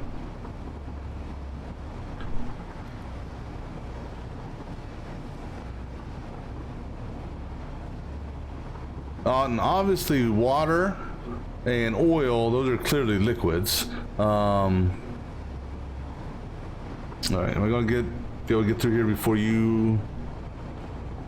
Well, find out here in a second. Okay, he hasn't moved. Make sure to turn. Just waits for the last moment to flip the switch.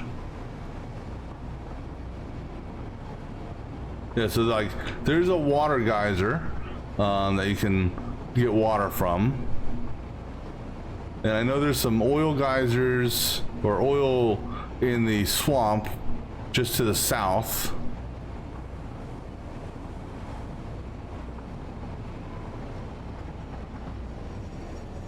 But like these here, let me make sure my train's all the way in.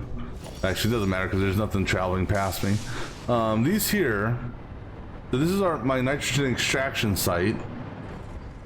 And so in order for, I don't know if you've dealt with any of the extraction stuff before, but before you can even place down the actual extractors here, you've got to get this place and operating initially, so that these things have gas showing from them or liquid or whatnot. But when you look at the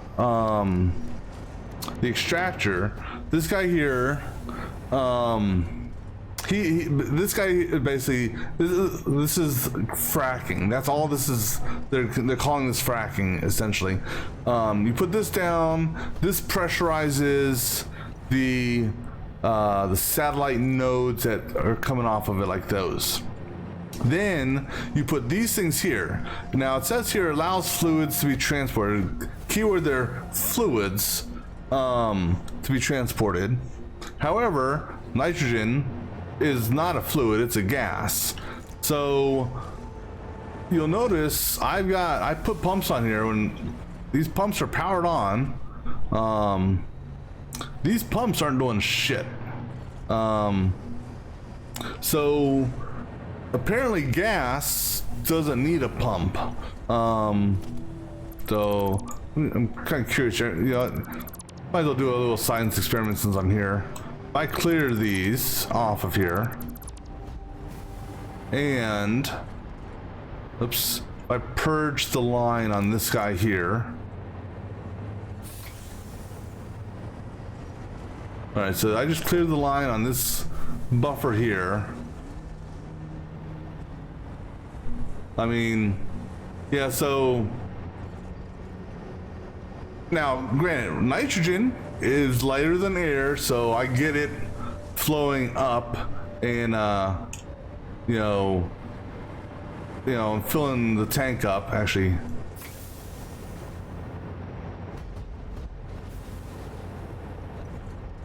So for gases, you don't need pumps, apparently.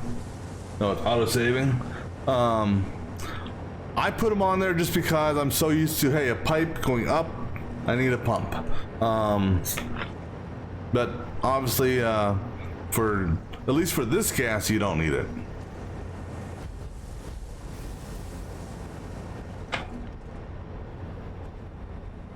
I don't know if they're going to introduce something further on down the line that will or not, but so for gases, you don't need a pump.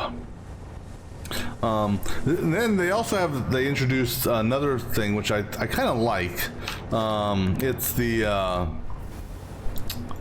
I don't know if you've messed around with it or not, or because I don't remember if this was an auto unlock or if I had to buy this from the awesome store or not. But have you messed around with valves at all? Because valves are actually a really good tool that depending on how your setup is, and what you're trying to do. Valves are good. And I guess it all depends on what you want to do with them. All right, we're gonna do something here because I only have one engine on this car.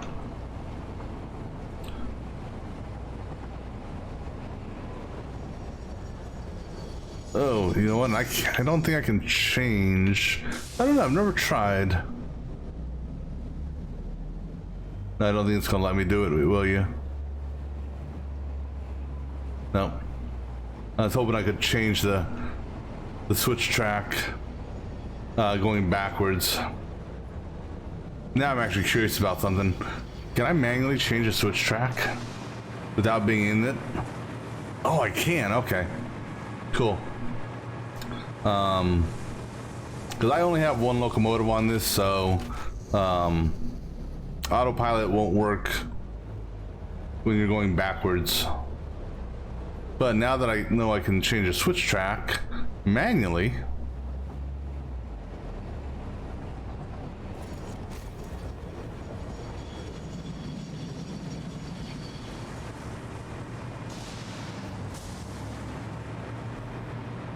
because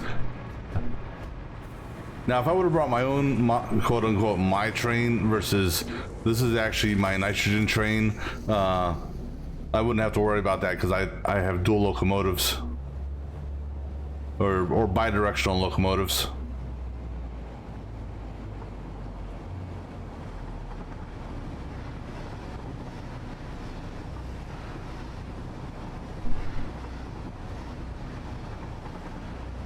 Yeah, and if you ever see your power grid fluctuating, and you're operating, and what I mean by fluctuate, I don't mean like a lot of fluctuation, but if you see your power grid going higher than what you're actually producing at your coal, oil, or nuclear plant, and it's most likely from your trains.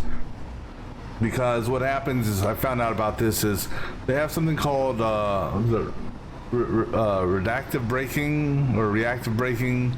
So basically, if I slam on the brakes, it's not slamming on the brakes. If I'm going backwards and I slam, I go forwards, that engages reactive braking, and what that does is it actually puts power back onto the power grid. Not much, but a little. So I mean, you'll see here my production. All my power is technically supposed to be 88050, but it's jumping up there, and that's because of all the trains on the line that are braking, and every time they do a hard brake, it puts power back onto the line to it doesn't really, it's not going to help you out in the long run, but that's what causes that. But like, so for example here, what I did is, so this is my battery factory, and I've got water coming in via train, dropping down those 4 pipes right there. Well, kind of dropping down, because I actually have a cross tie up top, but I have water coming in from way over there on a train, and then these guys here also generate water. So what I'm doing is I'm taking the water, so I've got 6 of these guys here. In total, they are all generating 360 water. I'm using this water and I'm recycling it back into my system. And so what I've done is I've got, these are the main feed pipes that are coming straight from the pure water source. This bottom row here is my recycled water.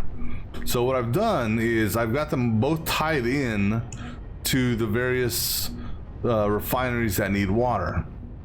And then on the valve, I've got this valve turned on all the way, no limits whatsoever.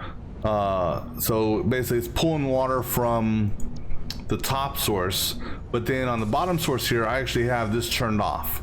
So if I needed to, if I wanted to change my water around, because you can adjust the valve to any flow limit that you want, either by using the slider or more easily just typing in the number. So if I wanted to punch this up to 30, I could punch up to 30 and it would adjust it accordingly. This is also good not only here, like if you're doing a junction like this, but it's also good at your machines themselves. So for example, this machine needs 100 water per minute. I can set this to 100 so that the flow rate beyond this, you know, this pipe here may have a high flow rate of like 200-300, but it's not going to push any more than 100, you know, past this. Now this is something, there's one little catch to this that I found.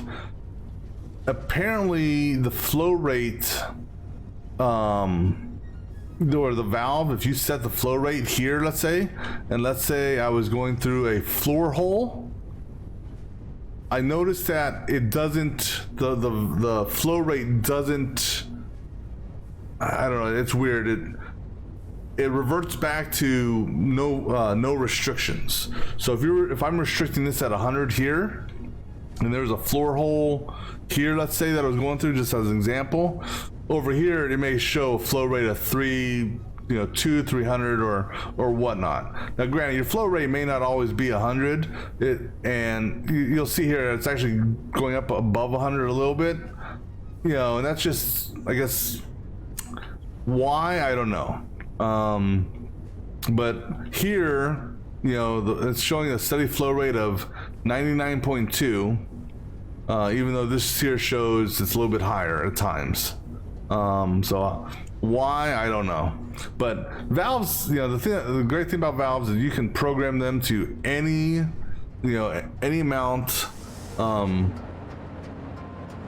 for the you know, between 0 and 600. I mean, I mean, when I'm dealing with any sort of like water, well, so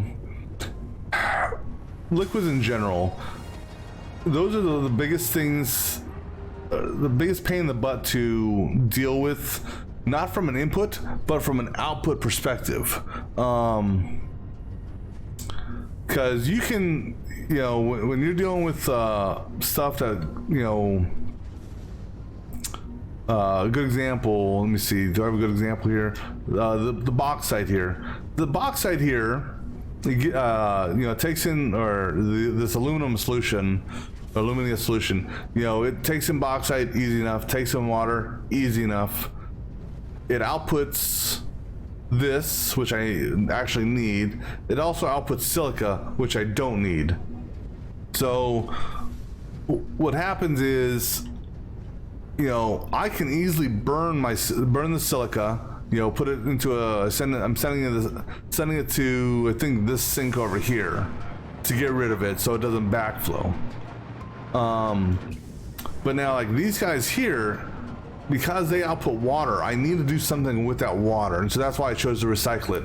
The other option with liquids coming off of a byproduct, you could package them if you, I guess, if you wanted to, if you had enough plastic to package them, you could package them and then send them to a smart sink, or possibly try to reuse it that way. But it byproducts coming from your manufacturing can be a pain in the ass.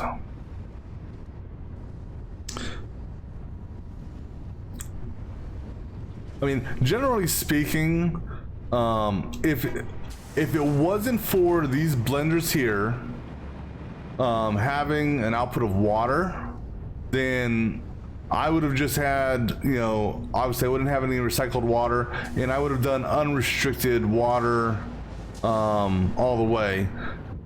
One reason why I am restricting the water here is because of my input. Of course, I actually finally sealed it up. The water that I'm bringing in here, because I'm still not, so this guy here is unloading the water right now, and None of them actually fully unloaded. That's good.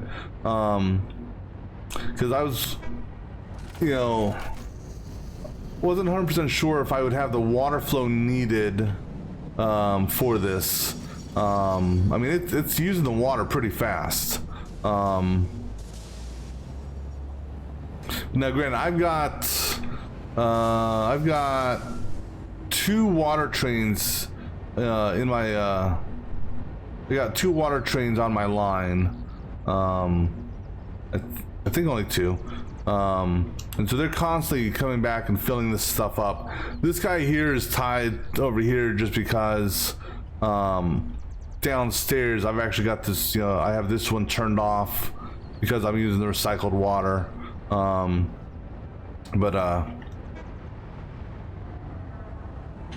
Yeah, the flow rates and whatnot for the water or liquids in general definitely can be a pain in the butt.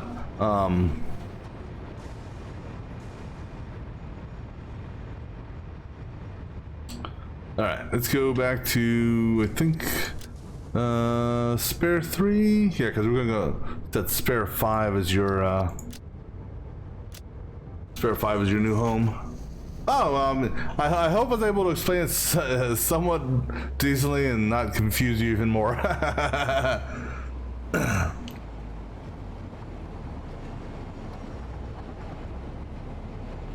Yeah, but I don't recall if it's.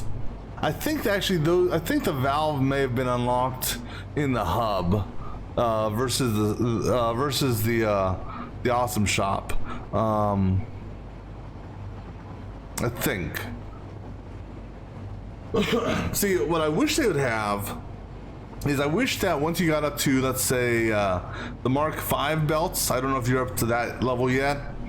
But I wish that once you get up to the high level belt that you could actually tune it down, you know, actually so manually adjust the speed to decrease or whatnot, because that would make splitting so much easier, really.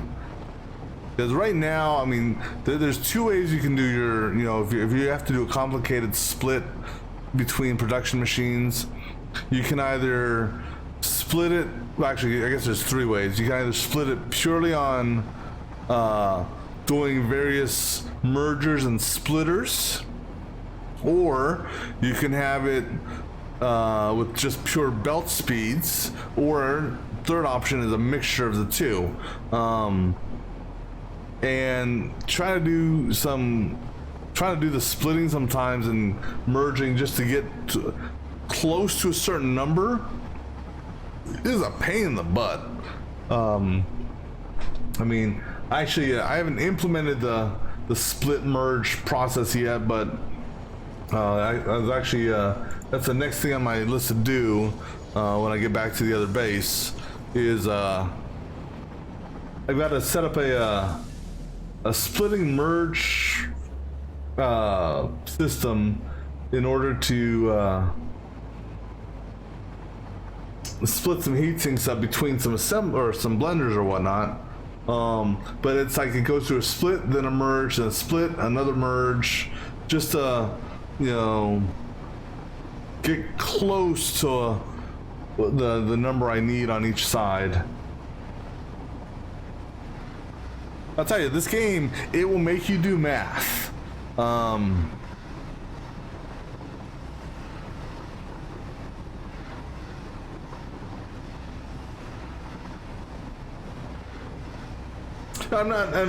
not saying that's a bad thing per se, but some of it is just, I mean, well, I'll show you one of the little fiascos I had to put together. It's like, and then the other thing is, so there's certain ratios that are good for or easy to split, and what I mean is, if your machinery is in, and I don't want to say, it's like, so if you got 3 machines, easy. If you got 6 machines, that's also easy. 9 machines is easy. But now, when you get beyond 9, things can get a little bit more tricky, because a 12, you can do a 12. A 12-way split is, instead of doing, well, no, 12 isn't that bad. Well, so basically, multiples of 3. If you can get, if your machineries are in multiple of 3, it's fairly easy most of the time. But when you have to do something like a 10 machines and you gotta split them, yeah, technically you can do a whole bunch of 2s, but then when you come back up, you know, when you bring them up to the next level, now you're at a 5, and a 5 is not a clean split. So then there's a new mechanic of looping back material in order to balance out your lines. So here's a crazy example. If I can actually here, let's go underneath it. It might be easier to see.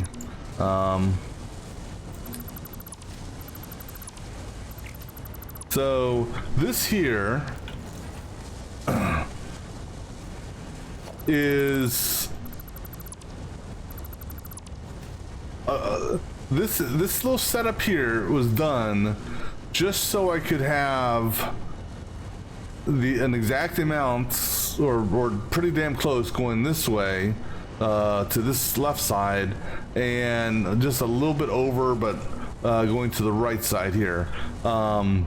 Because basically I've got my feed, I split it, and that goes down there, and then I'd split it again, and split it again, split it again, merge it, these merge it. It's like a whole bunch of splitting and merging.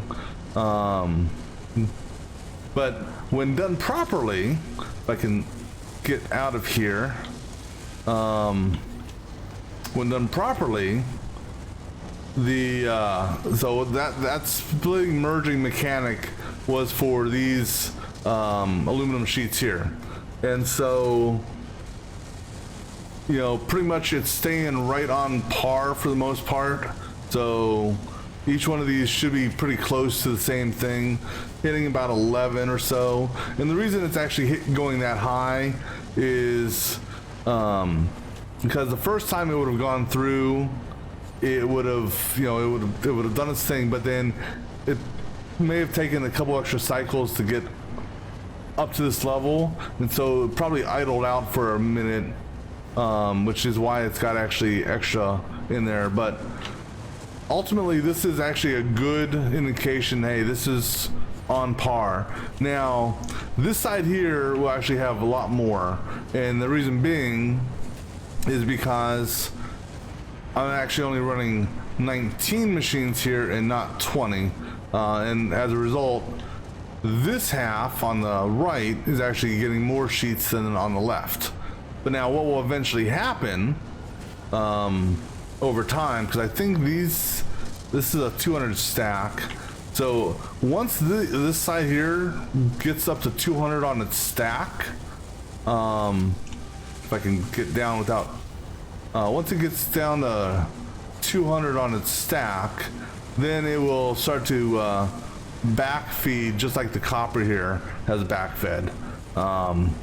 Now, as far as the copper is concerned, I'm not really concerned with it because I'm just bringing in a whole bunch of copper and refining it, so that's why I have an overage here of copper. But the aluminum sheets, this here is restricted based on how much bauxite I'm getting in the very beginning of the process. So it's another mechanic that game you got to think about is, you know, not only, you know, doing certain type of splits to get down to a level, but also potentially having a loop back set up. Nope, I got to do something real quick, so I'll be right back.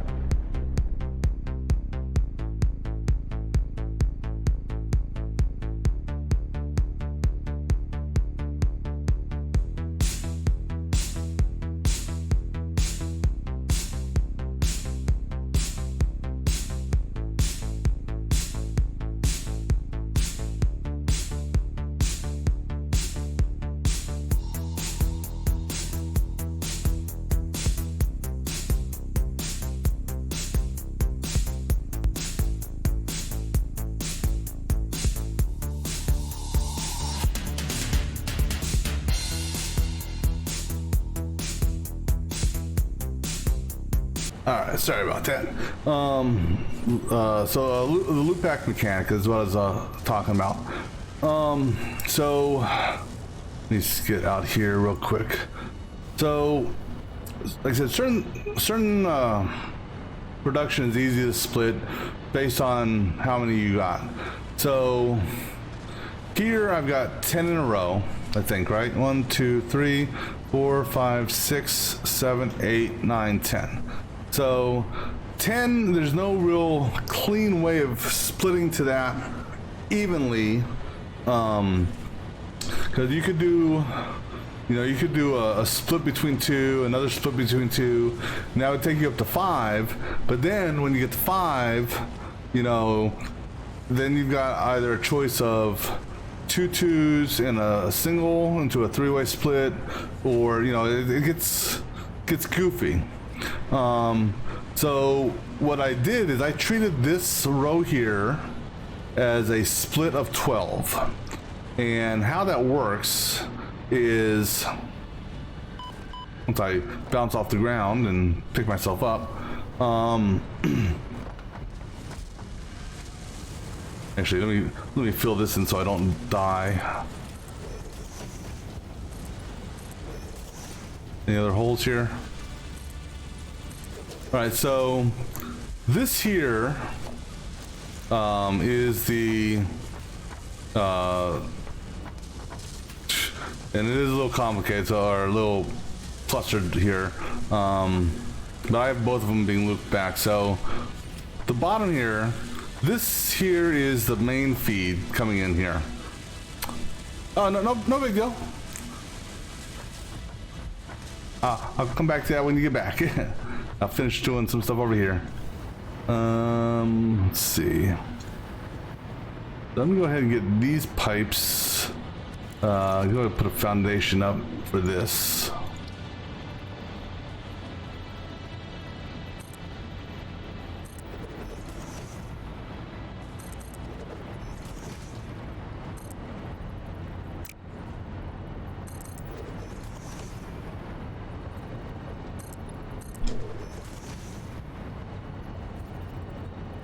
Come on. Come on, right? Come on. And then you are on the seam.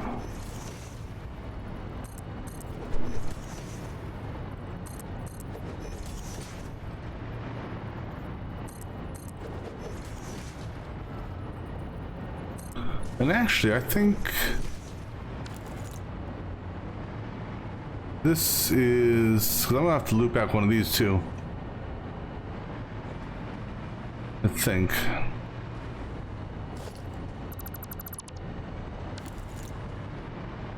Yeah, because no, that's a 6. So yeah, so 6 is easy. So yeah, I'm gonna have to loop back that one there. So.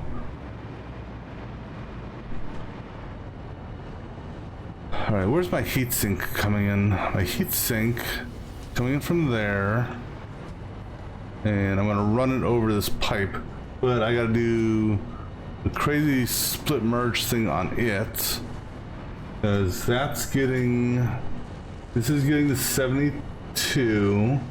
Oh, I forgot to put that on here. So this merges with that. 45, 47.5 and 31.6. Gives me 79.1. That's 79.1.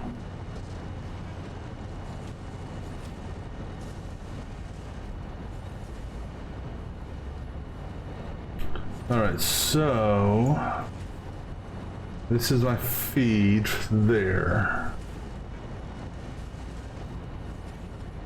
All right, so all right. That's my feed, and I can take I can do all this on level 1. No, might as well do it on, no, I can't do it on level 2. Oh no, because this is going to level, this is on level 3. All right, so doing this on level 3. All right, so let's see. Do I have enough room here? I need one split, one merge, another set of split, merge. So 1, 2, 3, 4 deep. Okay, so yeah, I can do this in this little space here. All right. So we'll set up.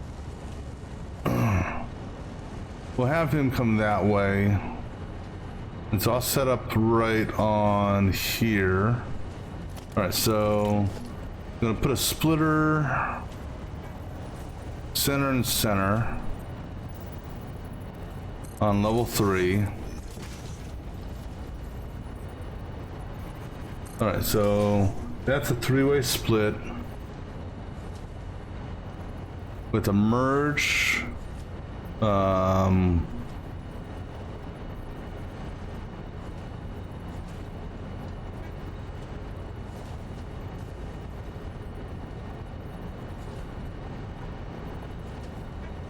Merge coming off of this.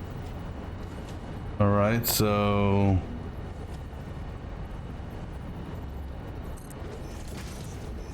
merge like that, and then another split.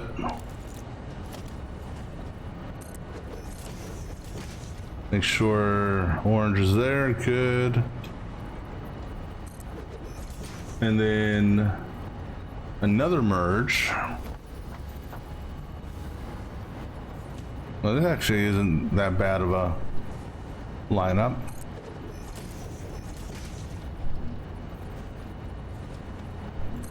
And then, so split, merge, split, right? Split, merge, split, merge. Coming off of that guy there, we'll move it over here after the autosave.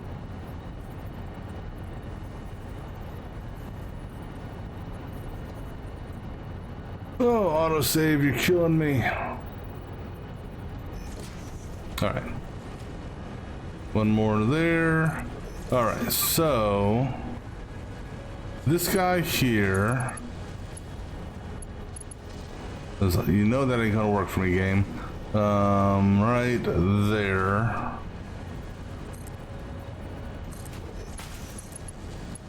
Nope, go on that side. There you go. That goes into that. That goes into that. And then tie this in here. Tie that there. Tie that there. This ties into that. And then this ties into that. That's goofy as hell. And then this here just gets that on the top row. Well, this actually was, this one here is a lot easier. Center line on that.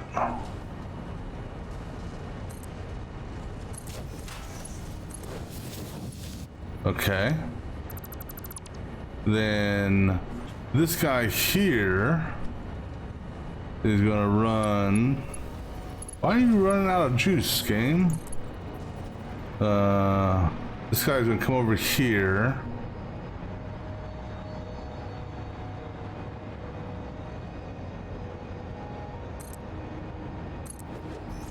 All right. So now this is the one where I got to do a loop back. So if I got it set up for that, because this is the main feed line here, and you're coming back to center line. Yeah, that's center line, but you can't quite make it to center line. So here, go up to here, and then center line on this guy here, and then you tie into that. All right. Then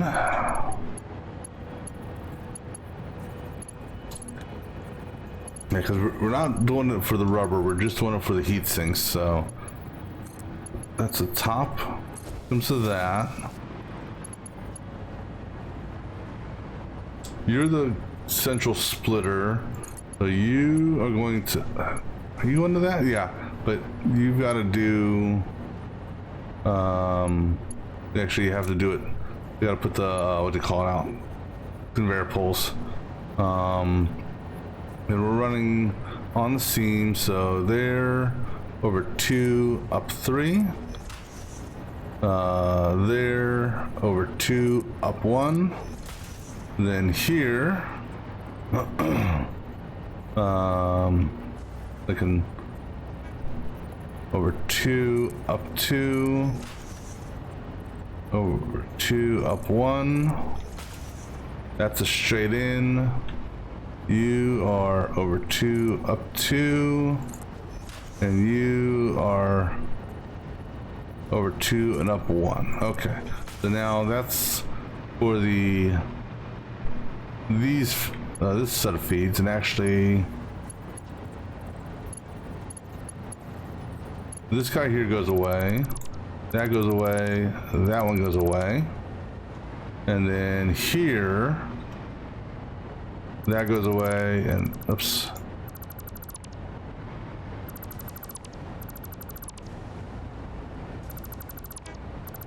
get rid of those, and then over here get rid of those 2 and that one there. All right, perfect. So now, oops, excuse me. All right, so now we can run this guy to here and then have him turn in. This guy goes to here and then he turns in. That guy goes to that one and then he goes in there. Good.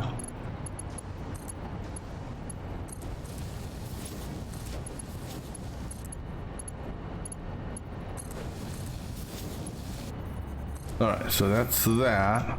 Now you will feed to that one. You will feed to that one. Make sure our connection here is set. And there. Then you will feed to there. You will feed to there. And then we gotta get our loop set up. So do this, you are on the seam there, and put it right there, I believe, and then right there, I believe. Find out here in a second. Actually, here, let's do the lower one first.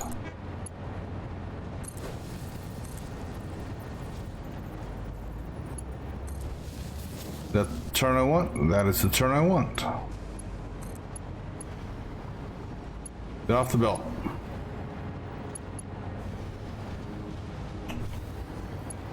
Either I'm on the belt or I'm in the way, one of the two. Alright, so that takes care of that. Okay. That's something just... I know you're straight. It just... Depending on your perspective in the game, things don't look straight sometimes. Alright, so now I can go ahead and get rid of these.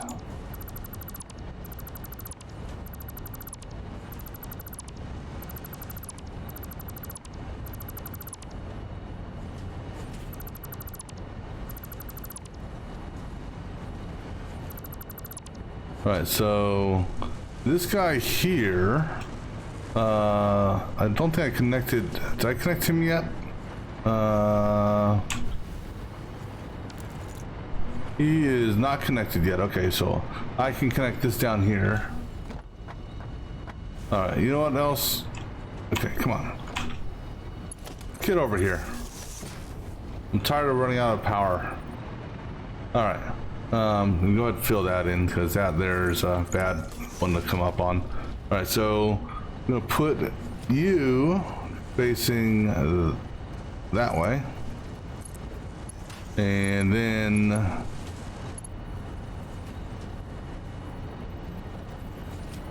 What line are we on? We're on this line here. So over 2, provided this is actually lined up properly. Nowhere near lined up properly. Thanks, game.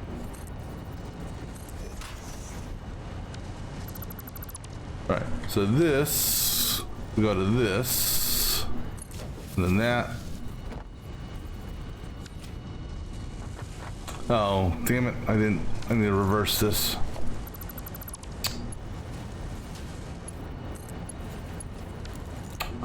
Damn it, reverse.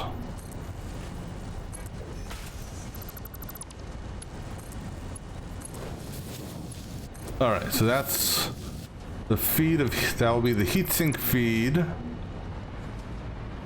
That'll go through this splitter merge combo. So that we got 79.1 going down that pipe or belt, and 63.2 going down that belt. So that's, and I need 72 and 60, so we're good on that. All right, so then, like I said, for rubber, we're not worried about that. Let's go ahead and get, let's see, transportation. 3 of those, 2 of those. Let's go ahead and get the drone port set up and figure out that. Oh, I also want,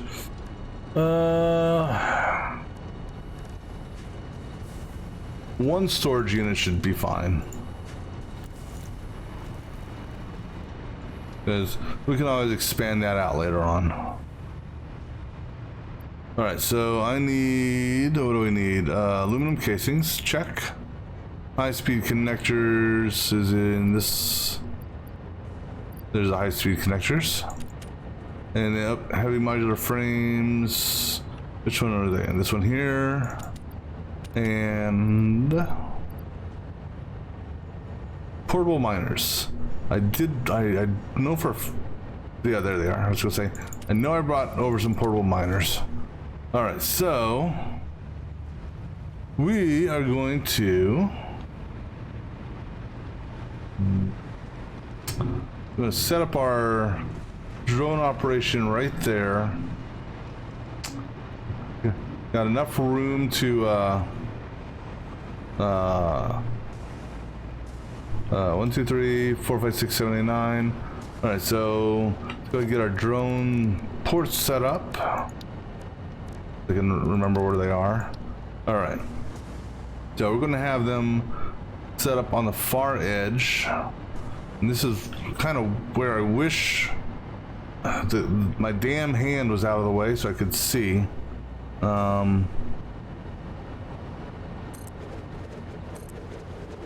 Alright, so one of these drone ports is going to be only feeding batteries to the other 2. And we'll probably end up doing that under the ground because that's probably the easiest way of doing that. I'm going to need more power over here, guys. Give me, let's see, we'll do a power right here.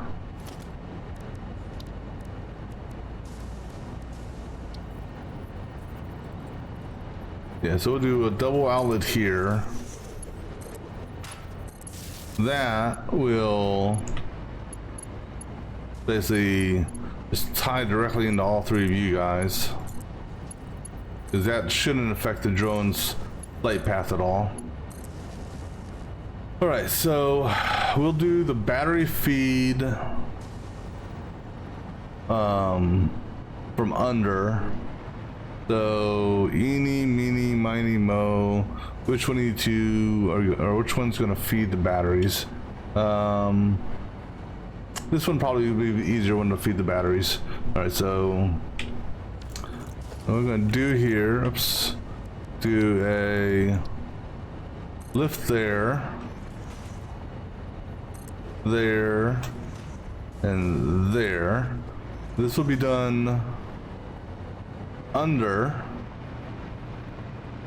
You know what? Give me a power pole over here, otherwise I'm gonna fall down and kill myself. and we don't want to do that just yet. All right. So we're going to kind of have like another little subfloor here. Go ahead and give me a. But this is just going to be a really small subfloor area, in that only this area is going to be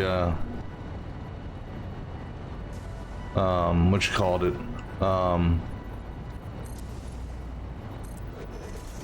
only this area is going to have the floor to it.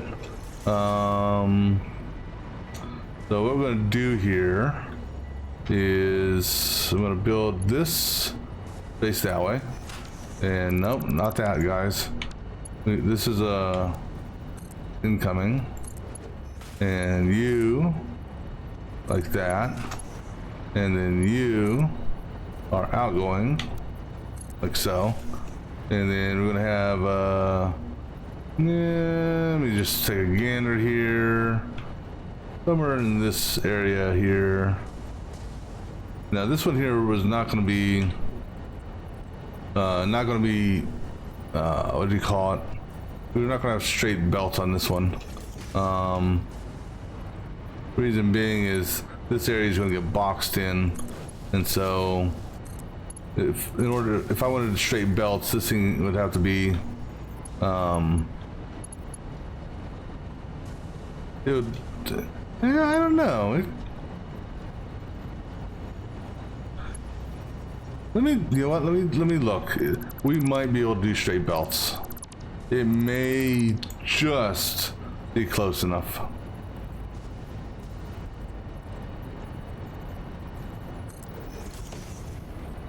Yeah, actually, that may actually work. Okay.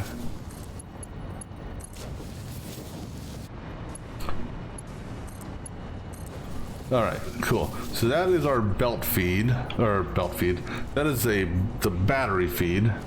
I'm gonna go ahead and close this off now, because this was just, you know.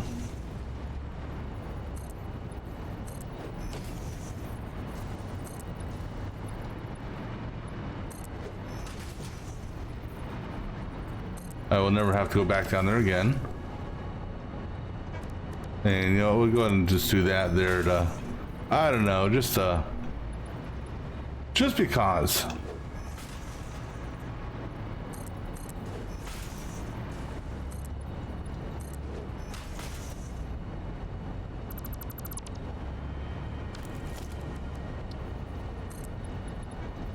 All right, so that is the battery feed for the drones.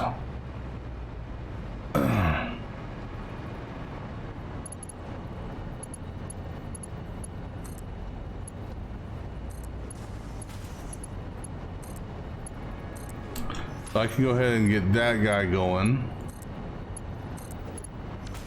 All right, so this here will be CS battery. What do I call the other ports? I just call it. Okay, so CS bat.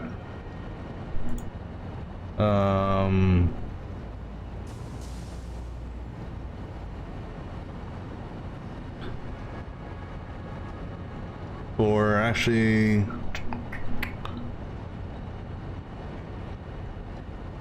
nah. Where's my oil battery?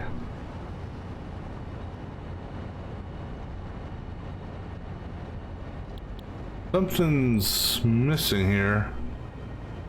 'Cause these are the outgoing. This is mislabeled.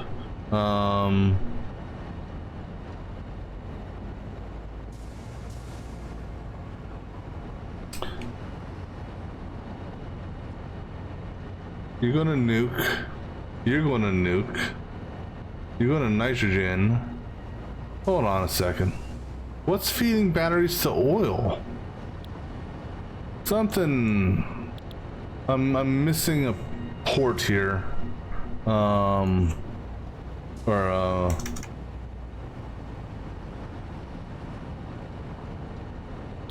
Something ain't right here. I don't care about drones. Turn off the trains in the station. This is the new ports here. Classic. Oh no, because these are just receives. Yeah, there's no batteries over there. Never mind. I don't know what I was thinking.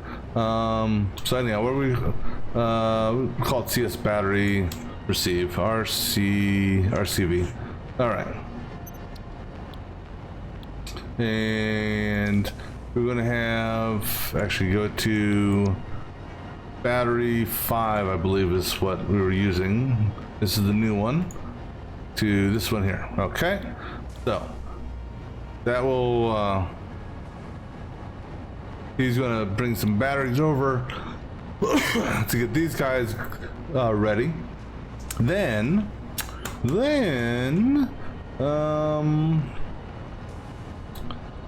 I gotta bring in the rubber, and then it's gonna split. But it's also gonna go into a double storage. The double storage has to go out here. Well, it's either double storage or 2 inline storages. I'm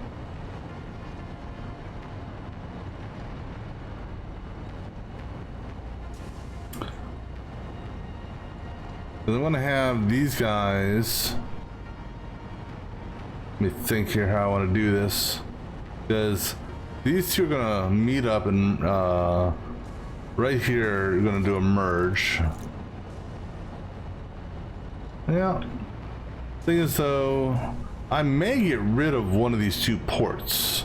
So if I get rid of any of them, it's gonna be this guy here. So we'll have this. I'm gonna try this with only one initially. I'm just waiting for the drone to show up. I'm just curious to see if I can see it when it as it's flying in.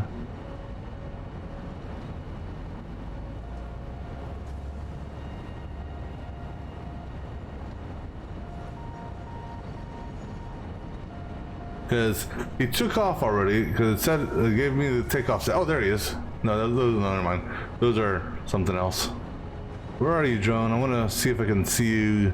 What's your flight path?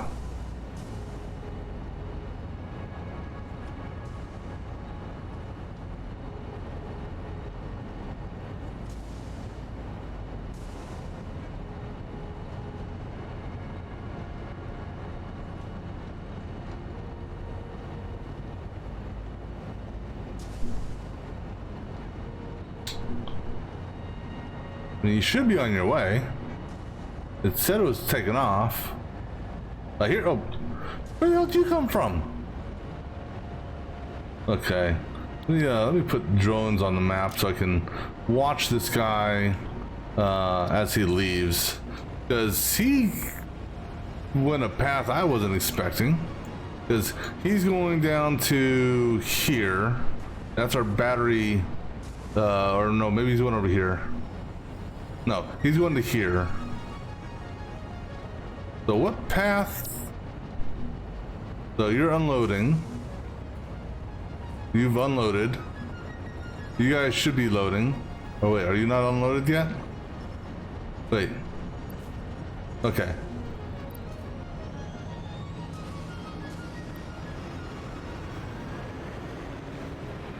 Alright, so now he's flying back. These guys here should be filling up with batteries. Which way are you going? Because you came from over this direction, so I'm confused.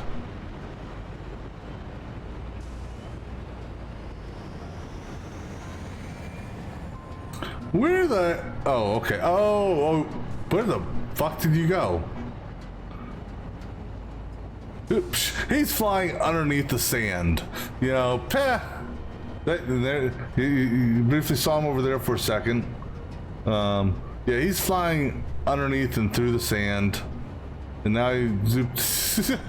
Oh, that's funny. Okay, anyhow, so we're gonna go with one drone for plastic, for now.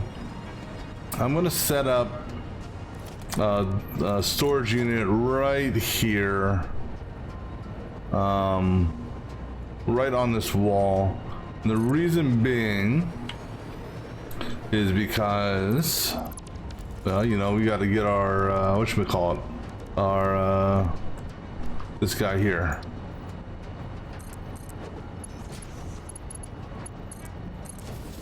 All right, we will. Like I said, I don't know if we're actually gonna.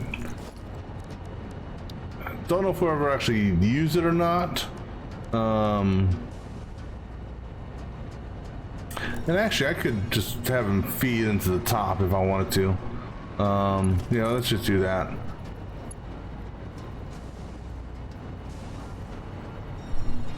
You know that's gonna bug me. You know that's really gonna bug me.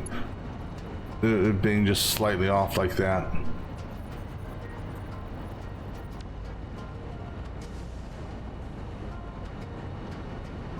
It will. It so will.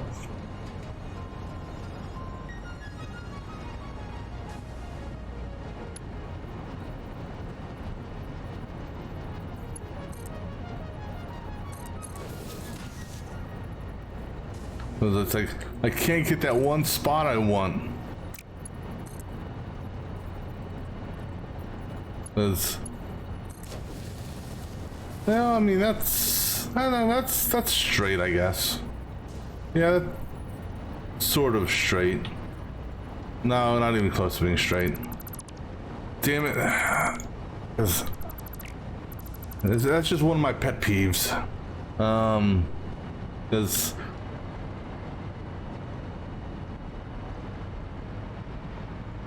Let me just check something here. You are flush, yeah. And you're flush too.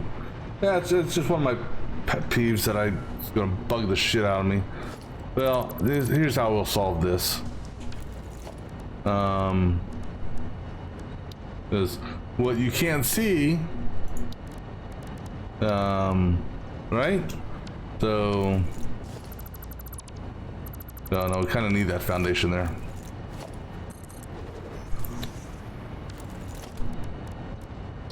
All right.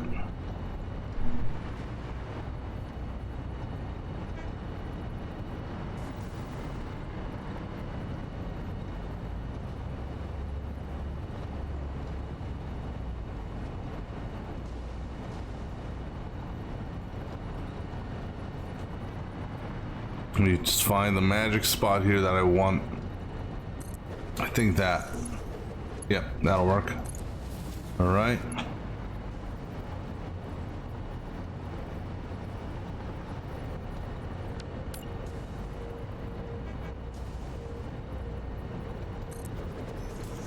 All right. So instead of doing a double stack storage, we'll just do it this way.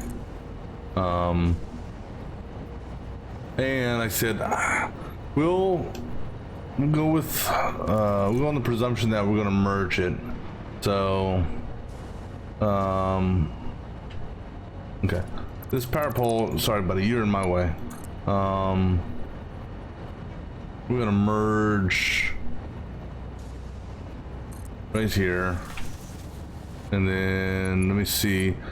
You are going to come out on the seam. All right, so now we're gonna merge right here and there. Oops, don't need all that. All right, so you'll connect to that, you'll connect to that, you'll do it that way against my better judgment. All right, here comes our battery. Second battery load. So pretty much as far as the battery's concerned, 1, 2, 3, 4, 5, 6, 7, 8, 9. He's gonna drop off and he'll do one more trip, and then he's gonna sit here and chill because what you call it? He won't fly. Well, he won't be able to drop everything off. All right, then what we're going to do, I'm going to put a roof right here, or foundation.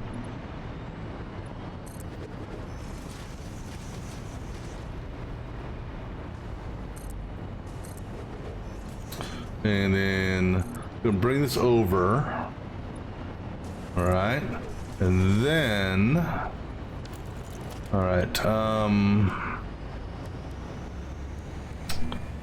and we actually may do a roof. I don't know, because I'm looking for, wait, an inclined, well, it still doesn't do an inclined wall.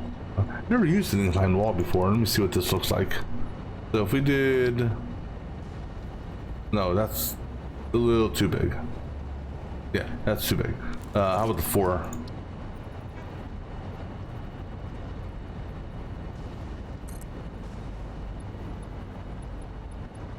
I mean,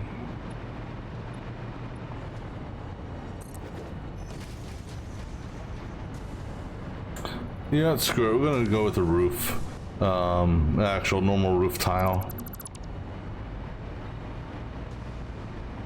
It's, I believe,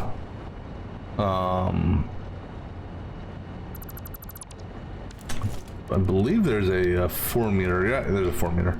All right, so we're going to do a flat roof from here.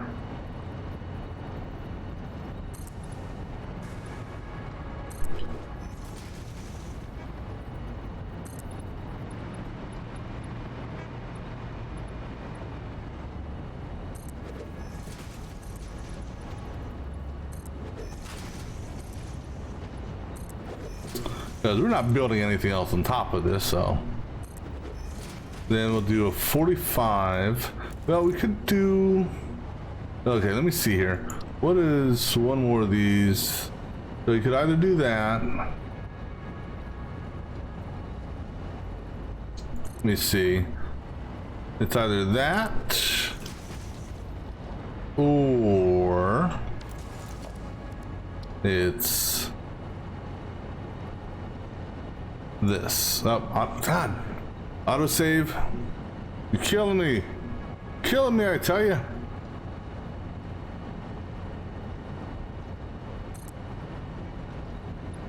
So it's either,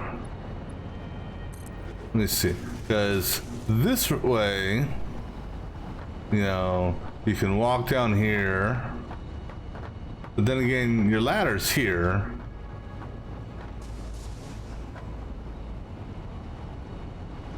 So I'm just trying to figure out which one I want to do.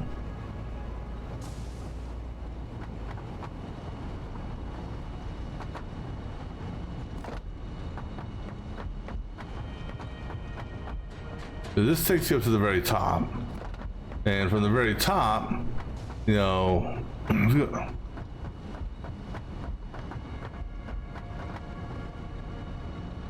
the problem with this, problem with using the ladder is on the 45.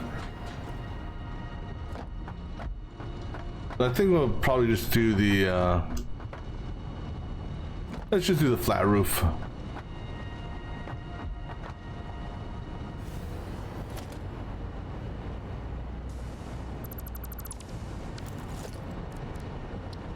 All right, here.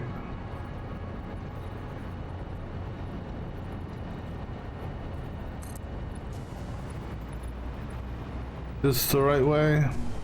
I can't. No, it's not the right way. Can't tell the can't. Yeah, that way there. All right. All right. So then.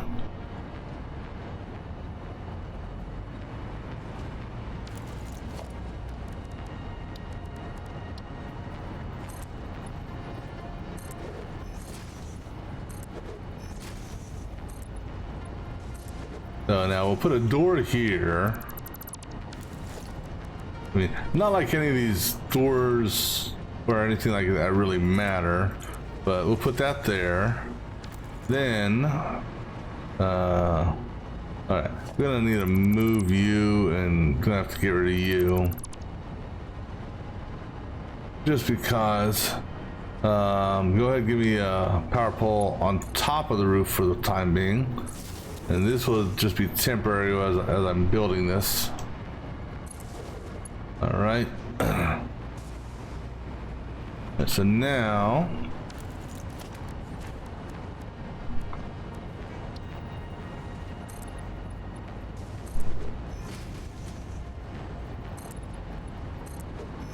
and then over here, oh shit, oh that was close. I don't want to block that entire thing, so we're gonna do a 45 right there, just so you know. And then, can I do a railing on the outside of this? I don't think I can. No. That's okay. Then we'll go ahead and put a wall, finish walling this in.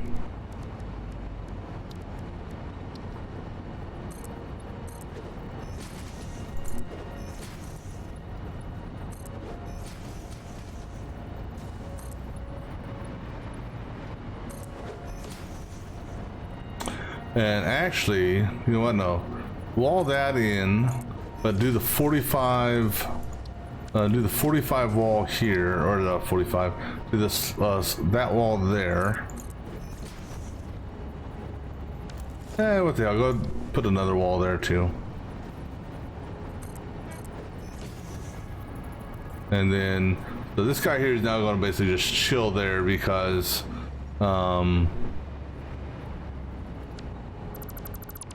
he can't do a full unload. So he'll be there for some time. Alright. So then, just because I actually kind of liked how it looked, I'm going to put this wall here on the bottom of the foundation.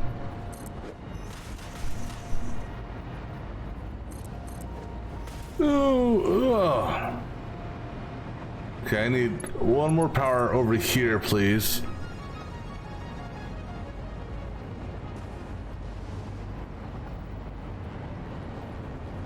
Okay, that's fine. Just enough so I can come over here and put this rest of this wall on it.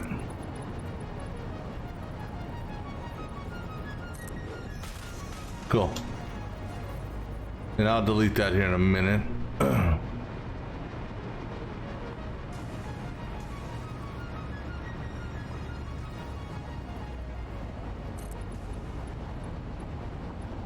Cool. All right, so that is our drone port for the rubber. Let me go ahead and clear this thing out. So we got, we have enough for, you know, for 2 drones. If we want to do 2 drones, we're going to do just this drone for now. I will build both drones though, but only this guy here will be activated. Kung's rubber 1. And then I'll call this guy cooling system spare, because who knows, we can send them elsewhere to get something, and then we can do a smart splitter or something crazy like that. All right, this guy here, we're gonna go have him go get some rubber. So if I can find it. So go to rubber 1A. All right, so he's gonna go to rubber and he's gonna fill in the I got 48 bins down here. Oh, you know, it probably would help if I actually connected this, because if I want to go down in here and look. So he's gonna fly in here and knock that out or fill that in. It'd almost be, I wonder. I don't have any silicon on me, do I? I don't think I do.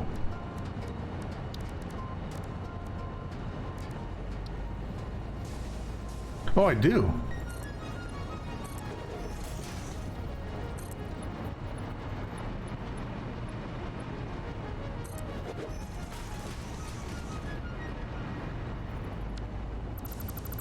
There.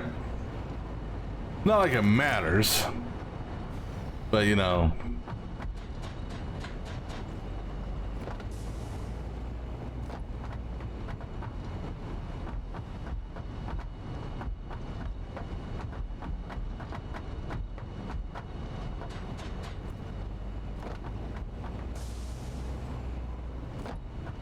All right, anyhow, so he's gonna go fly and fill this up with 48 rubber stacks. The rubber is gonna come out because we did the split loop back setup over here, right? Yeah, so everything's set up over here. And I already got the main feed coming over. So yeah, so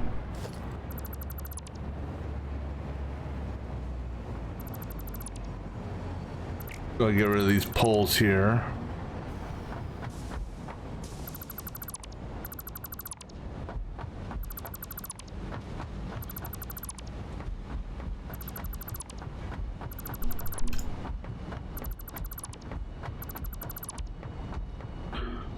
Let's go over here, clear these poles out if I haven't already done so. Alright, so the rubber, we're not, I don't know if we set up a loop back or not on the other side. I think we were just going to do straight saturation. I don't recall. We may have. Let's see. No, I set up a loop back. That's fine. Alright, so our rubber is going to come in this guy here. And we're going to go down beneath this. Run it on. We're going to run it right through that thing there. Once I find out what line we're on here. We're on center seam, okay. So we'll take it to about there for the moment. All right, so we're gonna run it literally right through that because that foundation there is just temporary. So let me see.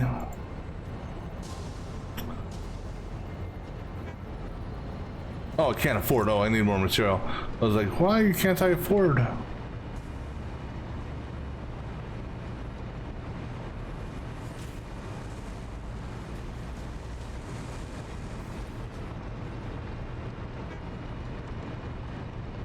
And then I need to send that guy out to another station.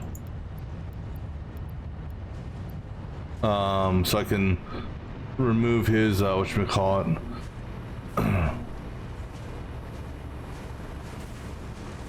So we'll send him because we're going to use, we said spare 5 is what will become the let's take a peek in here. We should see. Are you not back yet? Oh, he just arrived. All right, so that's gonna give us the drone goes in 9 at a time.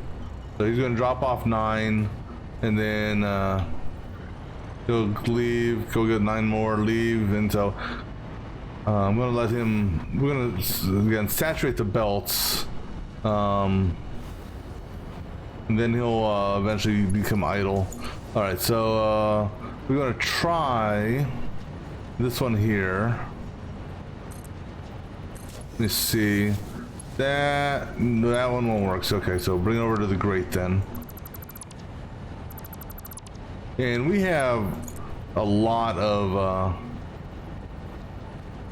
well, there's a lot of rubber over at the rubber manufacturing. So so we're on great. And we're only using 144 or so, so we're still good on our production limit.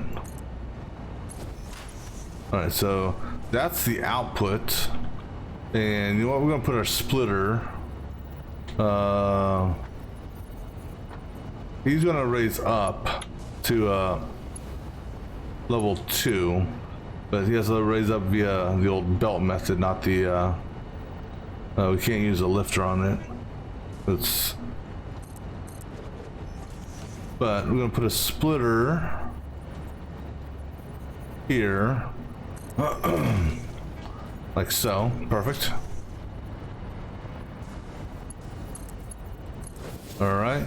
Now what we're gonna do here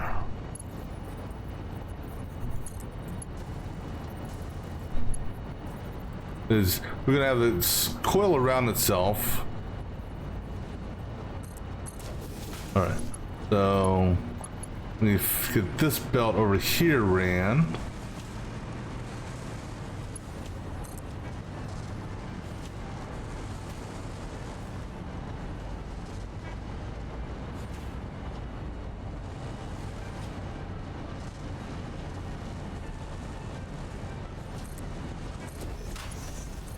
This should be okay, right? Perfect. Perfect. All right, so good on that. That was actually one of the easier ones. All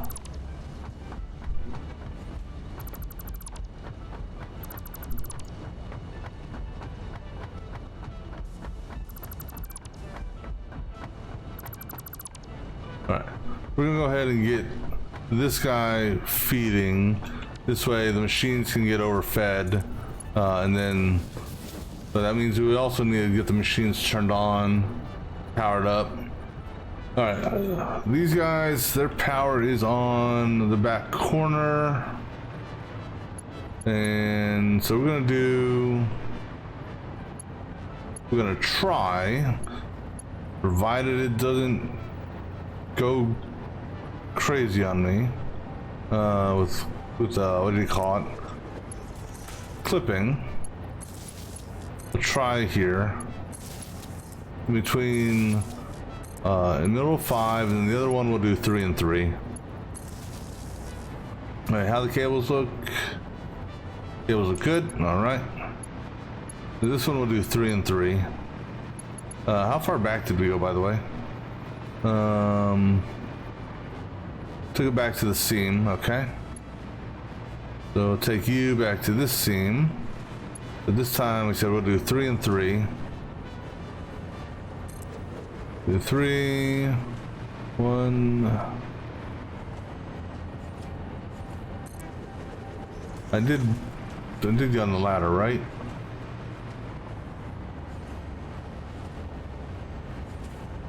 Okay, that'll work. That's fine.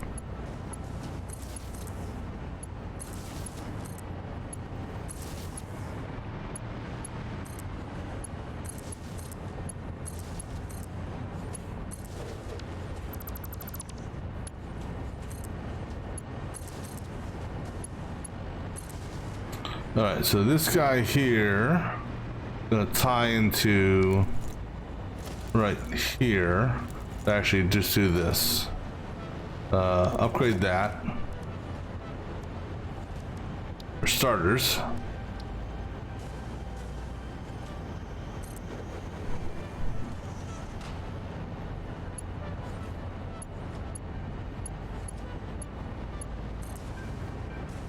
I said run this seam here.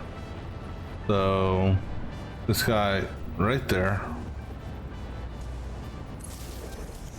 Tie you to you.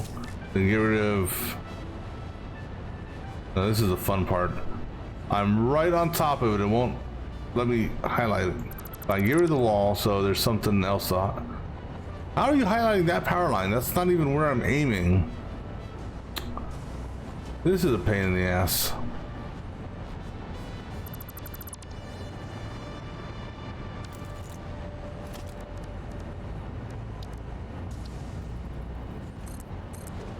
All right, you are on that seam right there. All right. Oh, I guess I didn't connect you yet. All right. So that is online now. So we can get rid of this guy here, that guy there.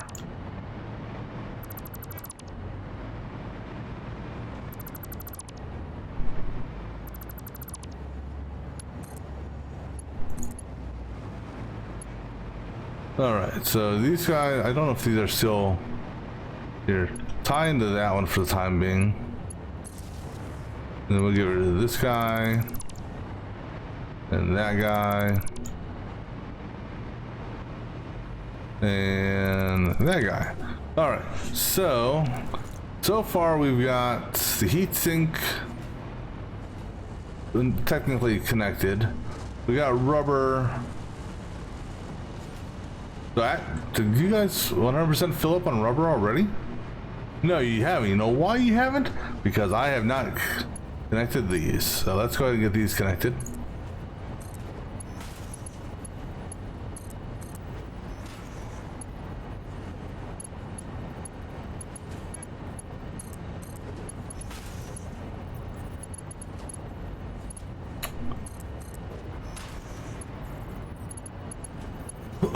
Excuse me.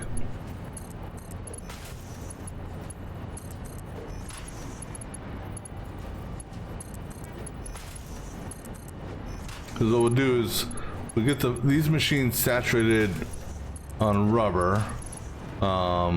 This way the drone can idle out.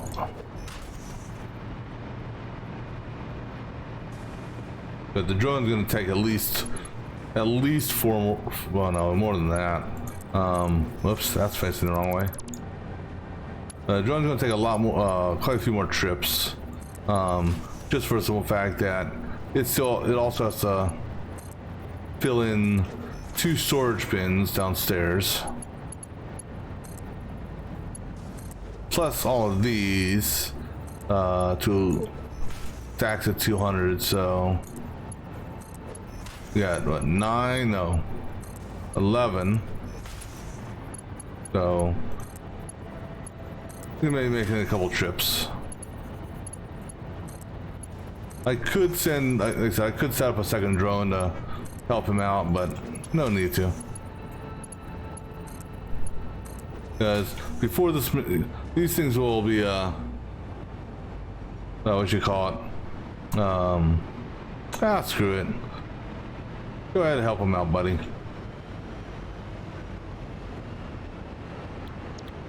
Go to... not run.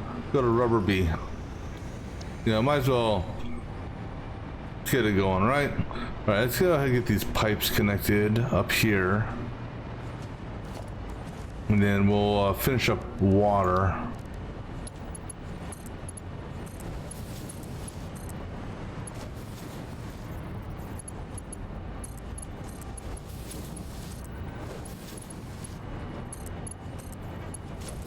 Because water is going to be the easier of the 2 liquids to or the 2 pipe sets to get going.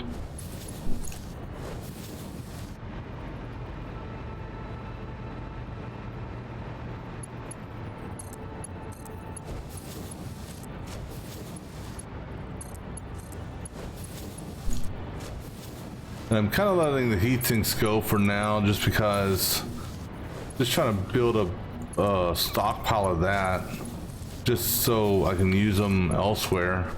Let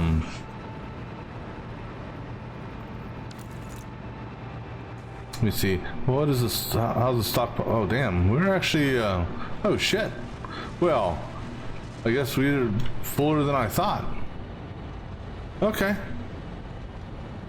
So we got 1, 2, 3, 4, 5 full and almost on that one. So I guess we could probably we can probably start sending this over to fill up the belts. And I have everything connected here. Yeah, so we'll go ahead and let the heat sink start to build up on those belts. Yeah, I didn't realize how quickly that thing filled up.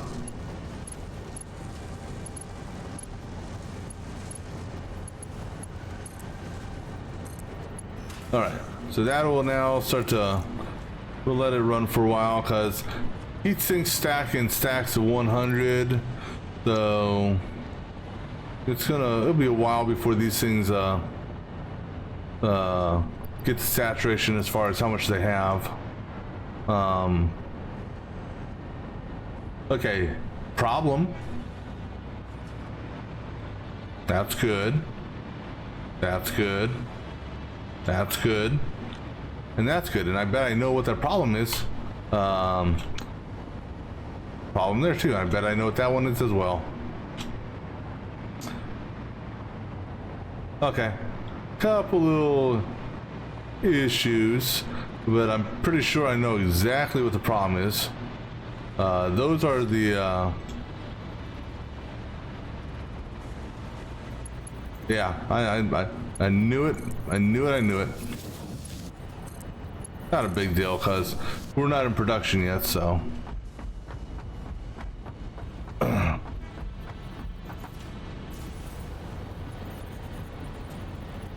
Hold on. There are two. Hold on.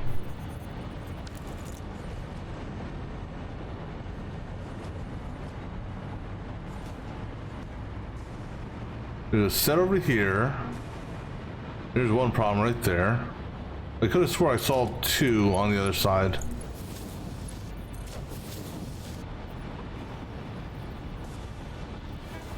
Oh, it's so congested down here.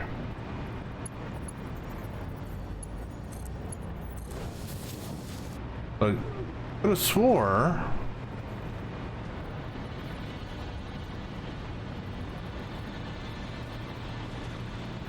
Alright, I'm now just losing my mind. Let's go back upstairs and check to make sure.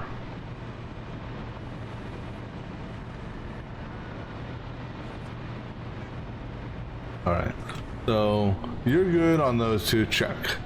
You are now good on those two, check. Good. Good. Good. Good. Good. And man, that thing built up its 200 rubber awful quickly. Alright, cool. Alright, so what we should be seeing now is we should see the storage bins filling up. Oops.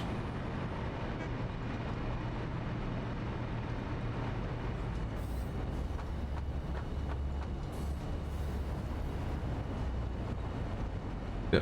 So, and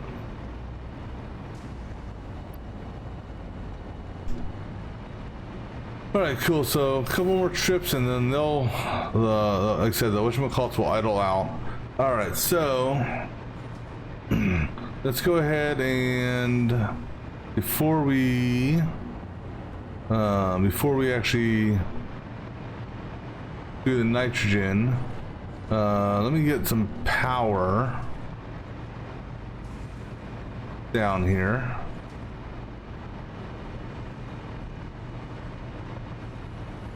So which side do I want to take power on? Doesn't really matter. Well, I think it'd be easier if I pulled power in the middle. Alright, so we did pump there. And where's your power at? Your power is there, okay.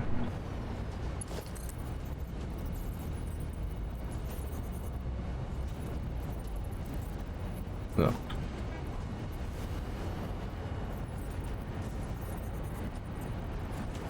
I'm just trying to get on the ground is what I'm trying to do. All right.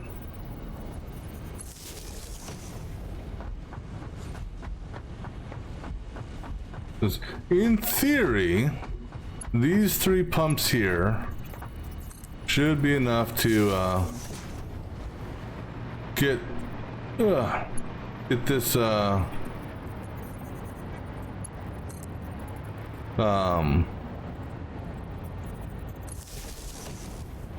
what you call it? But I may need some pumps. Well, the nitrogen, I think 50 on the ground will take care of nitrogen. So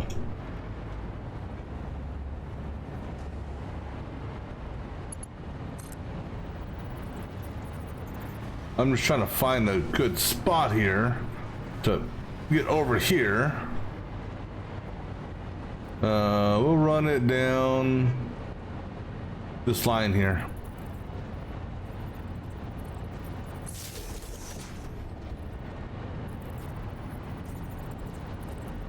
Like over and under.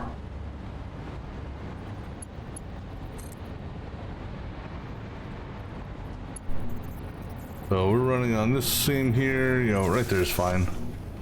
It doesn't have to be exact. Not for this. Oops. Where'd it go? Oh, there it is. But at least be on the seam.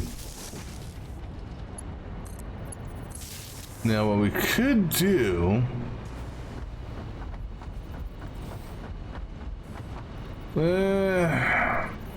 Oh, Jesus. Oh, my shit got goofy again. I don't know why it does that. Oh, that's hilarious. I don't know why it goes. There it goes. Oh, that's hilarious. All right. Anyhow, all right. Well, I'm gonna take a quick break here. I gotta take care of something, so I'll be right back in a few moments.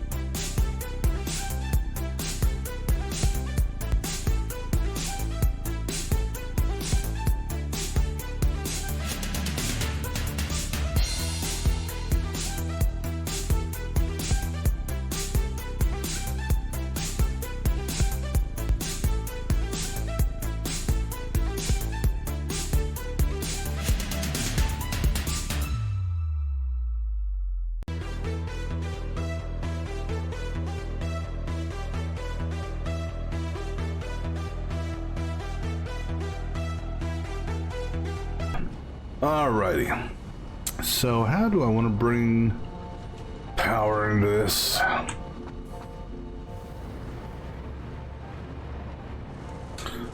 Actually, here's how we do it. I'm gonna put a wall right here. And I'm gonna tap off of that. Come this way. Have this come down. Actually, I need more wall. Alright. If this guy come down to here, we'll do a double outlet. I'll just do double outlet there. He comes down to here, like so. Then this guy here will come over this way. I suppose I could have gone the other way too. Oh well. And what seam are we running? We're running on this seam right here. Alright, and now here. There you go. Alright, so the pumps are, these pumps are powered. Alright, so now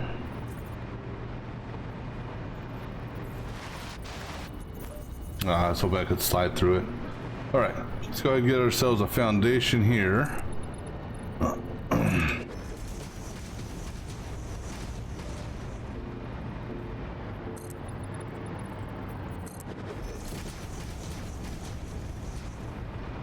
Alright, cool. So then, we need a wall. Please don't let me fall. Also, what line are we running? Because I'll need to know that. We were running just off center, okay.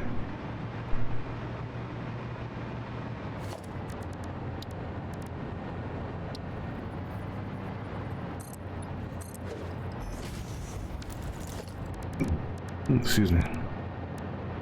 So go ahead and do that. And I believe it has to be shit. Which is off center. Damn it. Okay, you know what? Bring the pipe over. So I can see, so I know for a fact.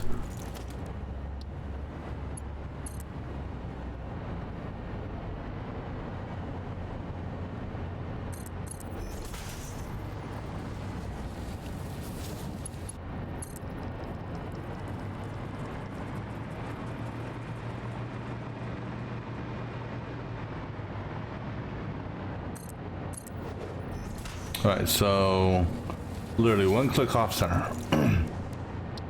That's center, one click off.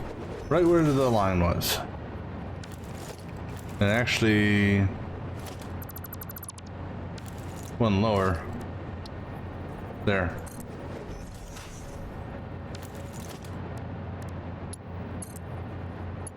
Alright, so now oh, pardon me. We're gonna run this guy, put another wall going that way.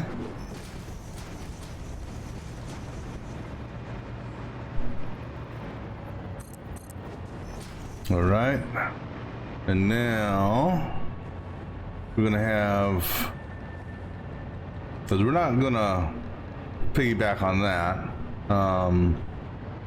We're essentially going to. What are you, by the way? You are... Can I upgrade you to this? If I get some rubber? Nah, we don't need rubber. We'll do another power pole here. Screw it. Put you on that one, just like that.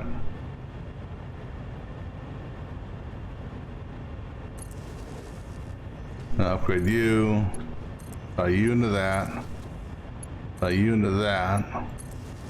Then we'll just have you shoot all the way back to that. How about that? Alright. Those things will start filling up their buffer. And I can now float over here. Alright, so now I need a foundation coming over here just so I could get this guy here. And then a foundation coming this way.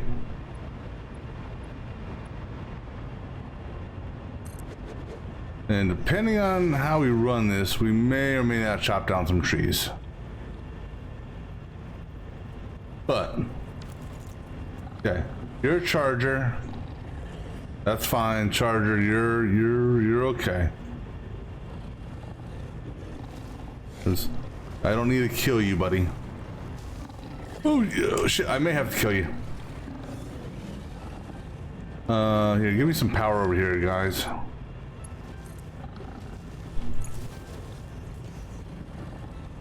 All right, so.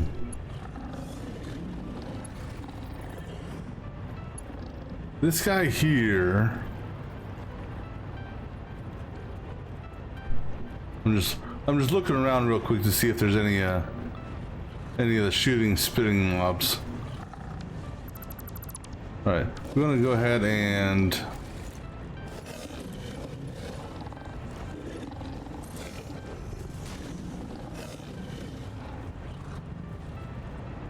there's a rock there, so I gotta.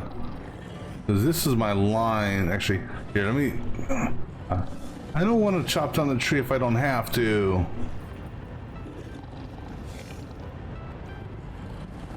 All right, let's see here.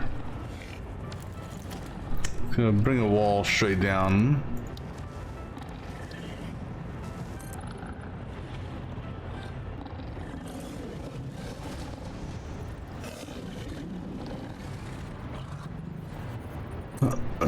All right, so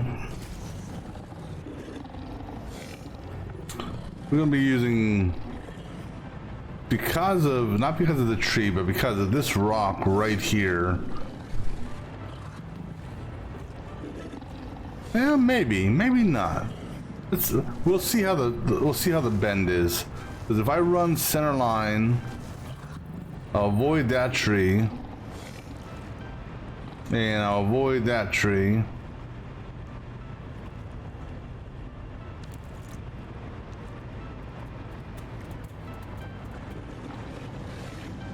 Are you smart enough to get back up this way?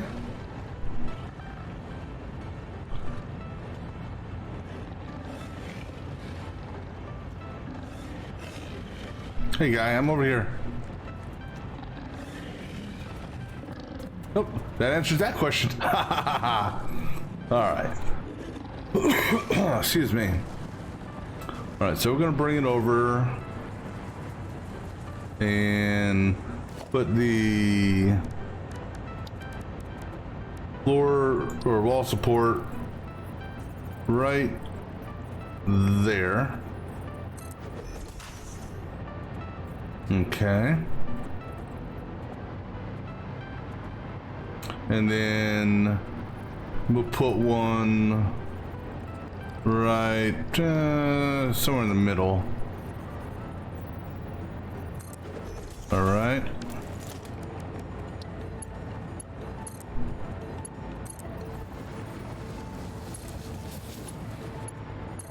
Okay. Now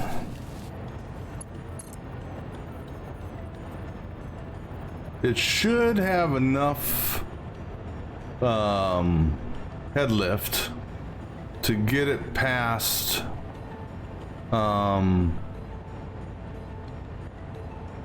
me see how this is. I'm just trying to find the straight angle here. I think that, you know, we'll go up one just because of the rock. But it should have enough head lift, I think. We'll find out. To get up, that little slope there. Make sure you're not clipping the tree, right? Nope. Good.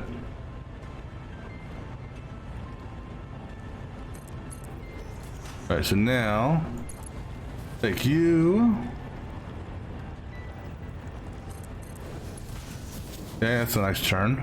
All right, before I tie that in, and before I tie these in, let me get this valve or pump going.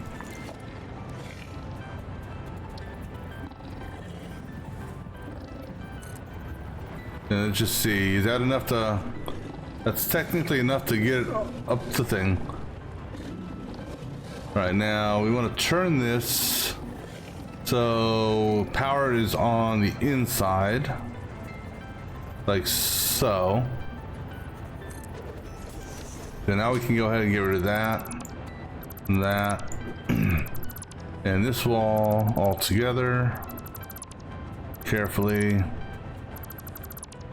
All right, we can go ahead and get rid of the foundation. And oh, you know what? I forgot to get rid of these.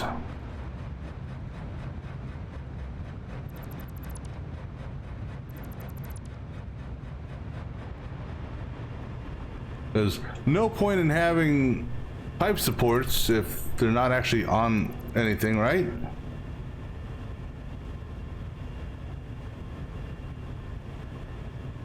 All right, so these.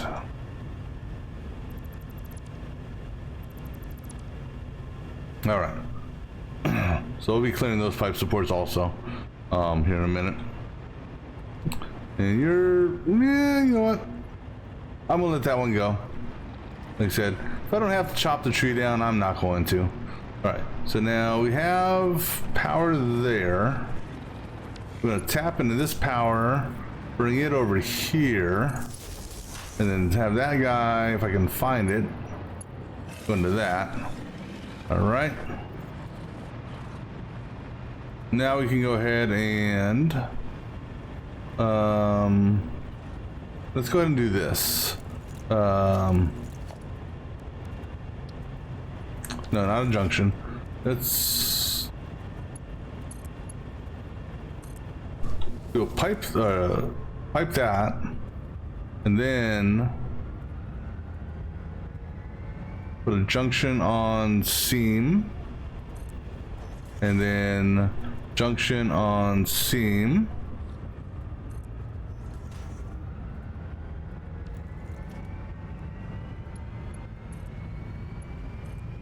Connect that. Connect that. Get rid of that support. Get rid of that support.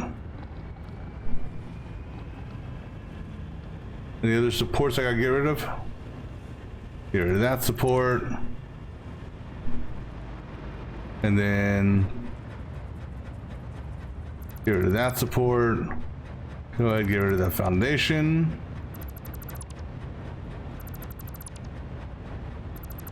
We'll get rid of the power pole after I go back up top.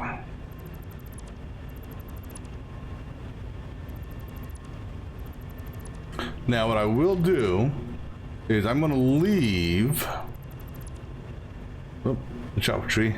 I'm going to leave one support block out here, or one foundation out here. This way I can use that to build out other foundations later on. All right, so once I get up here, I'll go ahead and get rid of that whatchamacallit, but let me go down and take a look at this thing here. So 46.4 head lift, which is pretty much the same head lift that the other one had, so that's good.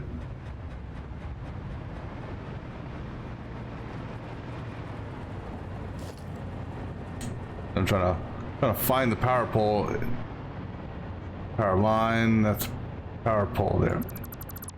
All right, so let's go ahead and follow this guy. Excuse me. Back this way. So,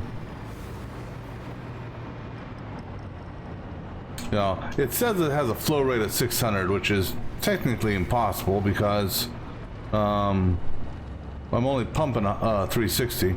But the key here is, are you filled up with water? No, you're not. Why not? Did I not connect the pipes down here?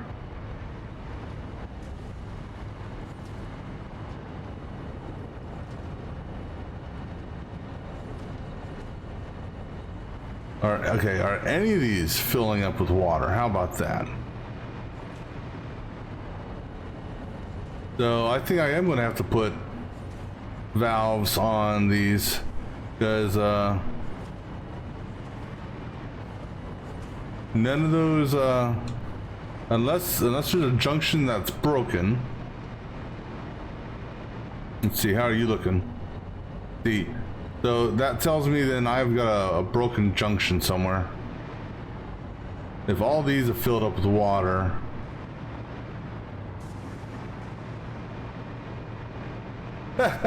well, gotta find the problem first, and the problem is probably, let's see, this is the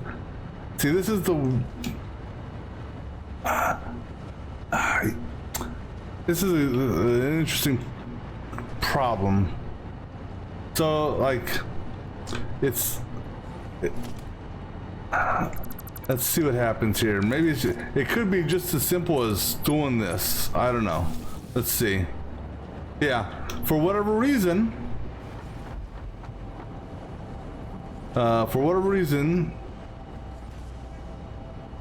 well, let me go back upstairs and see if that actually fixed it. All right, so that's got water now. So yeah, I'm gonna have to redo, for no reason whatsoever. I gotta redo these pipes. Don't know why. I mean, it's not that big a deal. It's just a matter of you know, it's just one little segment, so that's not that big of a deal. But it's still a question of why, because the other side is fine. So I don't know. Sometimes the game can be quirky and buggy like that.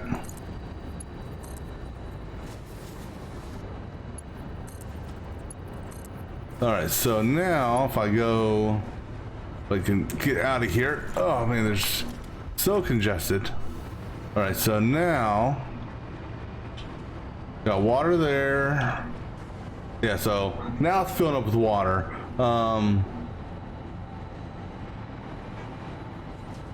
Why it wasn't filling up with water before? No idea. Actually, you know what? Well, I don't know.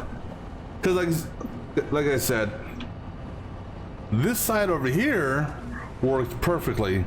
No issues whatsoever. I didn't have to do anything. But I don't know. It's just, you know, one of those little quirks.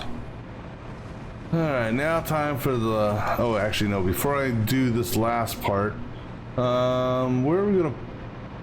So... How many pipes do I have on me? 2, 3, 1, 2.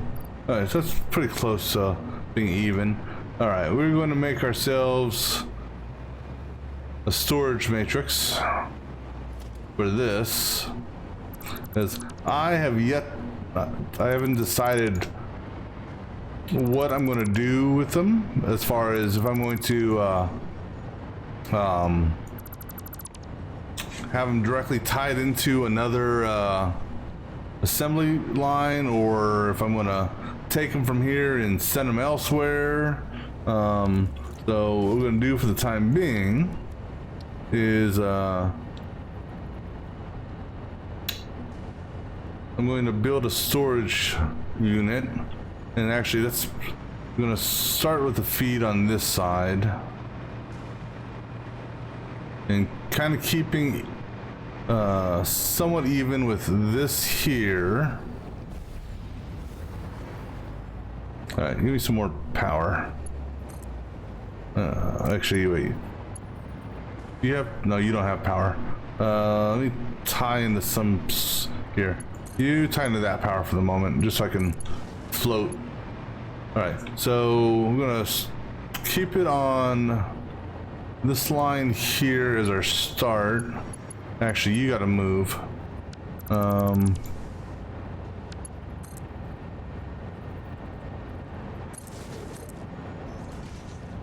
And then I'm gonna set it up center seam on this. Just gonna give me some floating power over here. All right. I mean, this is gonna be an overkill of storage, but well, no comment on that. All right, so center seam on this here, and we'll start it on this seam. So that seam and that seam.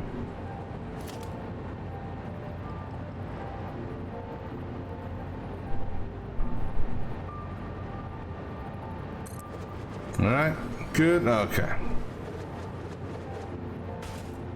So, because these cooling systems are needed for multiple things, so I'm just gonna let them build up. And then once I decide what to do, I will grab and go.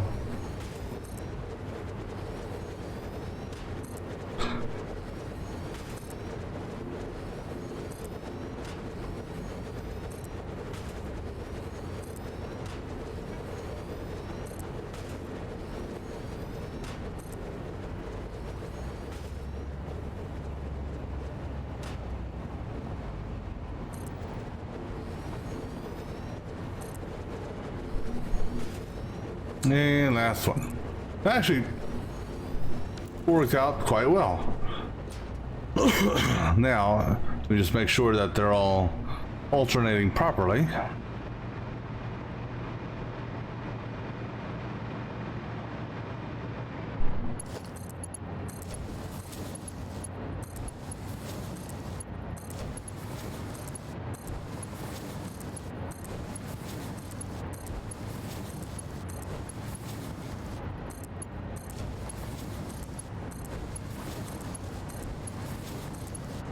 All right, looks good on that then. All right, so now after we finish tying these in, we got to do our inline mergers for the output of this.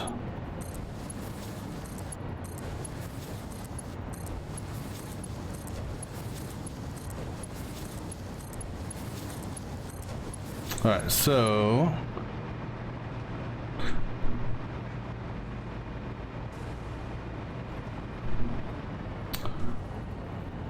and what we'll do for this, since there's no clean middle between the two, we'll just like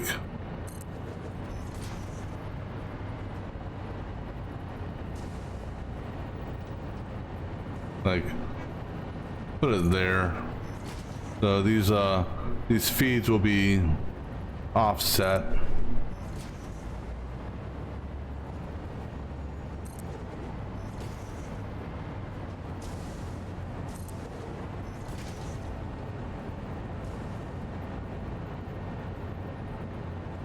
Gonna start testing tractor?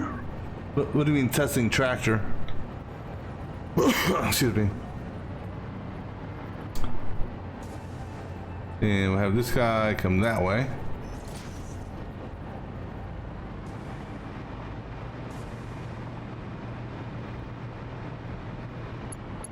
All right, then he. Oh, those. Yeah, that's a fun little beast to mess with.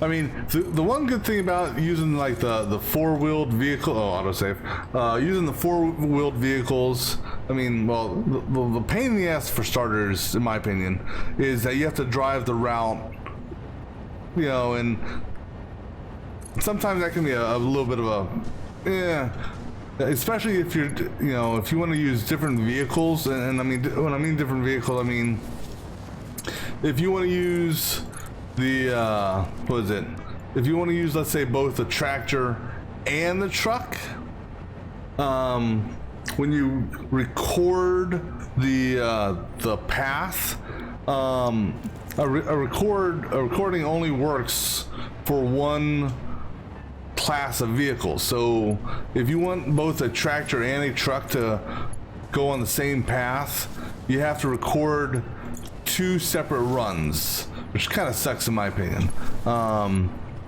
But on the good note is, if a vehicle that's on autopilot runs into a problem, the AI will kind of teleport it to get it back on track, which is kind of nice. I think I should have got one more, because I had an issue with my little wheeled vehicle system. And actually, let me see here. Oh, excuse me.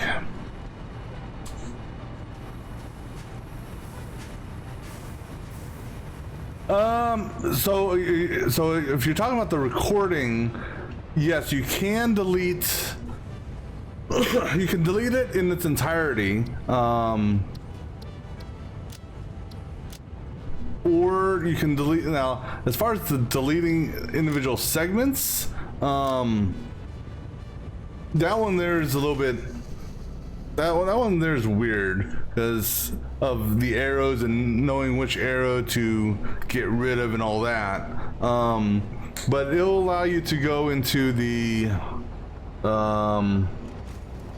recording menu to delete. Well, because now here's the thing: is when you record something, in order for it to be usable, you have to save it. So if you're not happy with it, you just simply don't save it, and you'll be good to go. Now, if you do save it and then you want to delete it later on, you can simply go in and delete the recording in its entirety. You can also, I don't know if it will. I'm not sure how it works with respect to deleting individual points as you're driving, or after you've driven the path. If you delete like one spot here and a spot there, I don't know if it like auto saves that or auto updates, or if it I think it does auto update on that.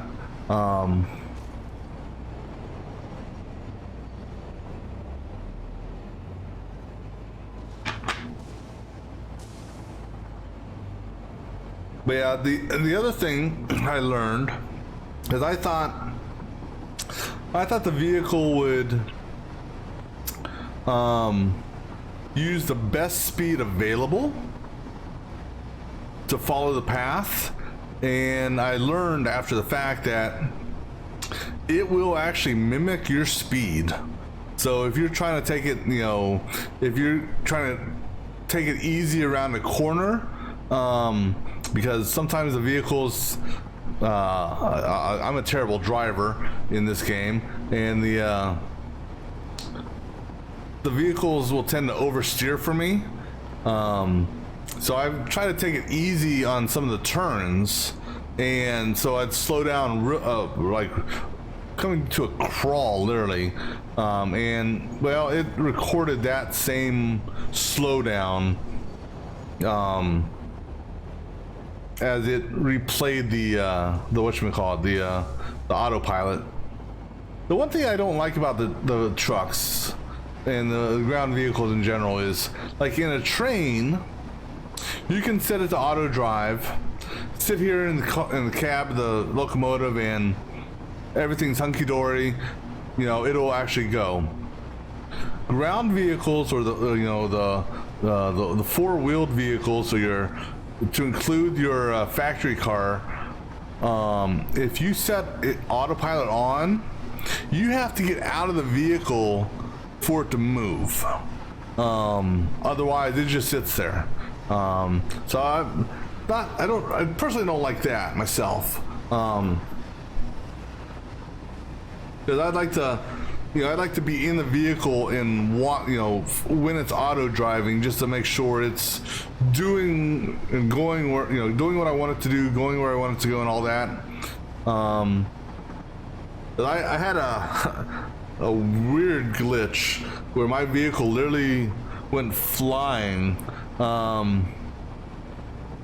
because I decided, since I couldn't be in the cab of the truck, I decided to be on, there's like a little, I don't know what you would call it, little there's a ladder and like a little platform on the truck, and so I decided, hey, I'm going to stand on that and go for a ride and let it do autopilot that way.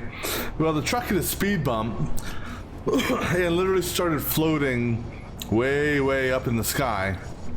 Oops.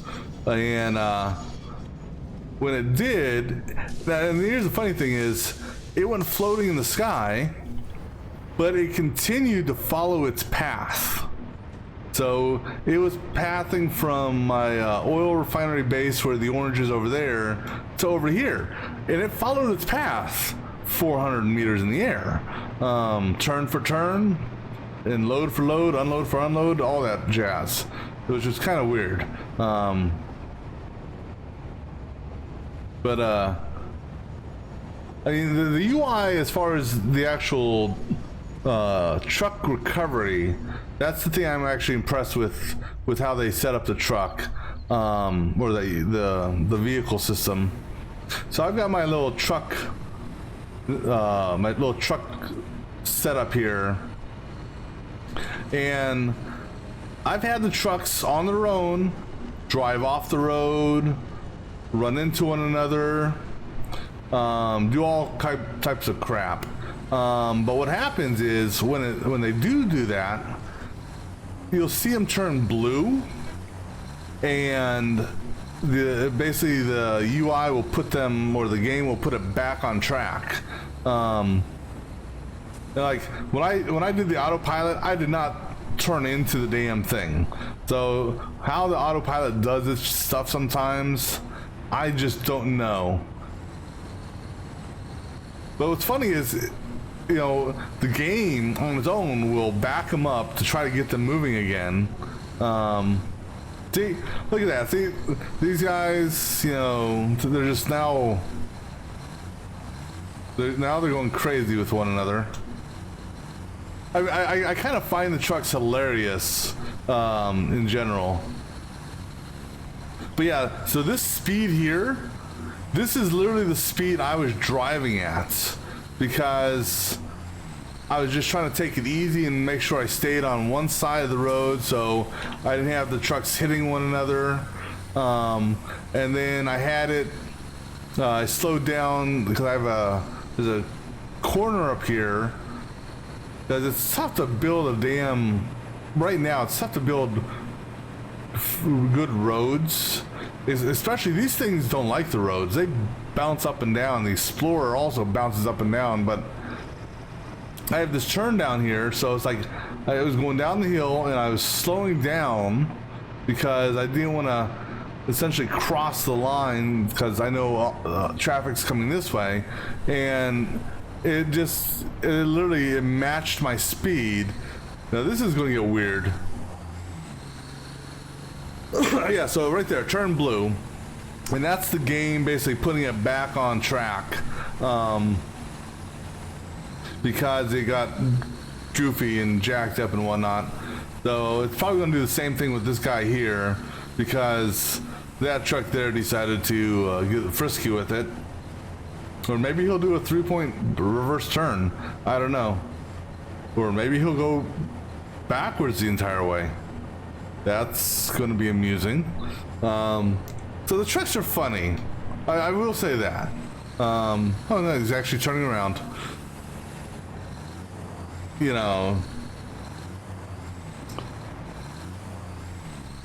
Just I would like it better with the trucks. Like I said, if I could get if it was easier to make a clean road, because straightaways are easy, but when you're dealing with like the 45-degree bends, there's no real clean way of doing that. You know, so you got a lot of multiple overlapping tiles and all that. But all in all, the trucks, they've been good. Now what's funny is, and I haven't looked at this for a while, is, yeah, I mean, can you see anything wrong with this? You know, I'll let you take a look just for a second here.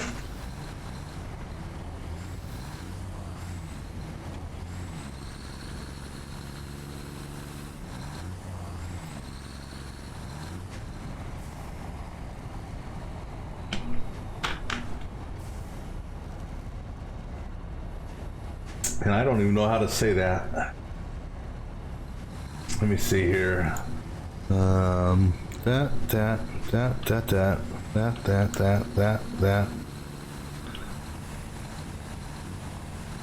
All right, so if I can go backwards.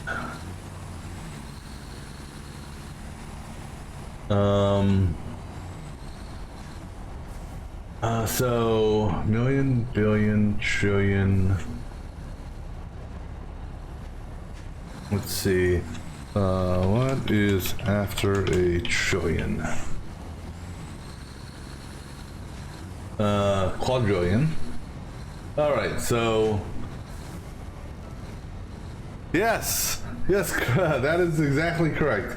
So apparently my outgoing rate, according to this, is 9 sextillion, 223 quadrillion, 372 trillion, 36 billion, 854 million, 775,808. Yeah, that seems a little bit off. So, now granted, that's just, I mean, that has nothing to do with anything. I don't know.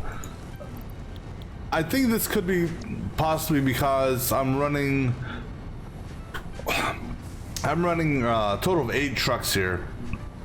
4 are coming to this one, 4 are going to this one, and it could be just because of how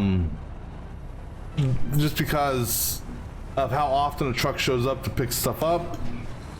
I don't know, quite honestly. I mean, like I said, it has nothing. No, there's no. It doesn't hurt nothing. You know, it's not a game breaker. At least not that I'm aware of. Because that's for the outgoing rate. The incoming rate, I believe, is actually correct, or relatively close to being correct. But you know, I've never tried the autopilot on the ground. So like, you know, driving across the country with it, I've never tried that before. I presume, you know, it'd still basically be the same. You know, the AI would react the same as if it was on a road. Yeah, and because to me, now the benefit of the truck. Well, so the tractor and the truck, the only difference really between the tractor and the truck is storage capability, because these are the trucks. And they have a storage of 48 versus the tractor, which is 25, which is, you know, and I believe, I've never actually tested them out side by side, but I believe that they run at the same speed. Now I will say this, the truck, when I stand next to the truck, you know, I'm up to its wheels on it. The tractor is, I kid you not, is teeny compared to that. I mean, you know, it's cute, but it's so teeny in size. And then of course, if you get the, you know, you put the, what do you call it next to it? The, oh, and that's the item you got to throw out. But you put the factory car out next to this. The factory car is like the the size of the tire. But no, trucks are good. He said they're a little quirky at times, but you know. Now it also, so what type of fuel are you doing, like the biofuel on those, or what type of fuel, or are you doing liquid fuel?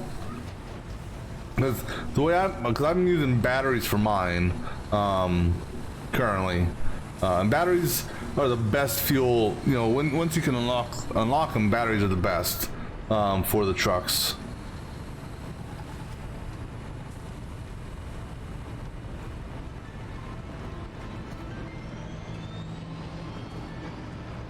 But now I've never tried, you know, so I've only got the trucks going a relatively short distance. I think from that there to over here where it drops off is roughly 1 kilometer in game.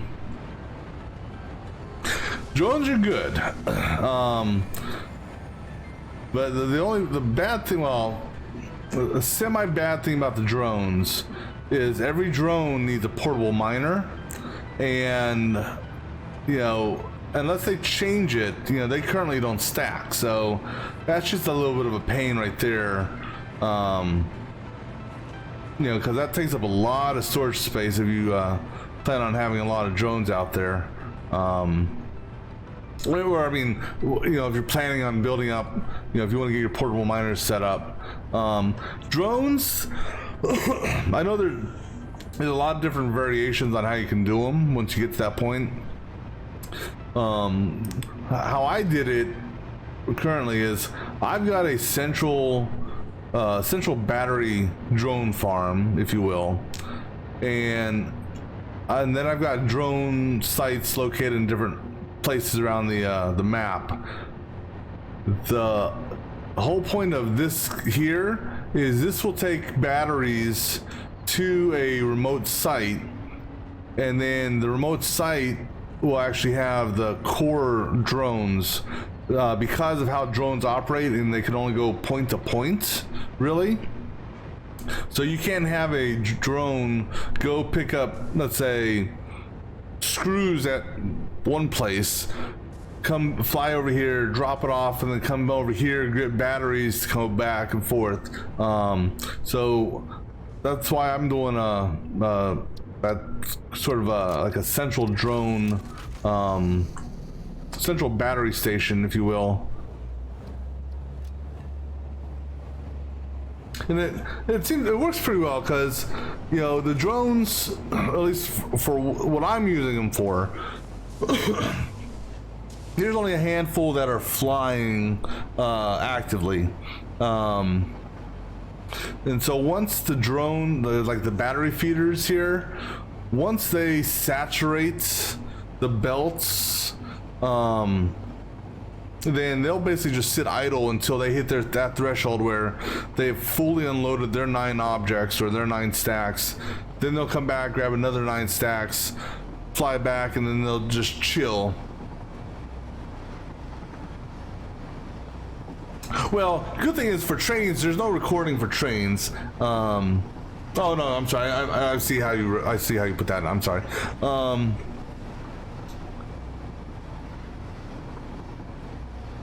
But trains are by far, I think, well, depending on distance. So if you're going to just go a short distance, trains may not be the best option. I mean, you know, but definitely trains are great for long haul because they're definitely faster than a ground vehicle. Because I mean, like right here, you know, 116 kilometers versus the trucks and tractors, which maybe get in the 50s or 60s, if that.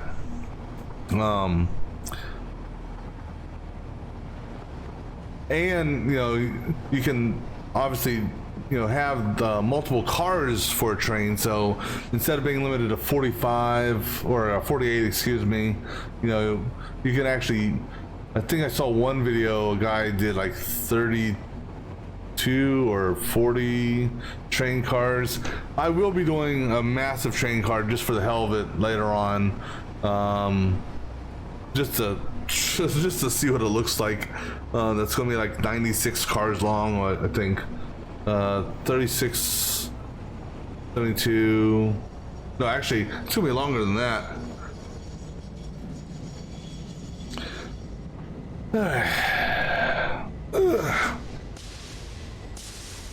Oh, who am I waiting on? Oh, I see him.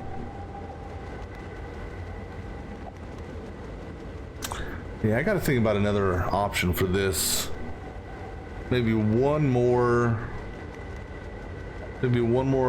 slip track.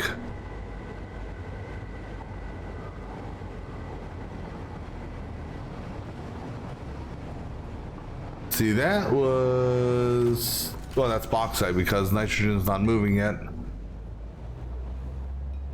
Oh, and the bauxite, yeah, we're not tapping off the middle bauxite. That's right.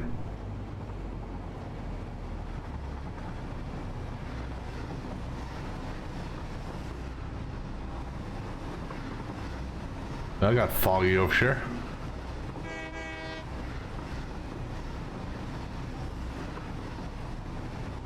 Wow, I've never seen it actually get foggy like that before.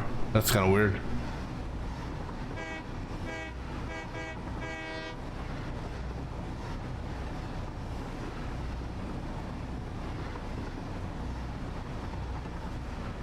Oh, the bird landed on the train again. I don't know what it is. The birds. Actually, is there a bird back there too? No, but that bird's. I keep on getting birds going for rides on my train. I just noticed his beak. He's got like a. It's not just a two-part beak. It's like a three-part beak.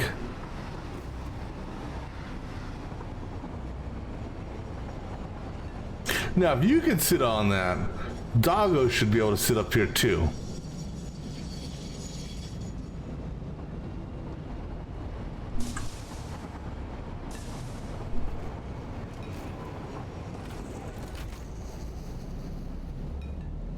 Because that's what they need. They need a train car that, you know,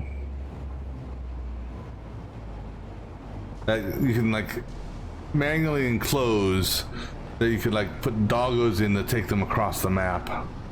All right, Birdie. I hope this is where you were hoping to go, because this is where the train's stopping.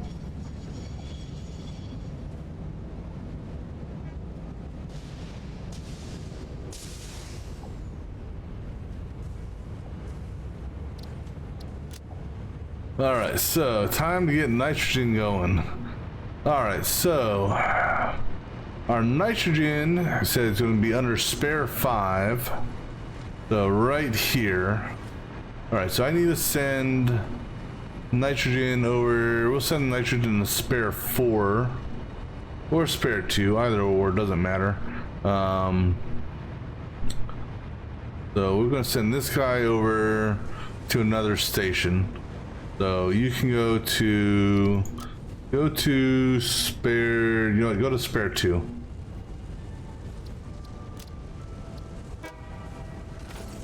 All right, because once you get out of here, I can go ahead and demolish this track.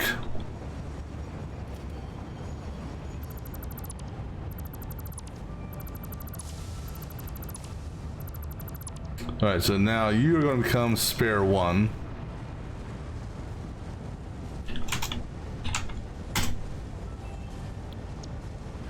And go ahead and give us,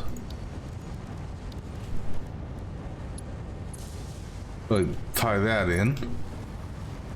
And then we're gonna go over here to spare 5.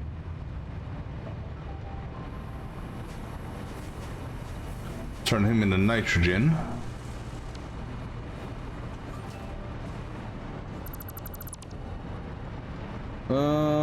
And actually, fluid tanks are all going on the same side, so. Yep. 1, 2, 3. I think we need to get rid of some more, don't we? Yeah.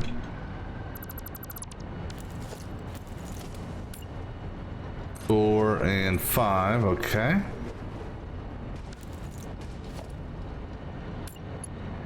Yeah, I like that middle mouse button trick. Wish I would have known about that before. Alright, so now this is going to become CS nitrogen.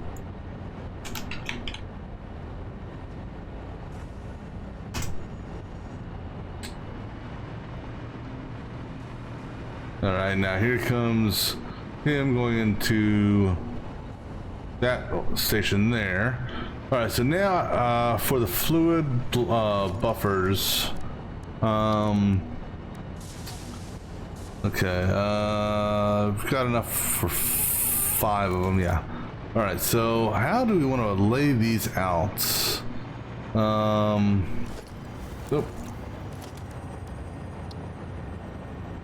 Just because, well, I mean, they can technically, okay, I want to see here. Yeah, it'll technically fit, okay. So now it's just a matter of, because these are only going to be outputs.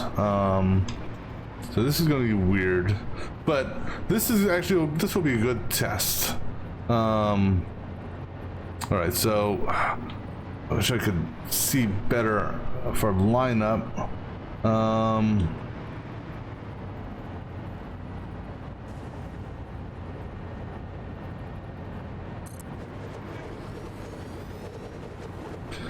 See, I'm just not a fan of that, because that's too close to that.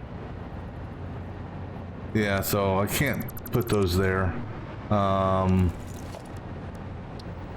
if I turn it this way, problem is my train over here, because if I expand and I put a train station there, so that means these have to go down here.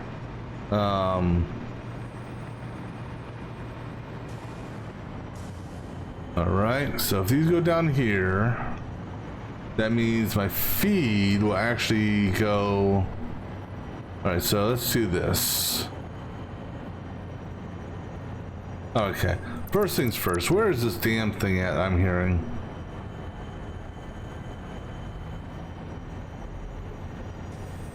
Anything around that's gonna bother me? Because I'm sorry. It's just gonna drive me batty. Picking up multiple fix-it personnel in the area. Proceed with harvest before it's too late. Ah, much better. Alright. So now, if I put you on the seam, let's say,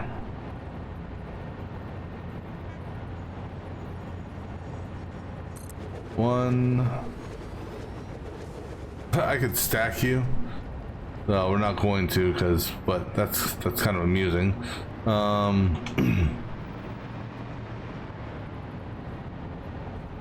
2, 3, 4. Oh, that's pushing it, but that's technically it's within the within what I'm trying to do here. All right, so that means now my nitrogen pipes are gonna feed up this way.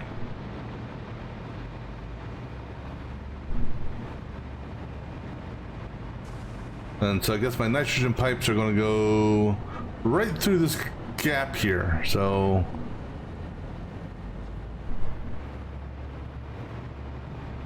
All right, so let's go ahead and get our foundation built so we can figure out where these are gonna come up at. And this will also be a good test because based on what I've observed, we shouldn't need any pumps for this. I took the pumps off the other set, so.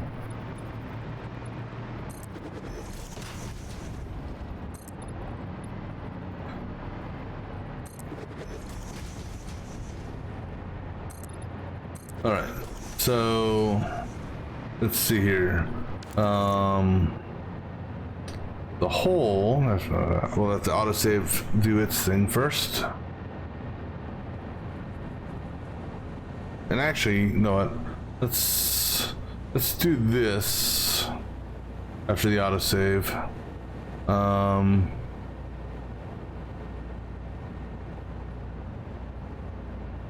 on. Let's get these hooked up real quick. So we're gonna basically go closest to closest and then kind of like, I don't know, go out from there. So this guy here is gonna go into this one. And then this guy here is gonna come out. And then, so you're on that line, so we're gonna literally have you run right beside it. And then you'll turn on this line here. All right. And then number 3, we go center line.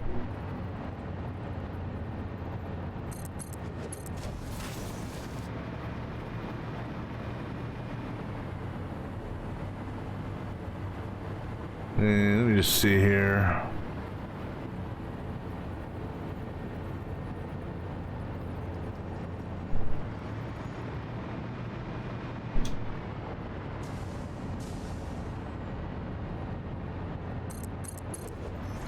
All right, this guy here, and he's on that line there. All right. Now you're gonna run on that line, not that center 1, 2.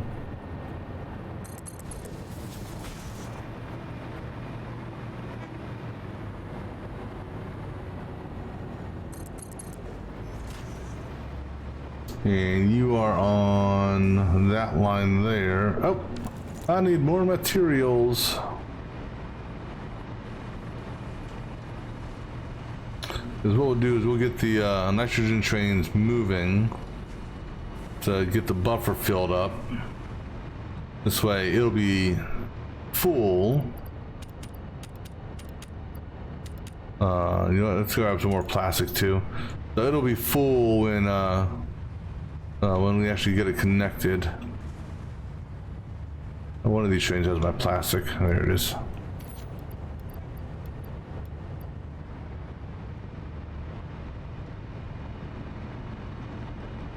Then I still got to figure out how I'm going to run this and how I'm going to split this up to its respective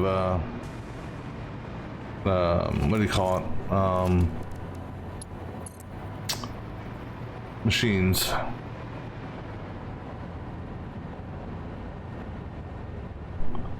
Now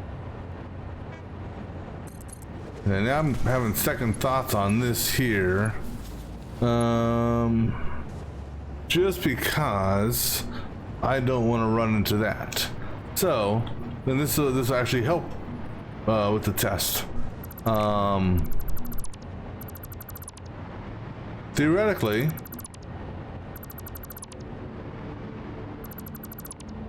these don't require any sort of special, what do you call them? You know, they don't need pumps because they're gas. So I guess, you know, gas is. So what we're going to do, we're going to stack them.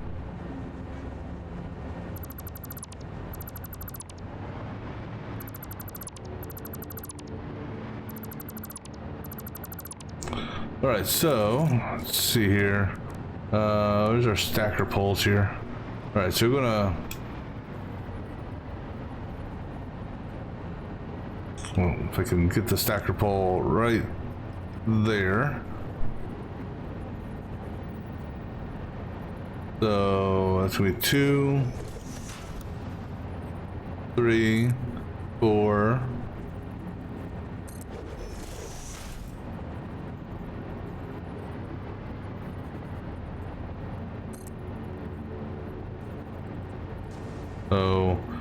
So that's 2, 3, 4, because each one is going to go up gradually, just because.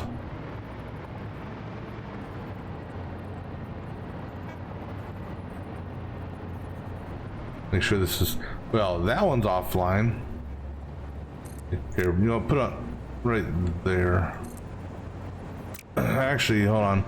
I gotta figure out the turn radius before we do this on the first one.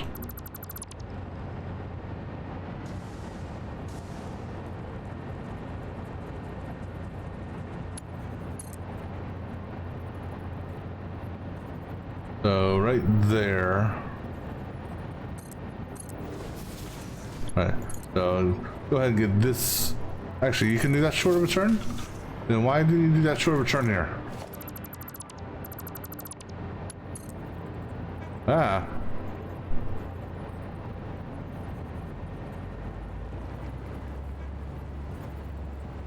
Are you guys are on the same scene, are you not? Yes. So that makes no sense. They're literally on the same scene. Well, actually, I know what it is. The issue is the snap placement of the pole. So let's do this then. Because that's running that. So 1, 2. Yes, that makes no sense whatsoever.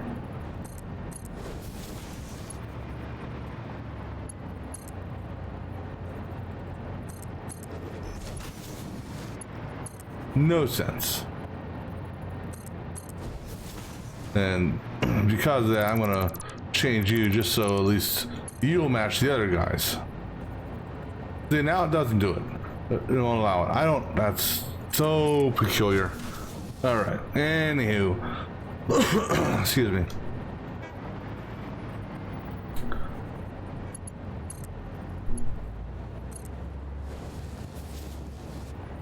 All right. So what we're gonna do here, similar to what I did for the what do you call it? 2, 3, 4. Similar to what I did for the our Sink City super conveyor belt of death. Oops. Or not of death, of hell. Pretty much we're gonna step these up. All right, cool. Then once they get stepped up, then we're gonna step them back down.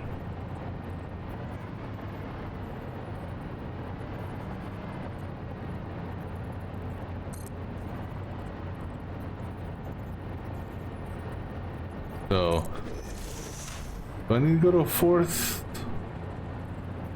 Yeah, so we do a fourth here. And then, let's see.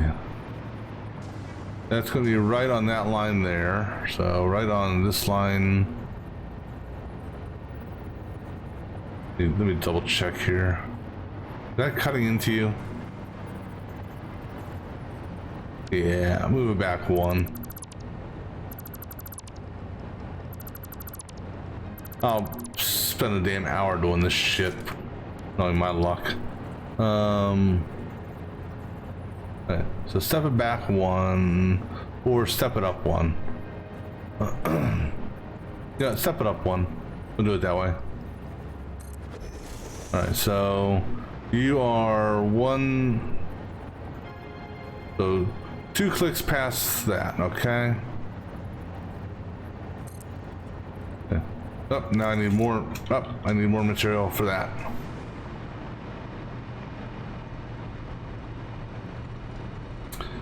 Where did I put those iron rods?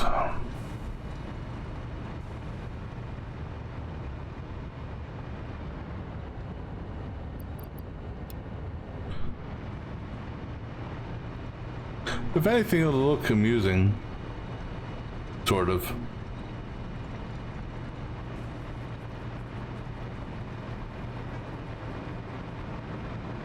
All right, so let's see. We were right here.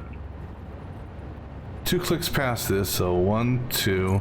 and this goes to 3, and then there plus 2 to 2, there plus 2 right there. All right.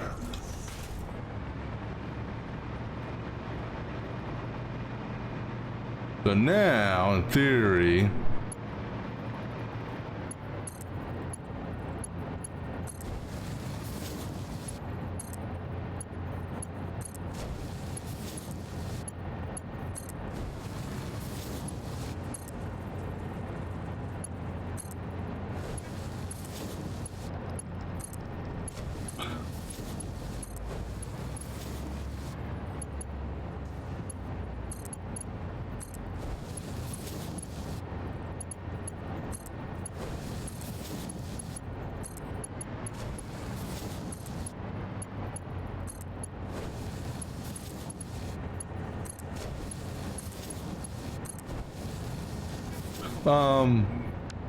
what the hell is that?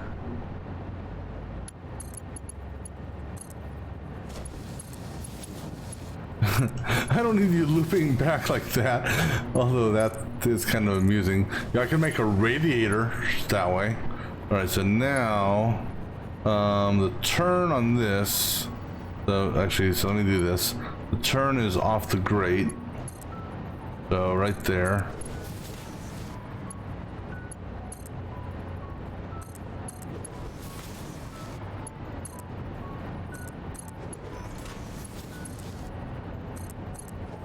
All right, so now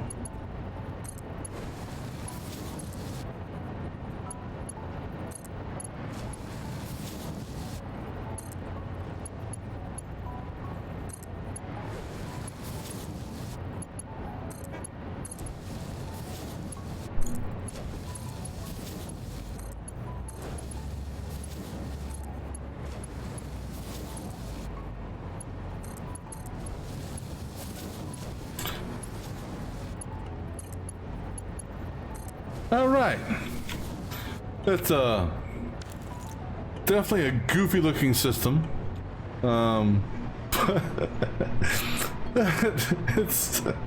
It'll work. Right, let me get these guys at least filling up these buffers. I'll make sure to set these to unload, otherwise nothing will ever happen.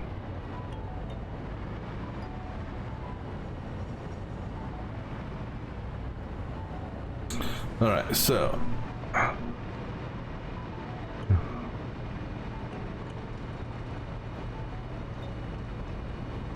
you will be going to load and nitrogen and oops, go.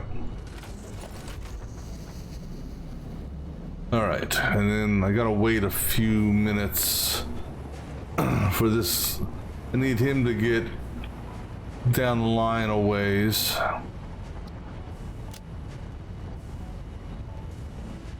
So load in nitrogen, but before I have him go active, because there's 2, I want the other one to be almost there. This way they're kind of like on opposite sides of you know, one's loading as one's unloading type deal. So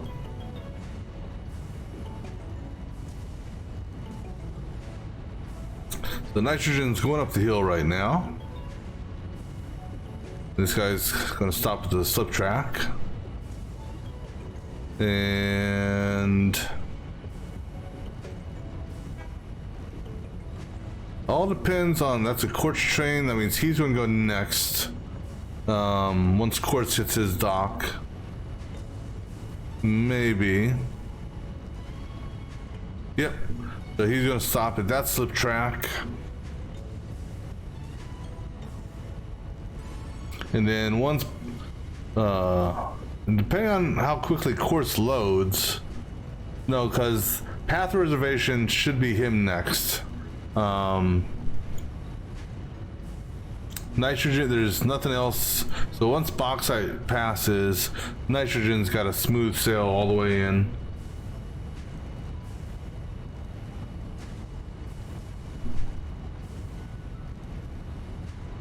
All right, so now he should start going here in a moment.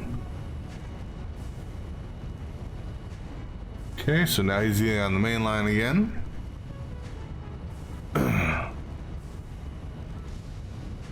And he's got bauxite coming behind them. Unfortunately, he's going to stop.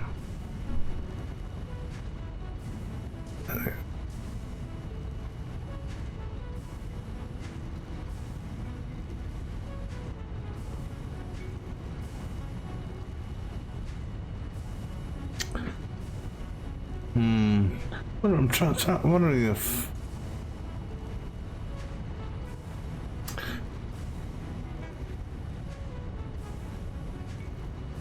just trying to think if there's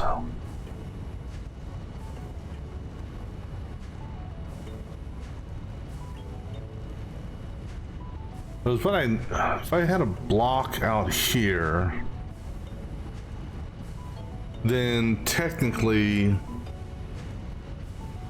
well, the problem is if I have a block there, it's gonna mess up this pathing signal here. I have to mess around with some of these other pathing signals. All right, that's, I think, good enough for him. So go ahead and save changes. All right, he's on his way now. Now we gotta figure out how we wanna do this, actually. So first things first, let's go ahead and, since this is gonna be run at level 2, we need to get these guys out. Actually, hold on. Level 2, not that high. That's level, that'll take it up to level 3. I need a 2-meter foundation.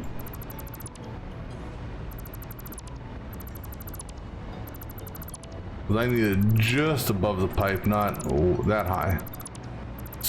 Plus, it's gotta go through that. So we need a 2-meter foundation.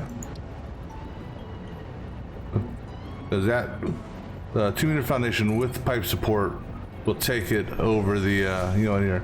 Let's just do this. Just go ahead and zoom me down all the way over. And just go ahead and just fill this area in with a 2-meter foundation for the moment. It'll just make it easier. Oh, I'm out of material. Oh man, I'm just running out of material left and right. All right, so concrete now. And iron pipe thingamabobbers.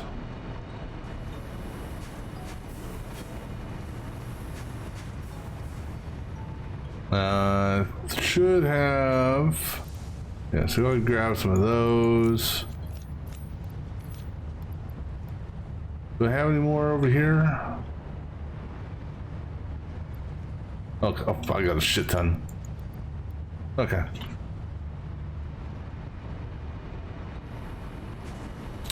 All right, so each one requires 150 nitrogen gas. Each pipe can hold a max of 600. So that means that I've got 11. So, so 4 is 600, 8, 600, and then the last 3. So I could run 3 separate runs. Here, you know what? Put something right here so I can. Okay, that's a bad spot. Put something right here so I can get out. And let me just validate this. 150 each. So that 4, we could do that 4 is 1, that 4 is another. So the question is, do I use all the nitrogen feed or do I take 3 nitrogen feeds?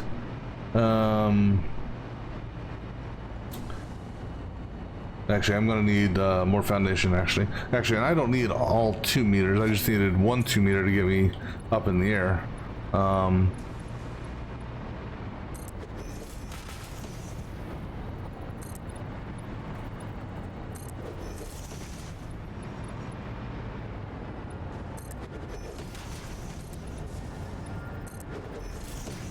because I need it on top of the pipe here just because, or at least temporarily.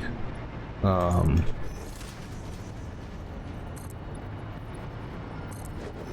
right, now go ahead and just fill this in for the moment.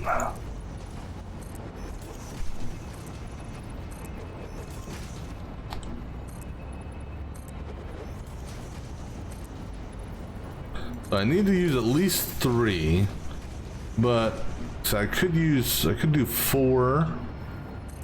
Have it, you know,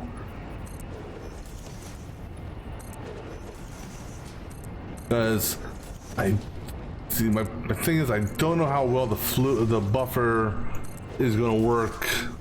So I'm leaning towards because I know that these will be a backup buffer of 2400. These are a buffer of 2400. So, thing is, this buffer here dies, if you will, as soon as the train arrives to do a load, or an unload, I should say. And let me just 100% validate. I did set every single one of these to unload, right? Yeah. So 150 a minute. Just out of curiosity, let's say we did 600. That's 4 of them. That's 600 a minute. That's 4 minutes. You know, is 4 minutes long enough for the train?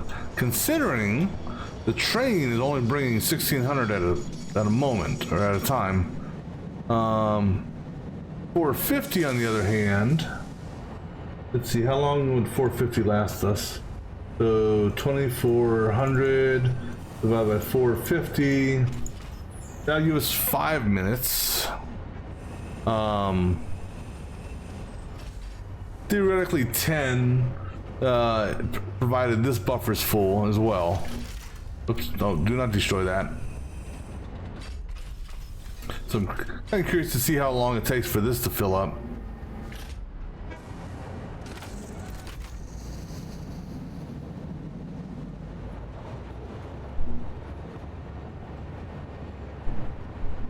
Well, it should take at 600 rate, 600, it should take 3 minutes to build, no, 4 minutes.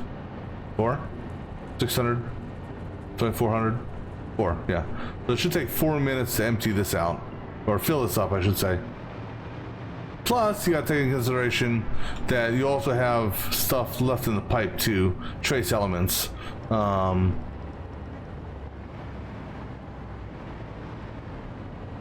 Now, here's what I'm hoping doesn't happen, and that's why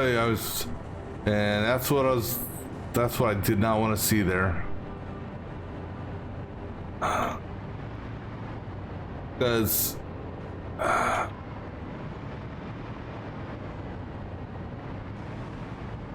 unlike other storage bins, unlike other big storage bins, these only have 2 connectors. So now what I could do, which I don't really want to do, is I could double stack these.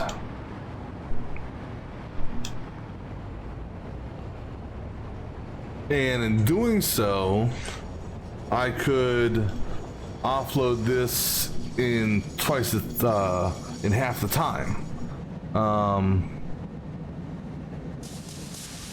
Because what's going to happen here? I don't know, maybe not. We'll see. It's going to be close because I got to take in consideration these don't carry 24. These carry 16. So these might be able to do a full offload. I forgot about that. We'll see if it drops or not. Okay, yeah. But even with that being said,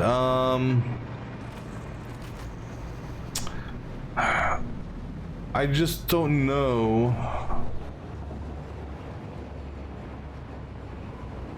I think I'm gonna do 3 for 1. So 3 will get 1, 3 will get 1. These 2 back here will get their own. And then these 3 will get theirs. And then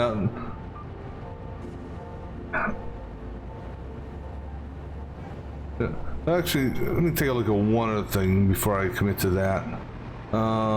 What is it saying for the flow rate or the 344 a minute? Yeah, see that.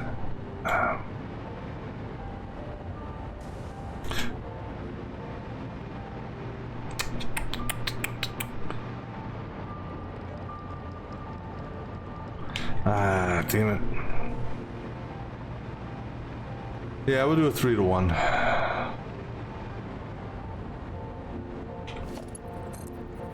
Alright, so now I'm hoping here. Okay, for starters, just gotta find out what seam you're on. So you're off of that, okay. So based on that, ah, damn it. Okay, so on the edge, on the seam.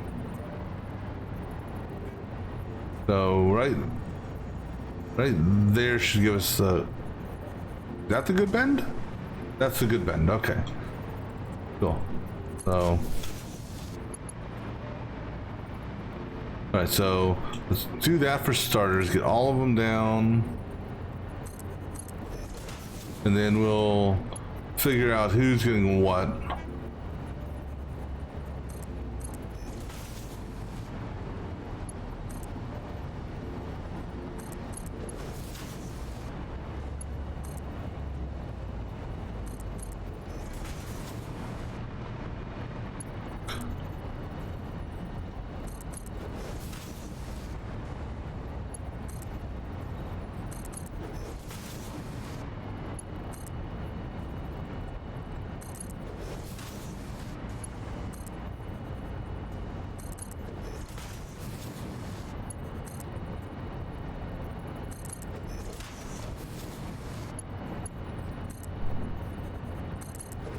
All right, so we'll have you 2 or you 3 tie into 1, you 3 tie into 1, you 3 tie into 1, and then actually I guess you 2 over there will tie into 1. All right, so hopefully 1, 2. How much room are you giving us? I don't know if this will work. Well, if I get rid of the support pole, it may. If I put a junction here,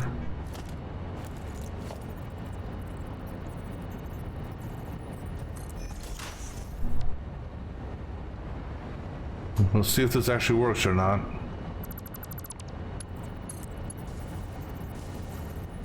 Too short. Damn it. What about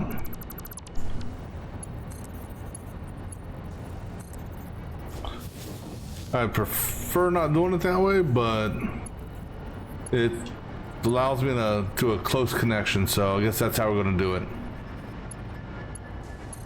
Just for that middle one.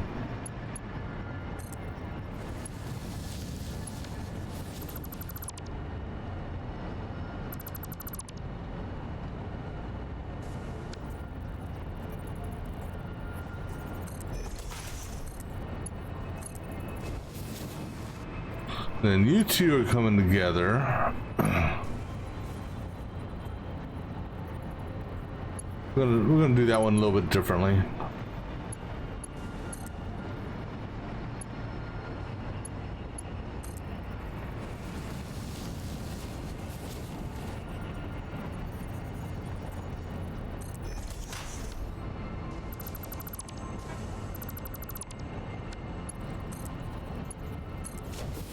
All right, so for you 2, autosave.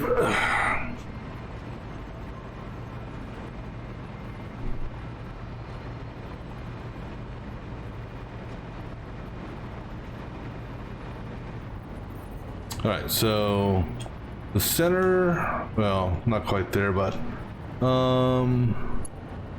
oops.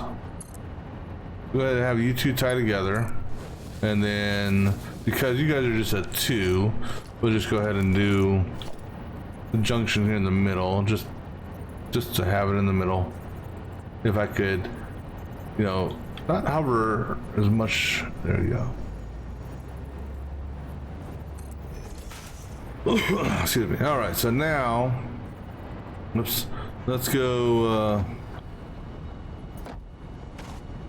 find out where we're gonna have these come up through the ceiling.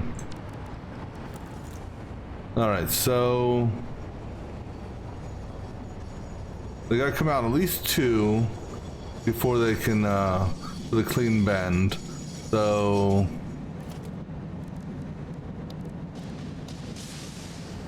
this is gonna be the fun part. So I want to say that's where they got to come up at. So off the corner 1, but on the grate. Okay, actually, if we go stand here and look straight up, see how that looks. Okay, wrong answer. Close. All right, so it only has to come out 1.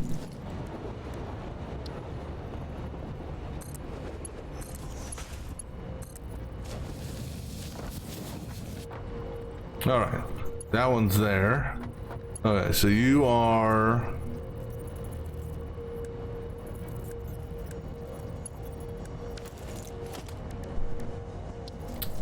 right, so you are 1 the corner, 1, 2 off the corner. The 2 off the corner, so that's corner 1, 2.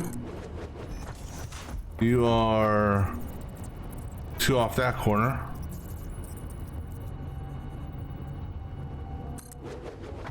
You are in the corner. And then you are in the other corner. Now, we're not necessarily going to use all of these. Are you telling me you can go back 1 more? Hold on. Can you actually go back 1 more?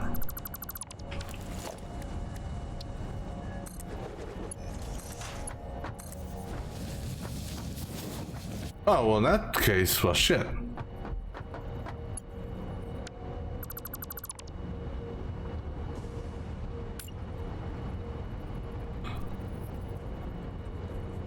As long as I can make sure I get the correct line. Can I like overlap you? I can. All right, that's good. Let's overlap you and then I'll delete the old ones.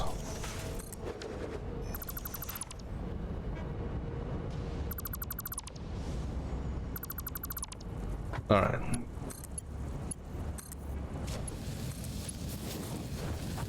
And here's hoping that I was able to get this correct with the perspective. All right, so looks good there. All right, now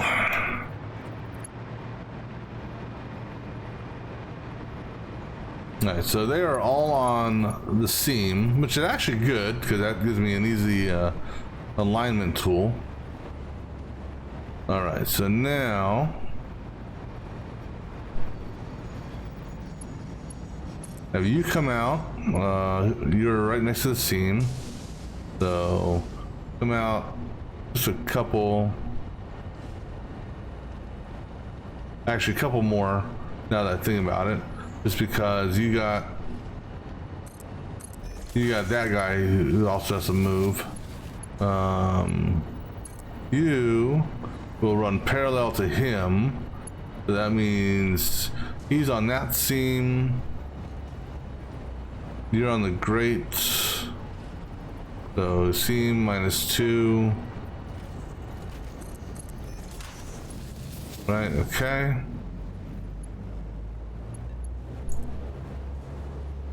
Actually, do I need to go? Hold on, hold on. Oh wait, no, okay, that seam right there. Okay. Yeah, I don't need to go that far over. Excuse me. So actually, do it this way. This is the inside one. So this is our seam. I do need to go to mid seam because we do gotta give it a chance to turn into the whatchamacallit.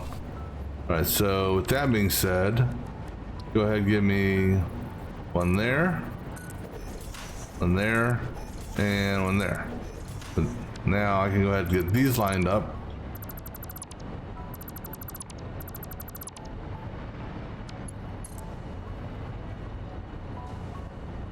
This one is on which line? One off the grate, okay.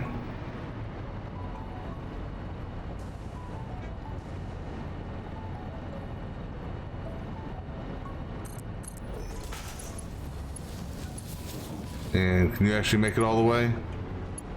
Oh, you can. Oh, I know this one can't though. At least I doubt he can. So this guy here is going to be center seam. That makes that easy. And you're on the grate, so on that grate seam, take it as close as we can. Oh, so close.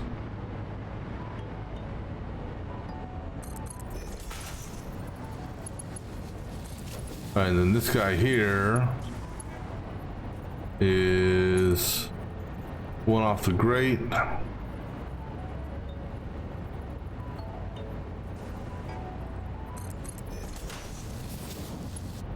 All right. Now, get to that. More foundation. So we'll leave the last one alone just because currently I don't need it. In theory. Excuse me.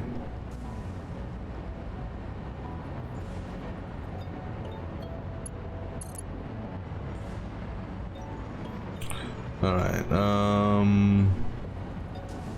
Let's do this. Give me another foundation set here. What we'll do is we'll have it come just past. Actually, no, we don't need a foundation there for this.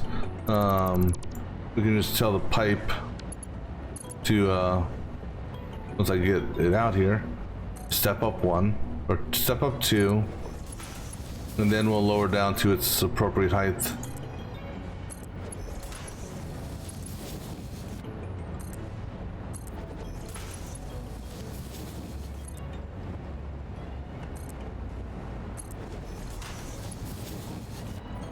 I'm okay with that. All right, so now, so actually we'll have it drop right here. Let me just look here to see.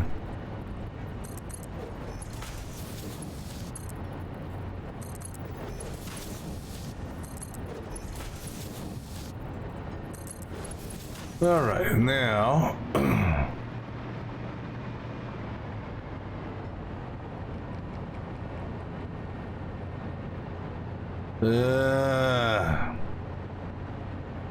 That's, well, that's,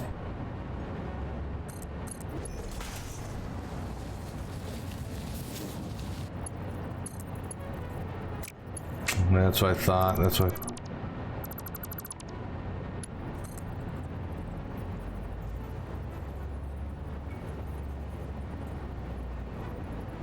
Well, that works, that's, you know what? That's fine. You decide the bend that you want to do.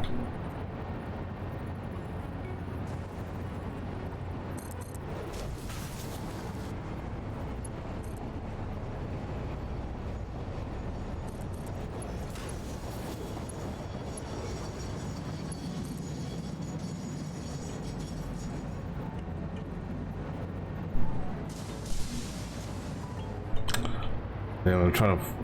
Where's my line at? I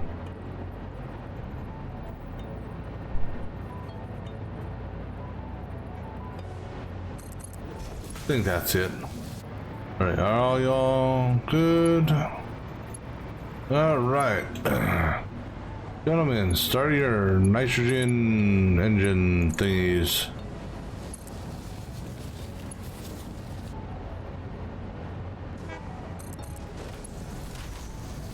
Well, that's not where we wanted to go.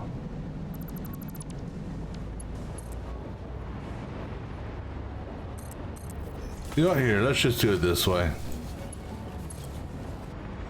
All y'all come up to here.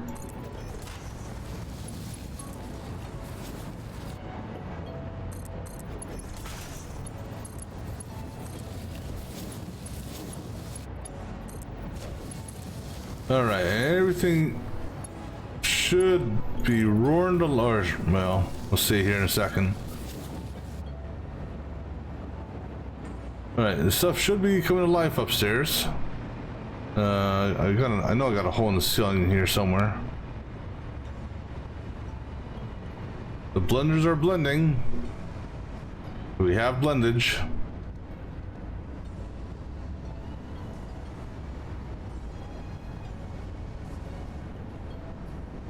So now the question is, how's the flow rate going to be?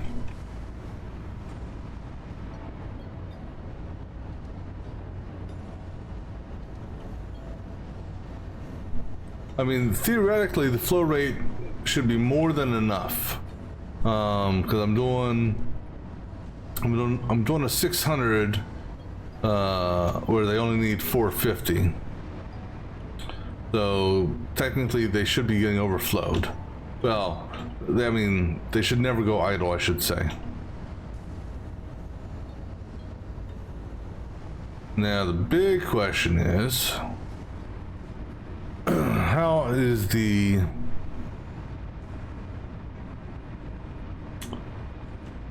Now, the buffer should have been full. So now we're actually draining from this buffer here, but that buffer is actually coming from here. So essentially, this guy here, he goes into the buffer because he is going into this one here. So essentially, this is just basically straight feeding upstairs, and that's actually a lot of net drain. No, 450 is what we should. The drain rate does seem a little weird. But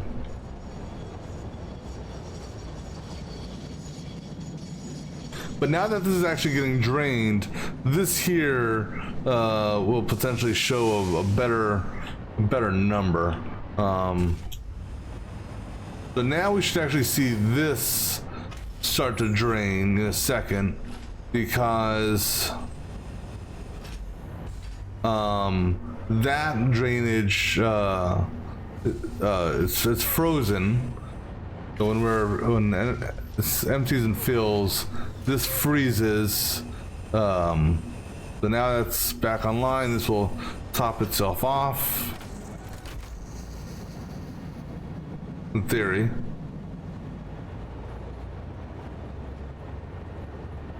So now it's basically transferring slowly from there. I mean, this guy here is untouched, so that's fine. I mean, you'll see. 173 items a minute, 250. I mean, granted, now it's tough to really gauge this because I did have the buffer fully filled, plus the train station was fully filled, so it'll be tough to tell initially. It'll just take time to run.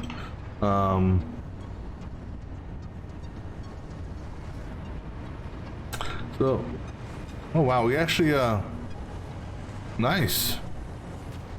Well, you know what? Not so nice. Let's see. We filled that way. We're gonna build some more here. Because I don't have a smart splitter setup for overages. I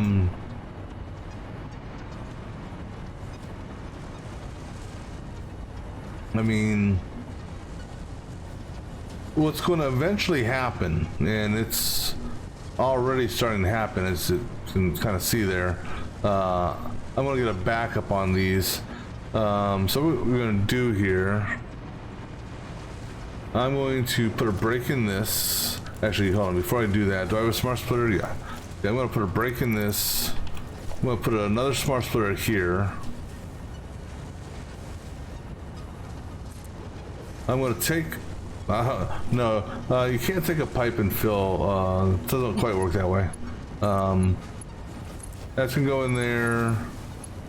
That's going to go in there. I'm going to go ahead and add a couple more storage containers here, just as a temporary thing while I get something configured.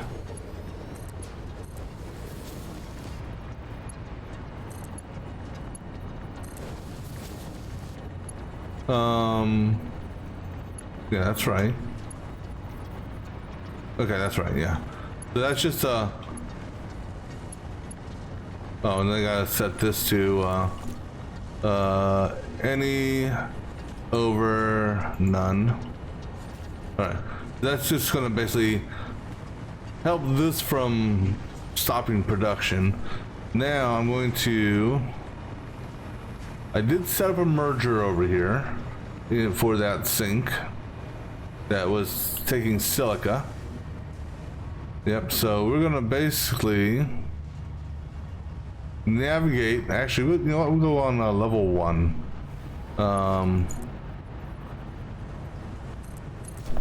Alright, so let's go find we'll go find out where this is.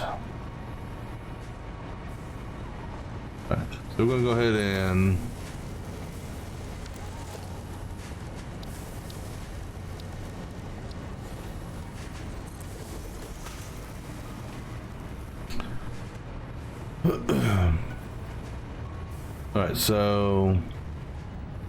Alright, so where are we going to? That won't work for us. Alright, let's kind of move that over. Alright, so if I put you, let's say, because if I want to do that,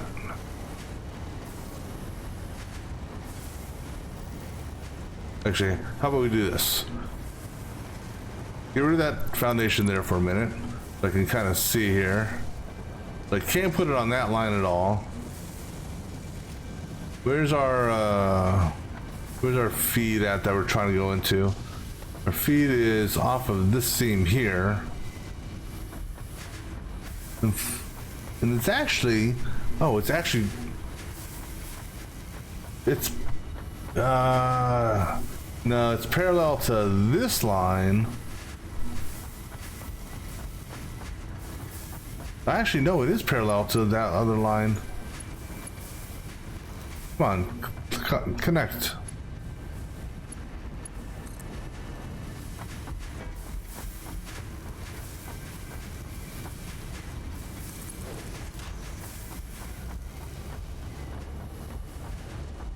So we're right there, and it is parallel to this line here. So one, let me see, what's above? So seam plus 2, okay. So we'll have him. I don't know why I just did that shit. Nope. So I think scene.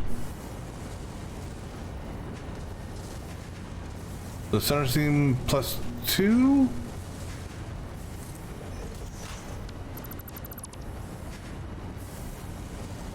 So yeah, that now that will work if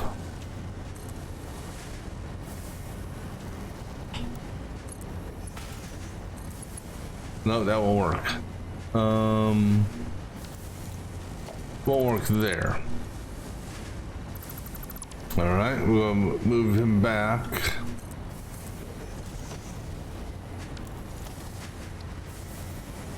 So that it's not going to be a clean line, but let me see which one looks. You know what? That doesn't look that bad. I can live with that.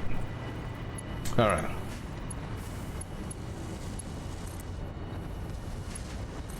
And that actually was perfect to tie right into that because it beeped. So there's no connection there, so that's good. All right, so that'll just basically ensure that, you know, if these are backed up, which they pretty much will stay backed up,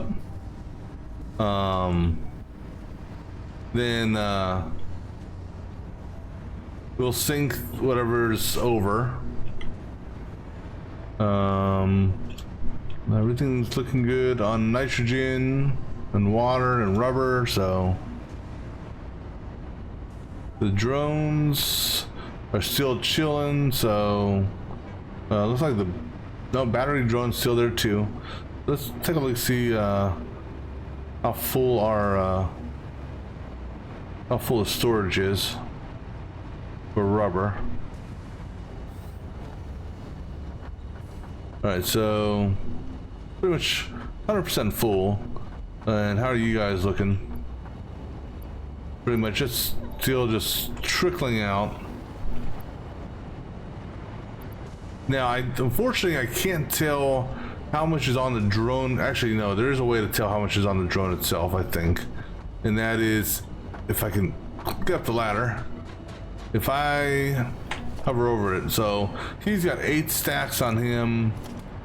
Well, no, because rubber is in 200. So he's got 4 stacks and he's got 3 stacks left on him.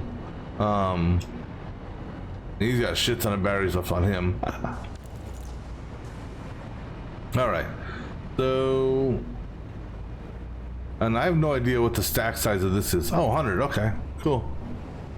So our cooling system factory is operational. So I'm not 100% sure what I'm going to use all that space for yet. That'll be determined later on. But this was my this was the goal that I had, was to get this guy up and running at least. Couple things I just want to take a look at, double check. Now that this has been running for a little bit, let me take a look again at the buffers. And I also want to take a look at the what's it called, the ore storage.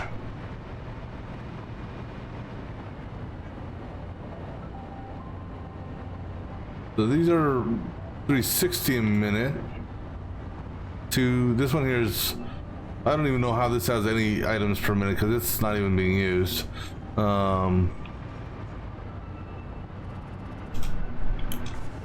So this one here is around 700.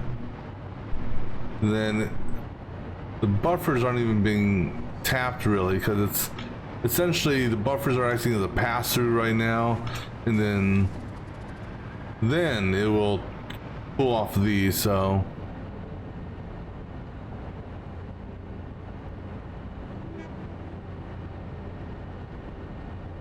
where is Mr. Nitrogen Train?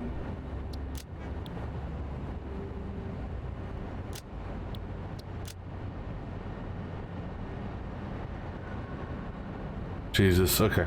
Let's look at the actual train station. This way it only shows me trains that are on this line.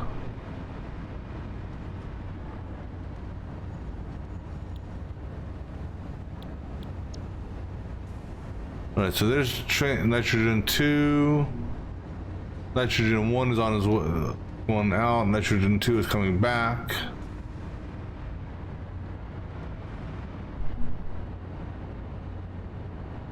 So these three, the first three, should essentially drain at the same rate.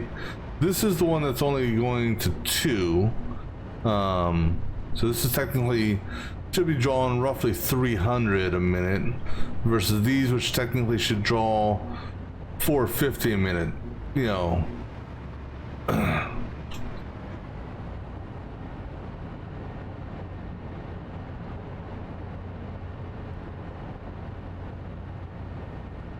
Don't know how this is getting a fill rate, considering.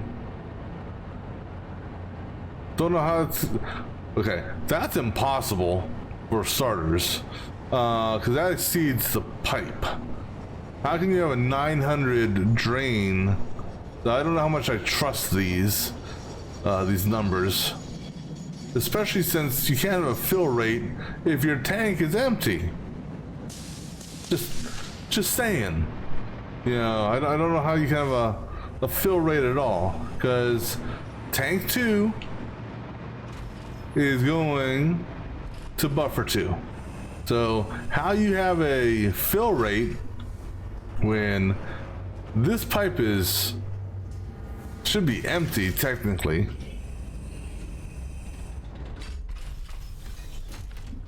Unless the only thing I can think of is this guy here is pushing gas.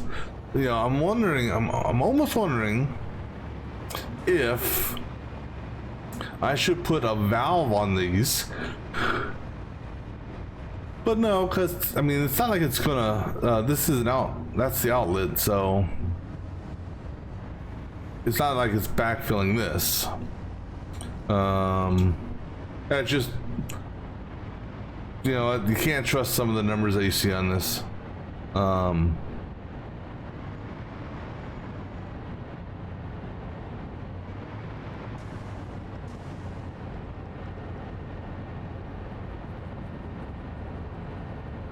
And that number there, not 100% sure I trust that. But you know what this drain rate may be doing as well is maybe it has something to do with pipe segments. And so, for example, we're doing 450 from the machines, but then you got this here. That's a pipe that has 28. And then you got let's just take a look here. So let me just jot these down. So we said here, so this is a 6.4 max. So we'll just go with that, 6.4. This guy here, 28.3. Because that will be a static number. The amount in the pipe, that will vary. All right, so then this segment here is 65.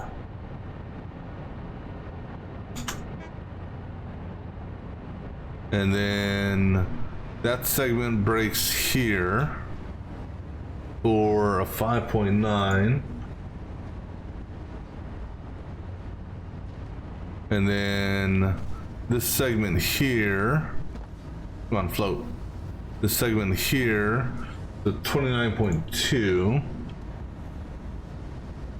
And then this segment here to the split, 34.7. All right, let the autosave do its thing.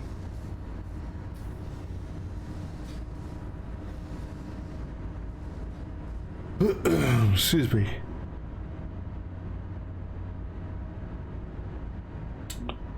Come on, autosave. Any day now. Alright. And then this goes into a triple. So a portion of a segment here, 24. Then this part is 5.1.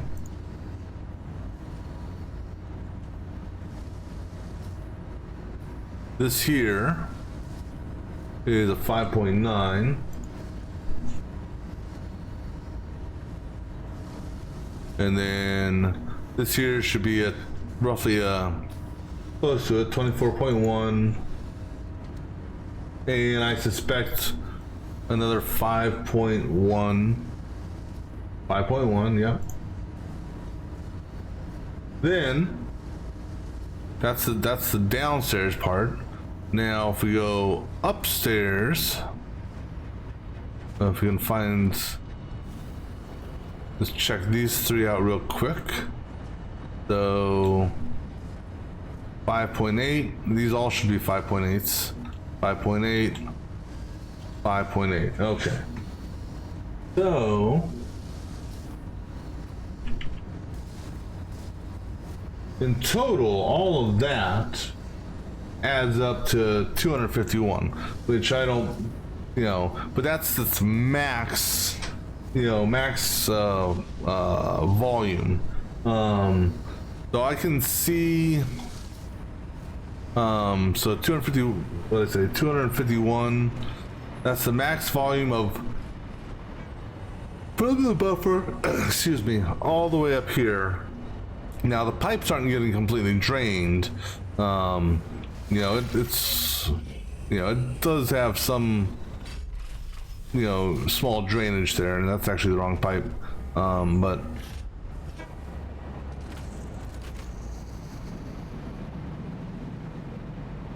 But everything seems to be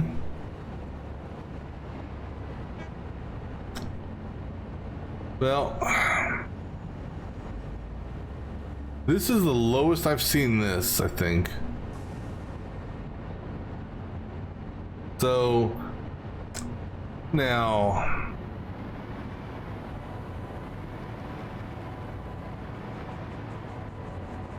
interestingly enough, well, again, this one here is using less. Now here's the problem. Well, it's not a problem, but it's like I've got 11 upstairs. I could change this around to a 2, 2, 2, 3 with respects to splitting it up.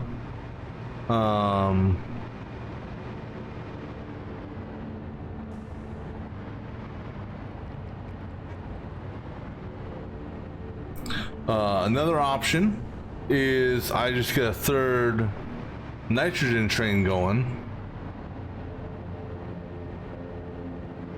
to make sure that this thing is constantly being filled. Like I said, I also have this buffer here. This here bugs me.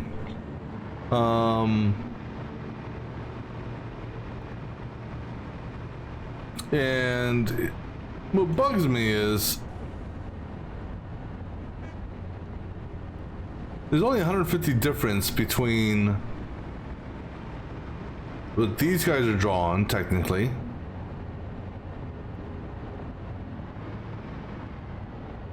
Because there's 3 machines attached to that doing 150 or 450, 3 on that 450, 3 on that 450, 2 on this for 300.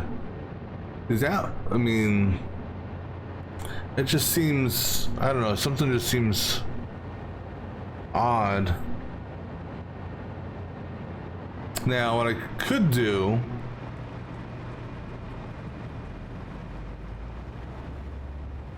and I don't know, not sure how this would work, but I could try. Well, again, what it comes down to is the buffer here only has 2 inputs.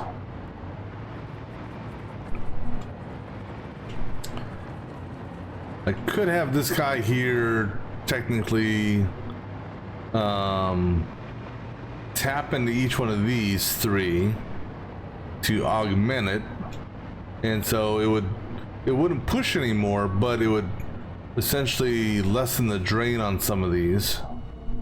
That's something we could look at possibly doing.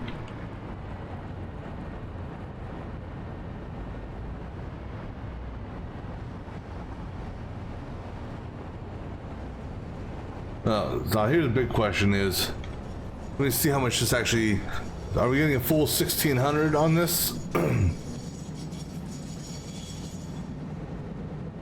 Because one of the, maybe just easier to throw a third train on this.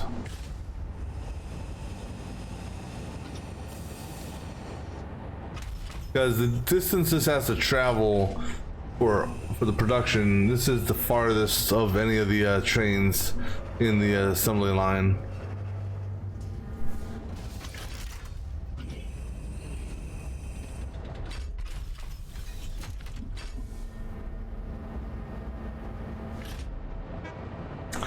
Yeah, I think we'll do that. Do I have enough? Because I may actually have enough to just do this right now. 5 freight cars. Yeah, I do, because I got computers over here.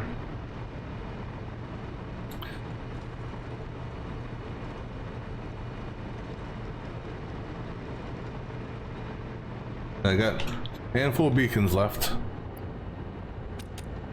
Alright, so we'll just throw this train out on this track here.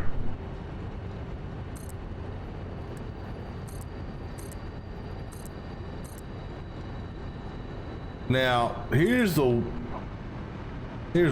issue with this, and actually it won't be an issue, just because there's no trains coming back this far. So, oh, that also reminds me, I gotta change my entry signs. So I do need actually, do I have enough for a block? I need some circuit cards.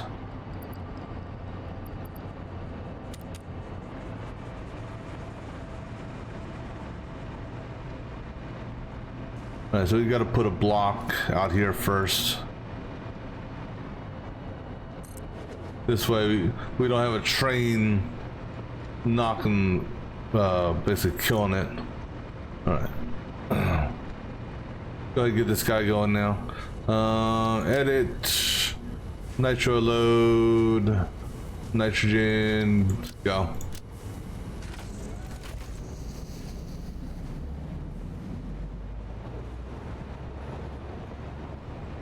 All right, and let me see here.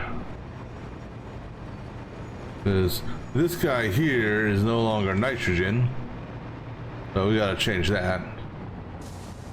Copy.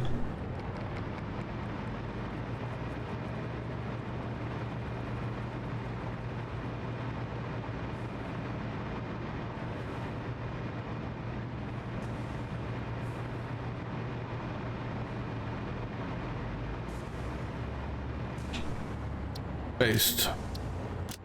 And then this guy here, we're using this here, even though that's technically not. Actually, I think we're using that there. Yeah,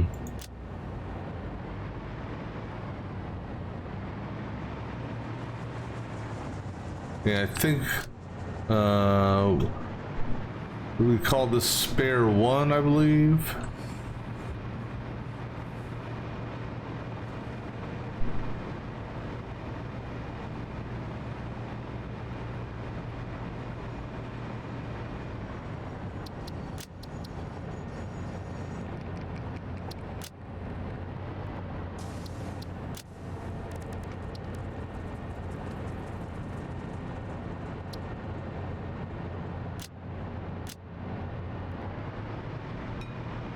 Alright, so let's see how running a triple nitro train works. Because there's a nitrogen train coming down the pipe right now. Oh, you know what I forgot to do? I forgot to name the damn train. Although I think I can. I don't know if I can. I think I can do it from here. Now that I know about that one thing. Yeah. So this is drained. Hey, how's it going? All right. So let me go ahead and rename that train. Let's see. Train. Yep, that guy there. What are we calling this? CS Nitrogen Train 3.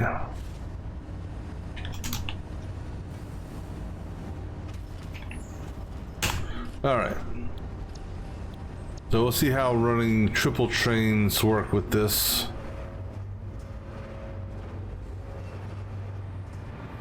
Because this is just, it's getting a little low for my liking on these. This one here is not even touched, but let's see how it works out.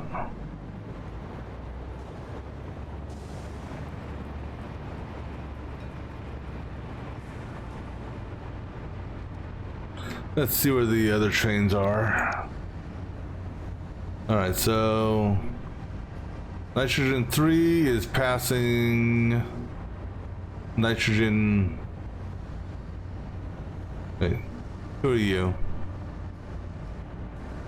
So 3 just passed 2. Alright. And there goes 1, I think. That's cool. There's one right there.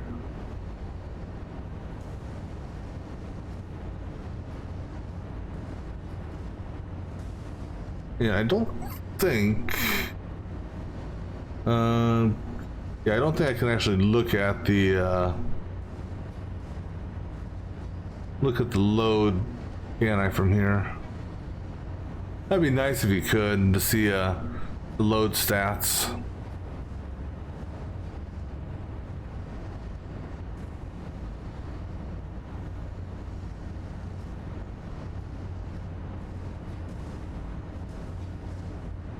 We'll see. So we'll see how this turns out.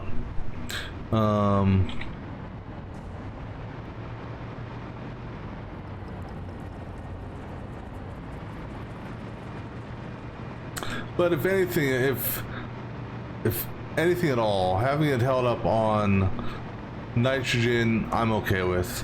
Because that's you know, at the end of the chain, so I can tweak that around. Why are you yellow?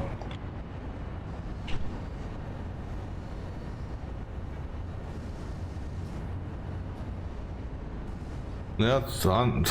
You were yellow because of nitrogen.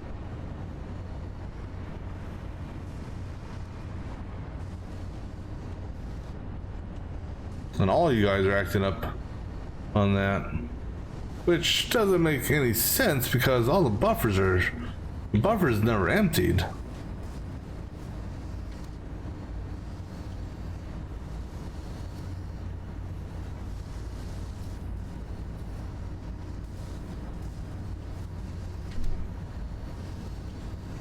And pumps don't do anything for gas, so. What are your percentages at? You guys have been solid at 100. So yeah. I mean, the nitrogen we're pulling, there's more than enough gas there. It's just whether or not we're bringing enough over at a time.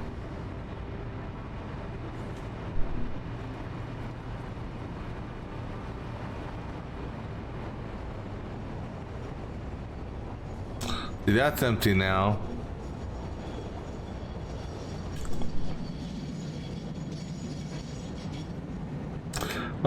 Quite honestly though, I am thinking about putting a one-way valve on these.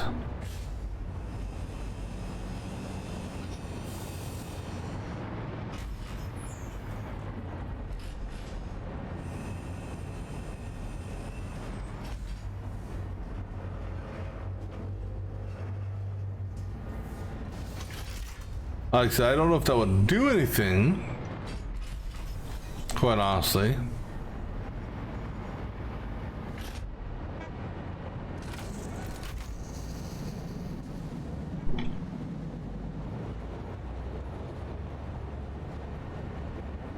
See, that flow rate,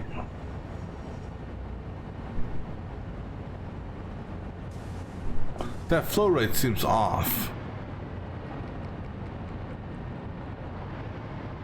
This flow rate should be at 450, roughly.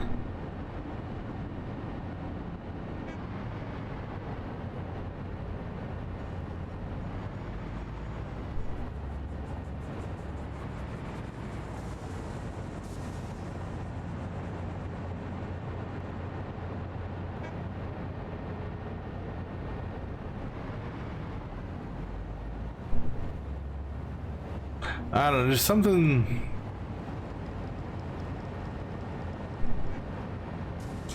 just seems off with this.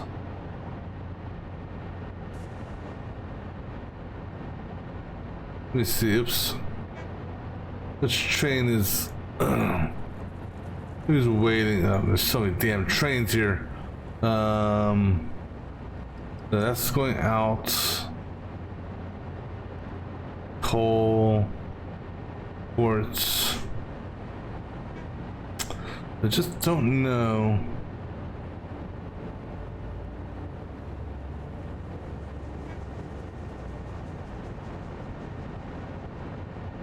I mean, if I thought that, you know, if I thought if I thought putting a pump on this would work, I would.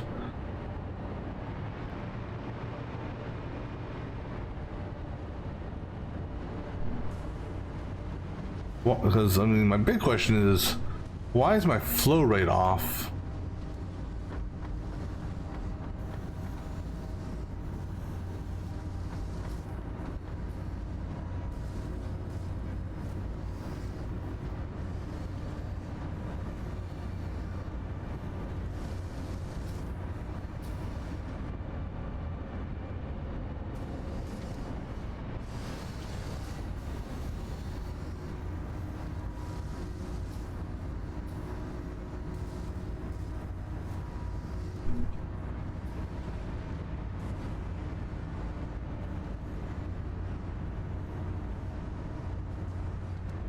This here is a short one.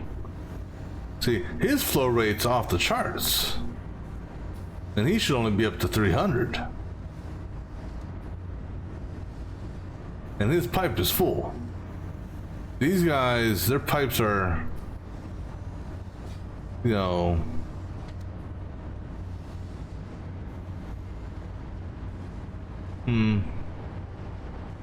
now let's see, here comes a new, another load. Yeah, these things are draining so quickly. I may have to do a fourth train.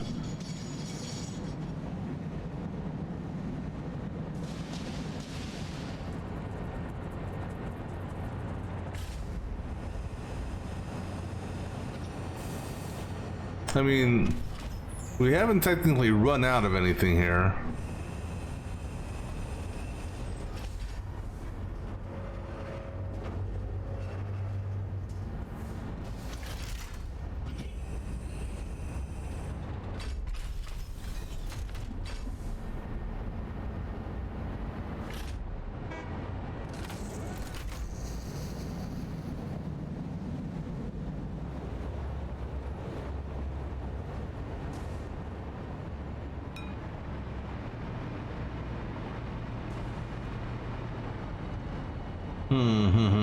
But I think we'll mess around with that on the next stream. That's where we're going to call it for now, and we will pick this up later on. So until next time, have a good one.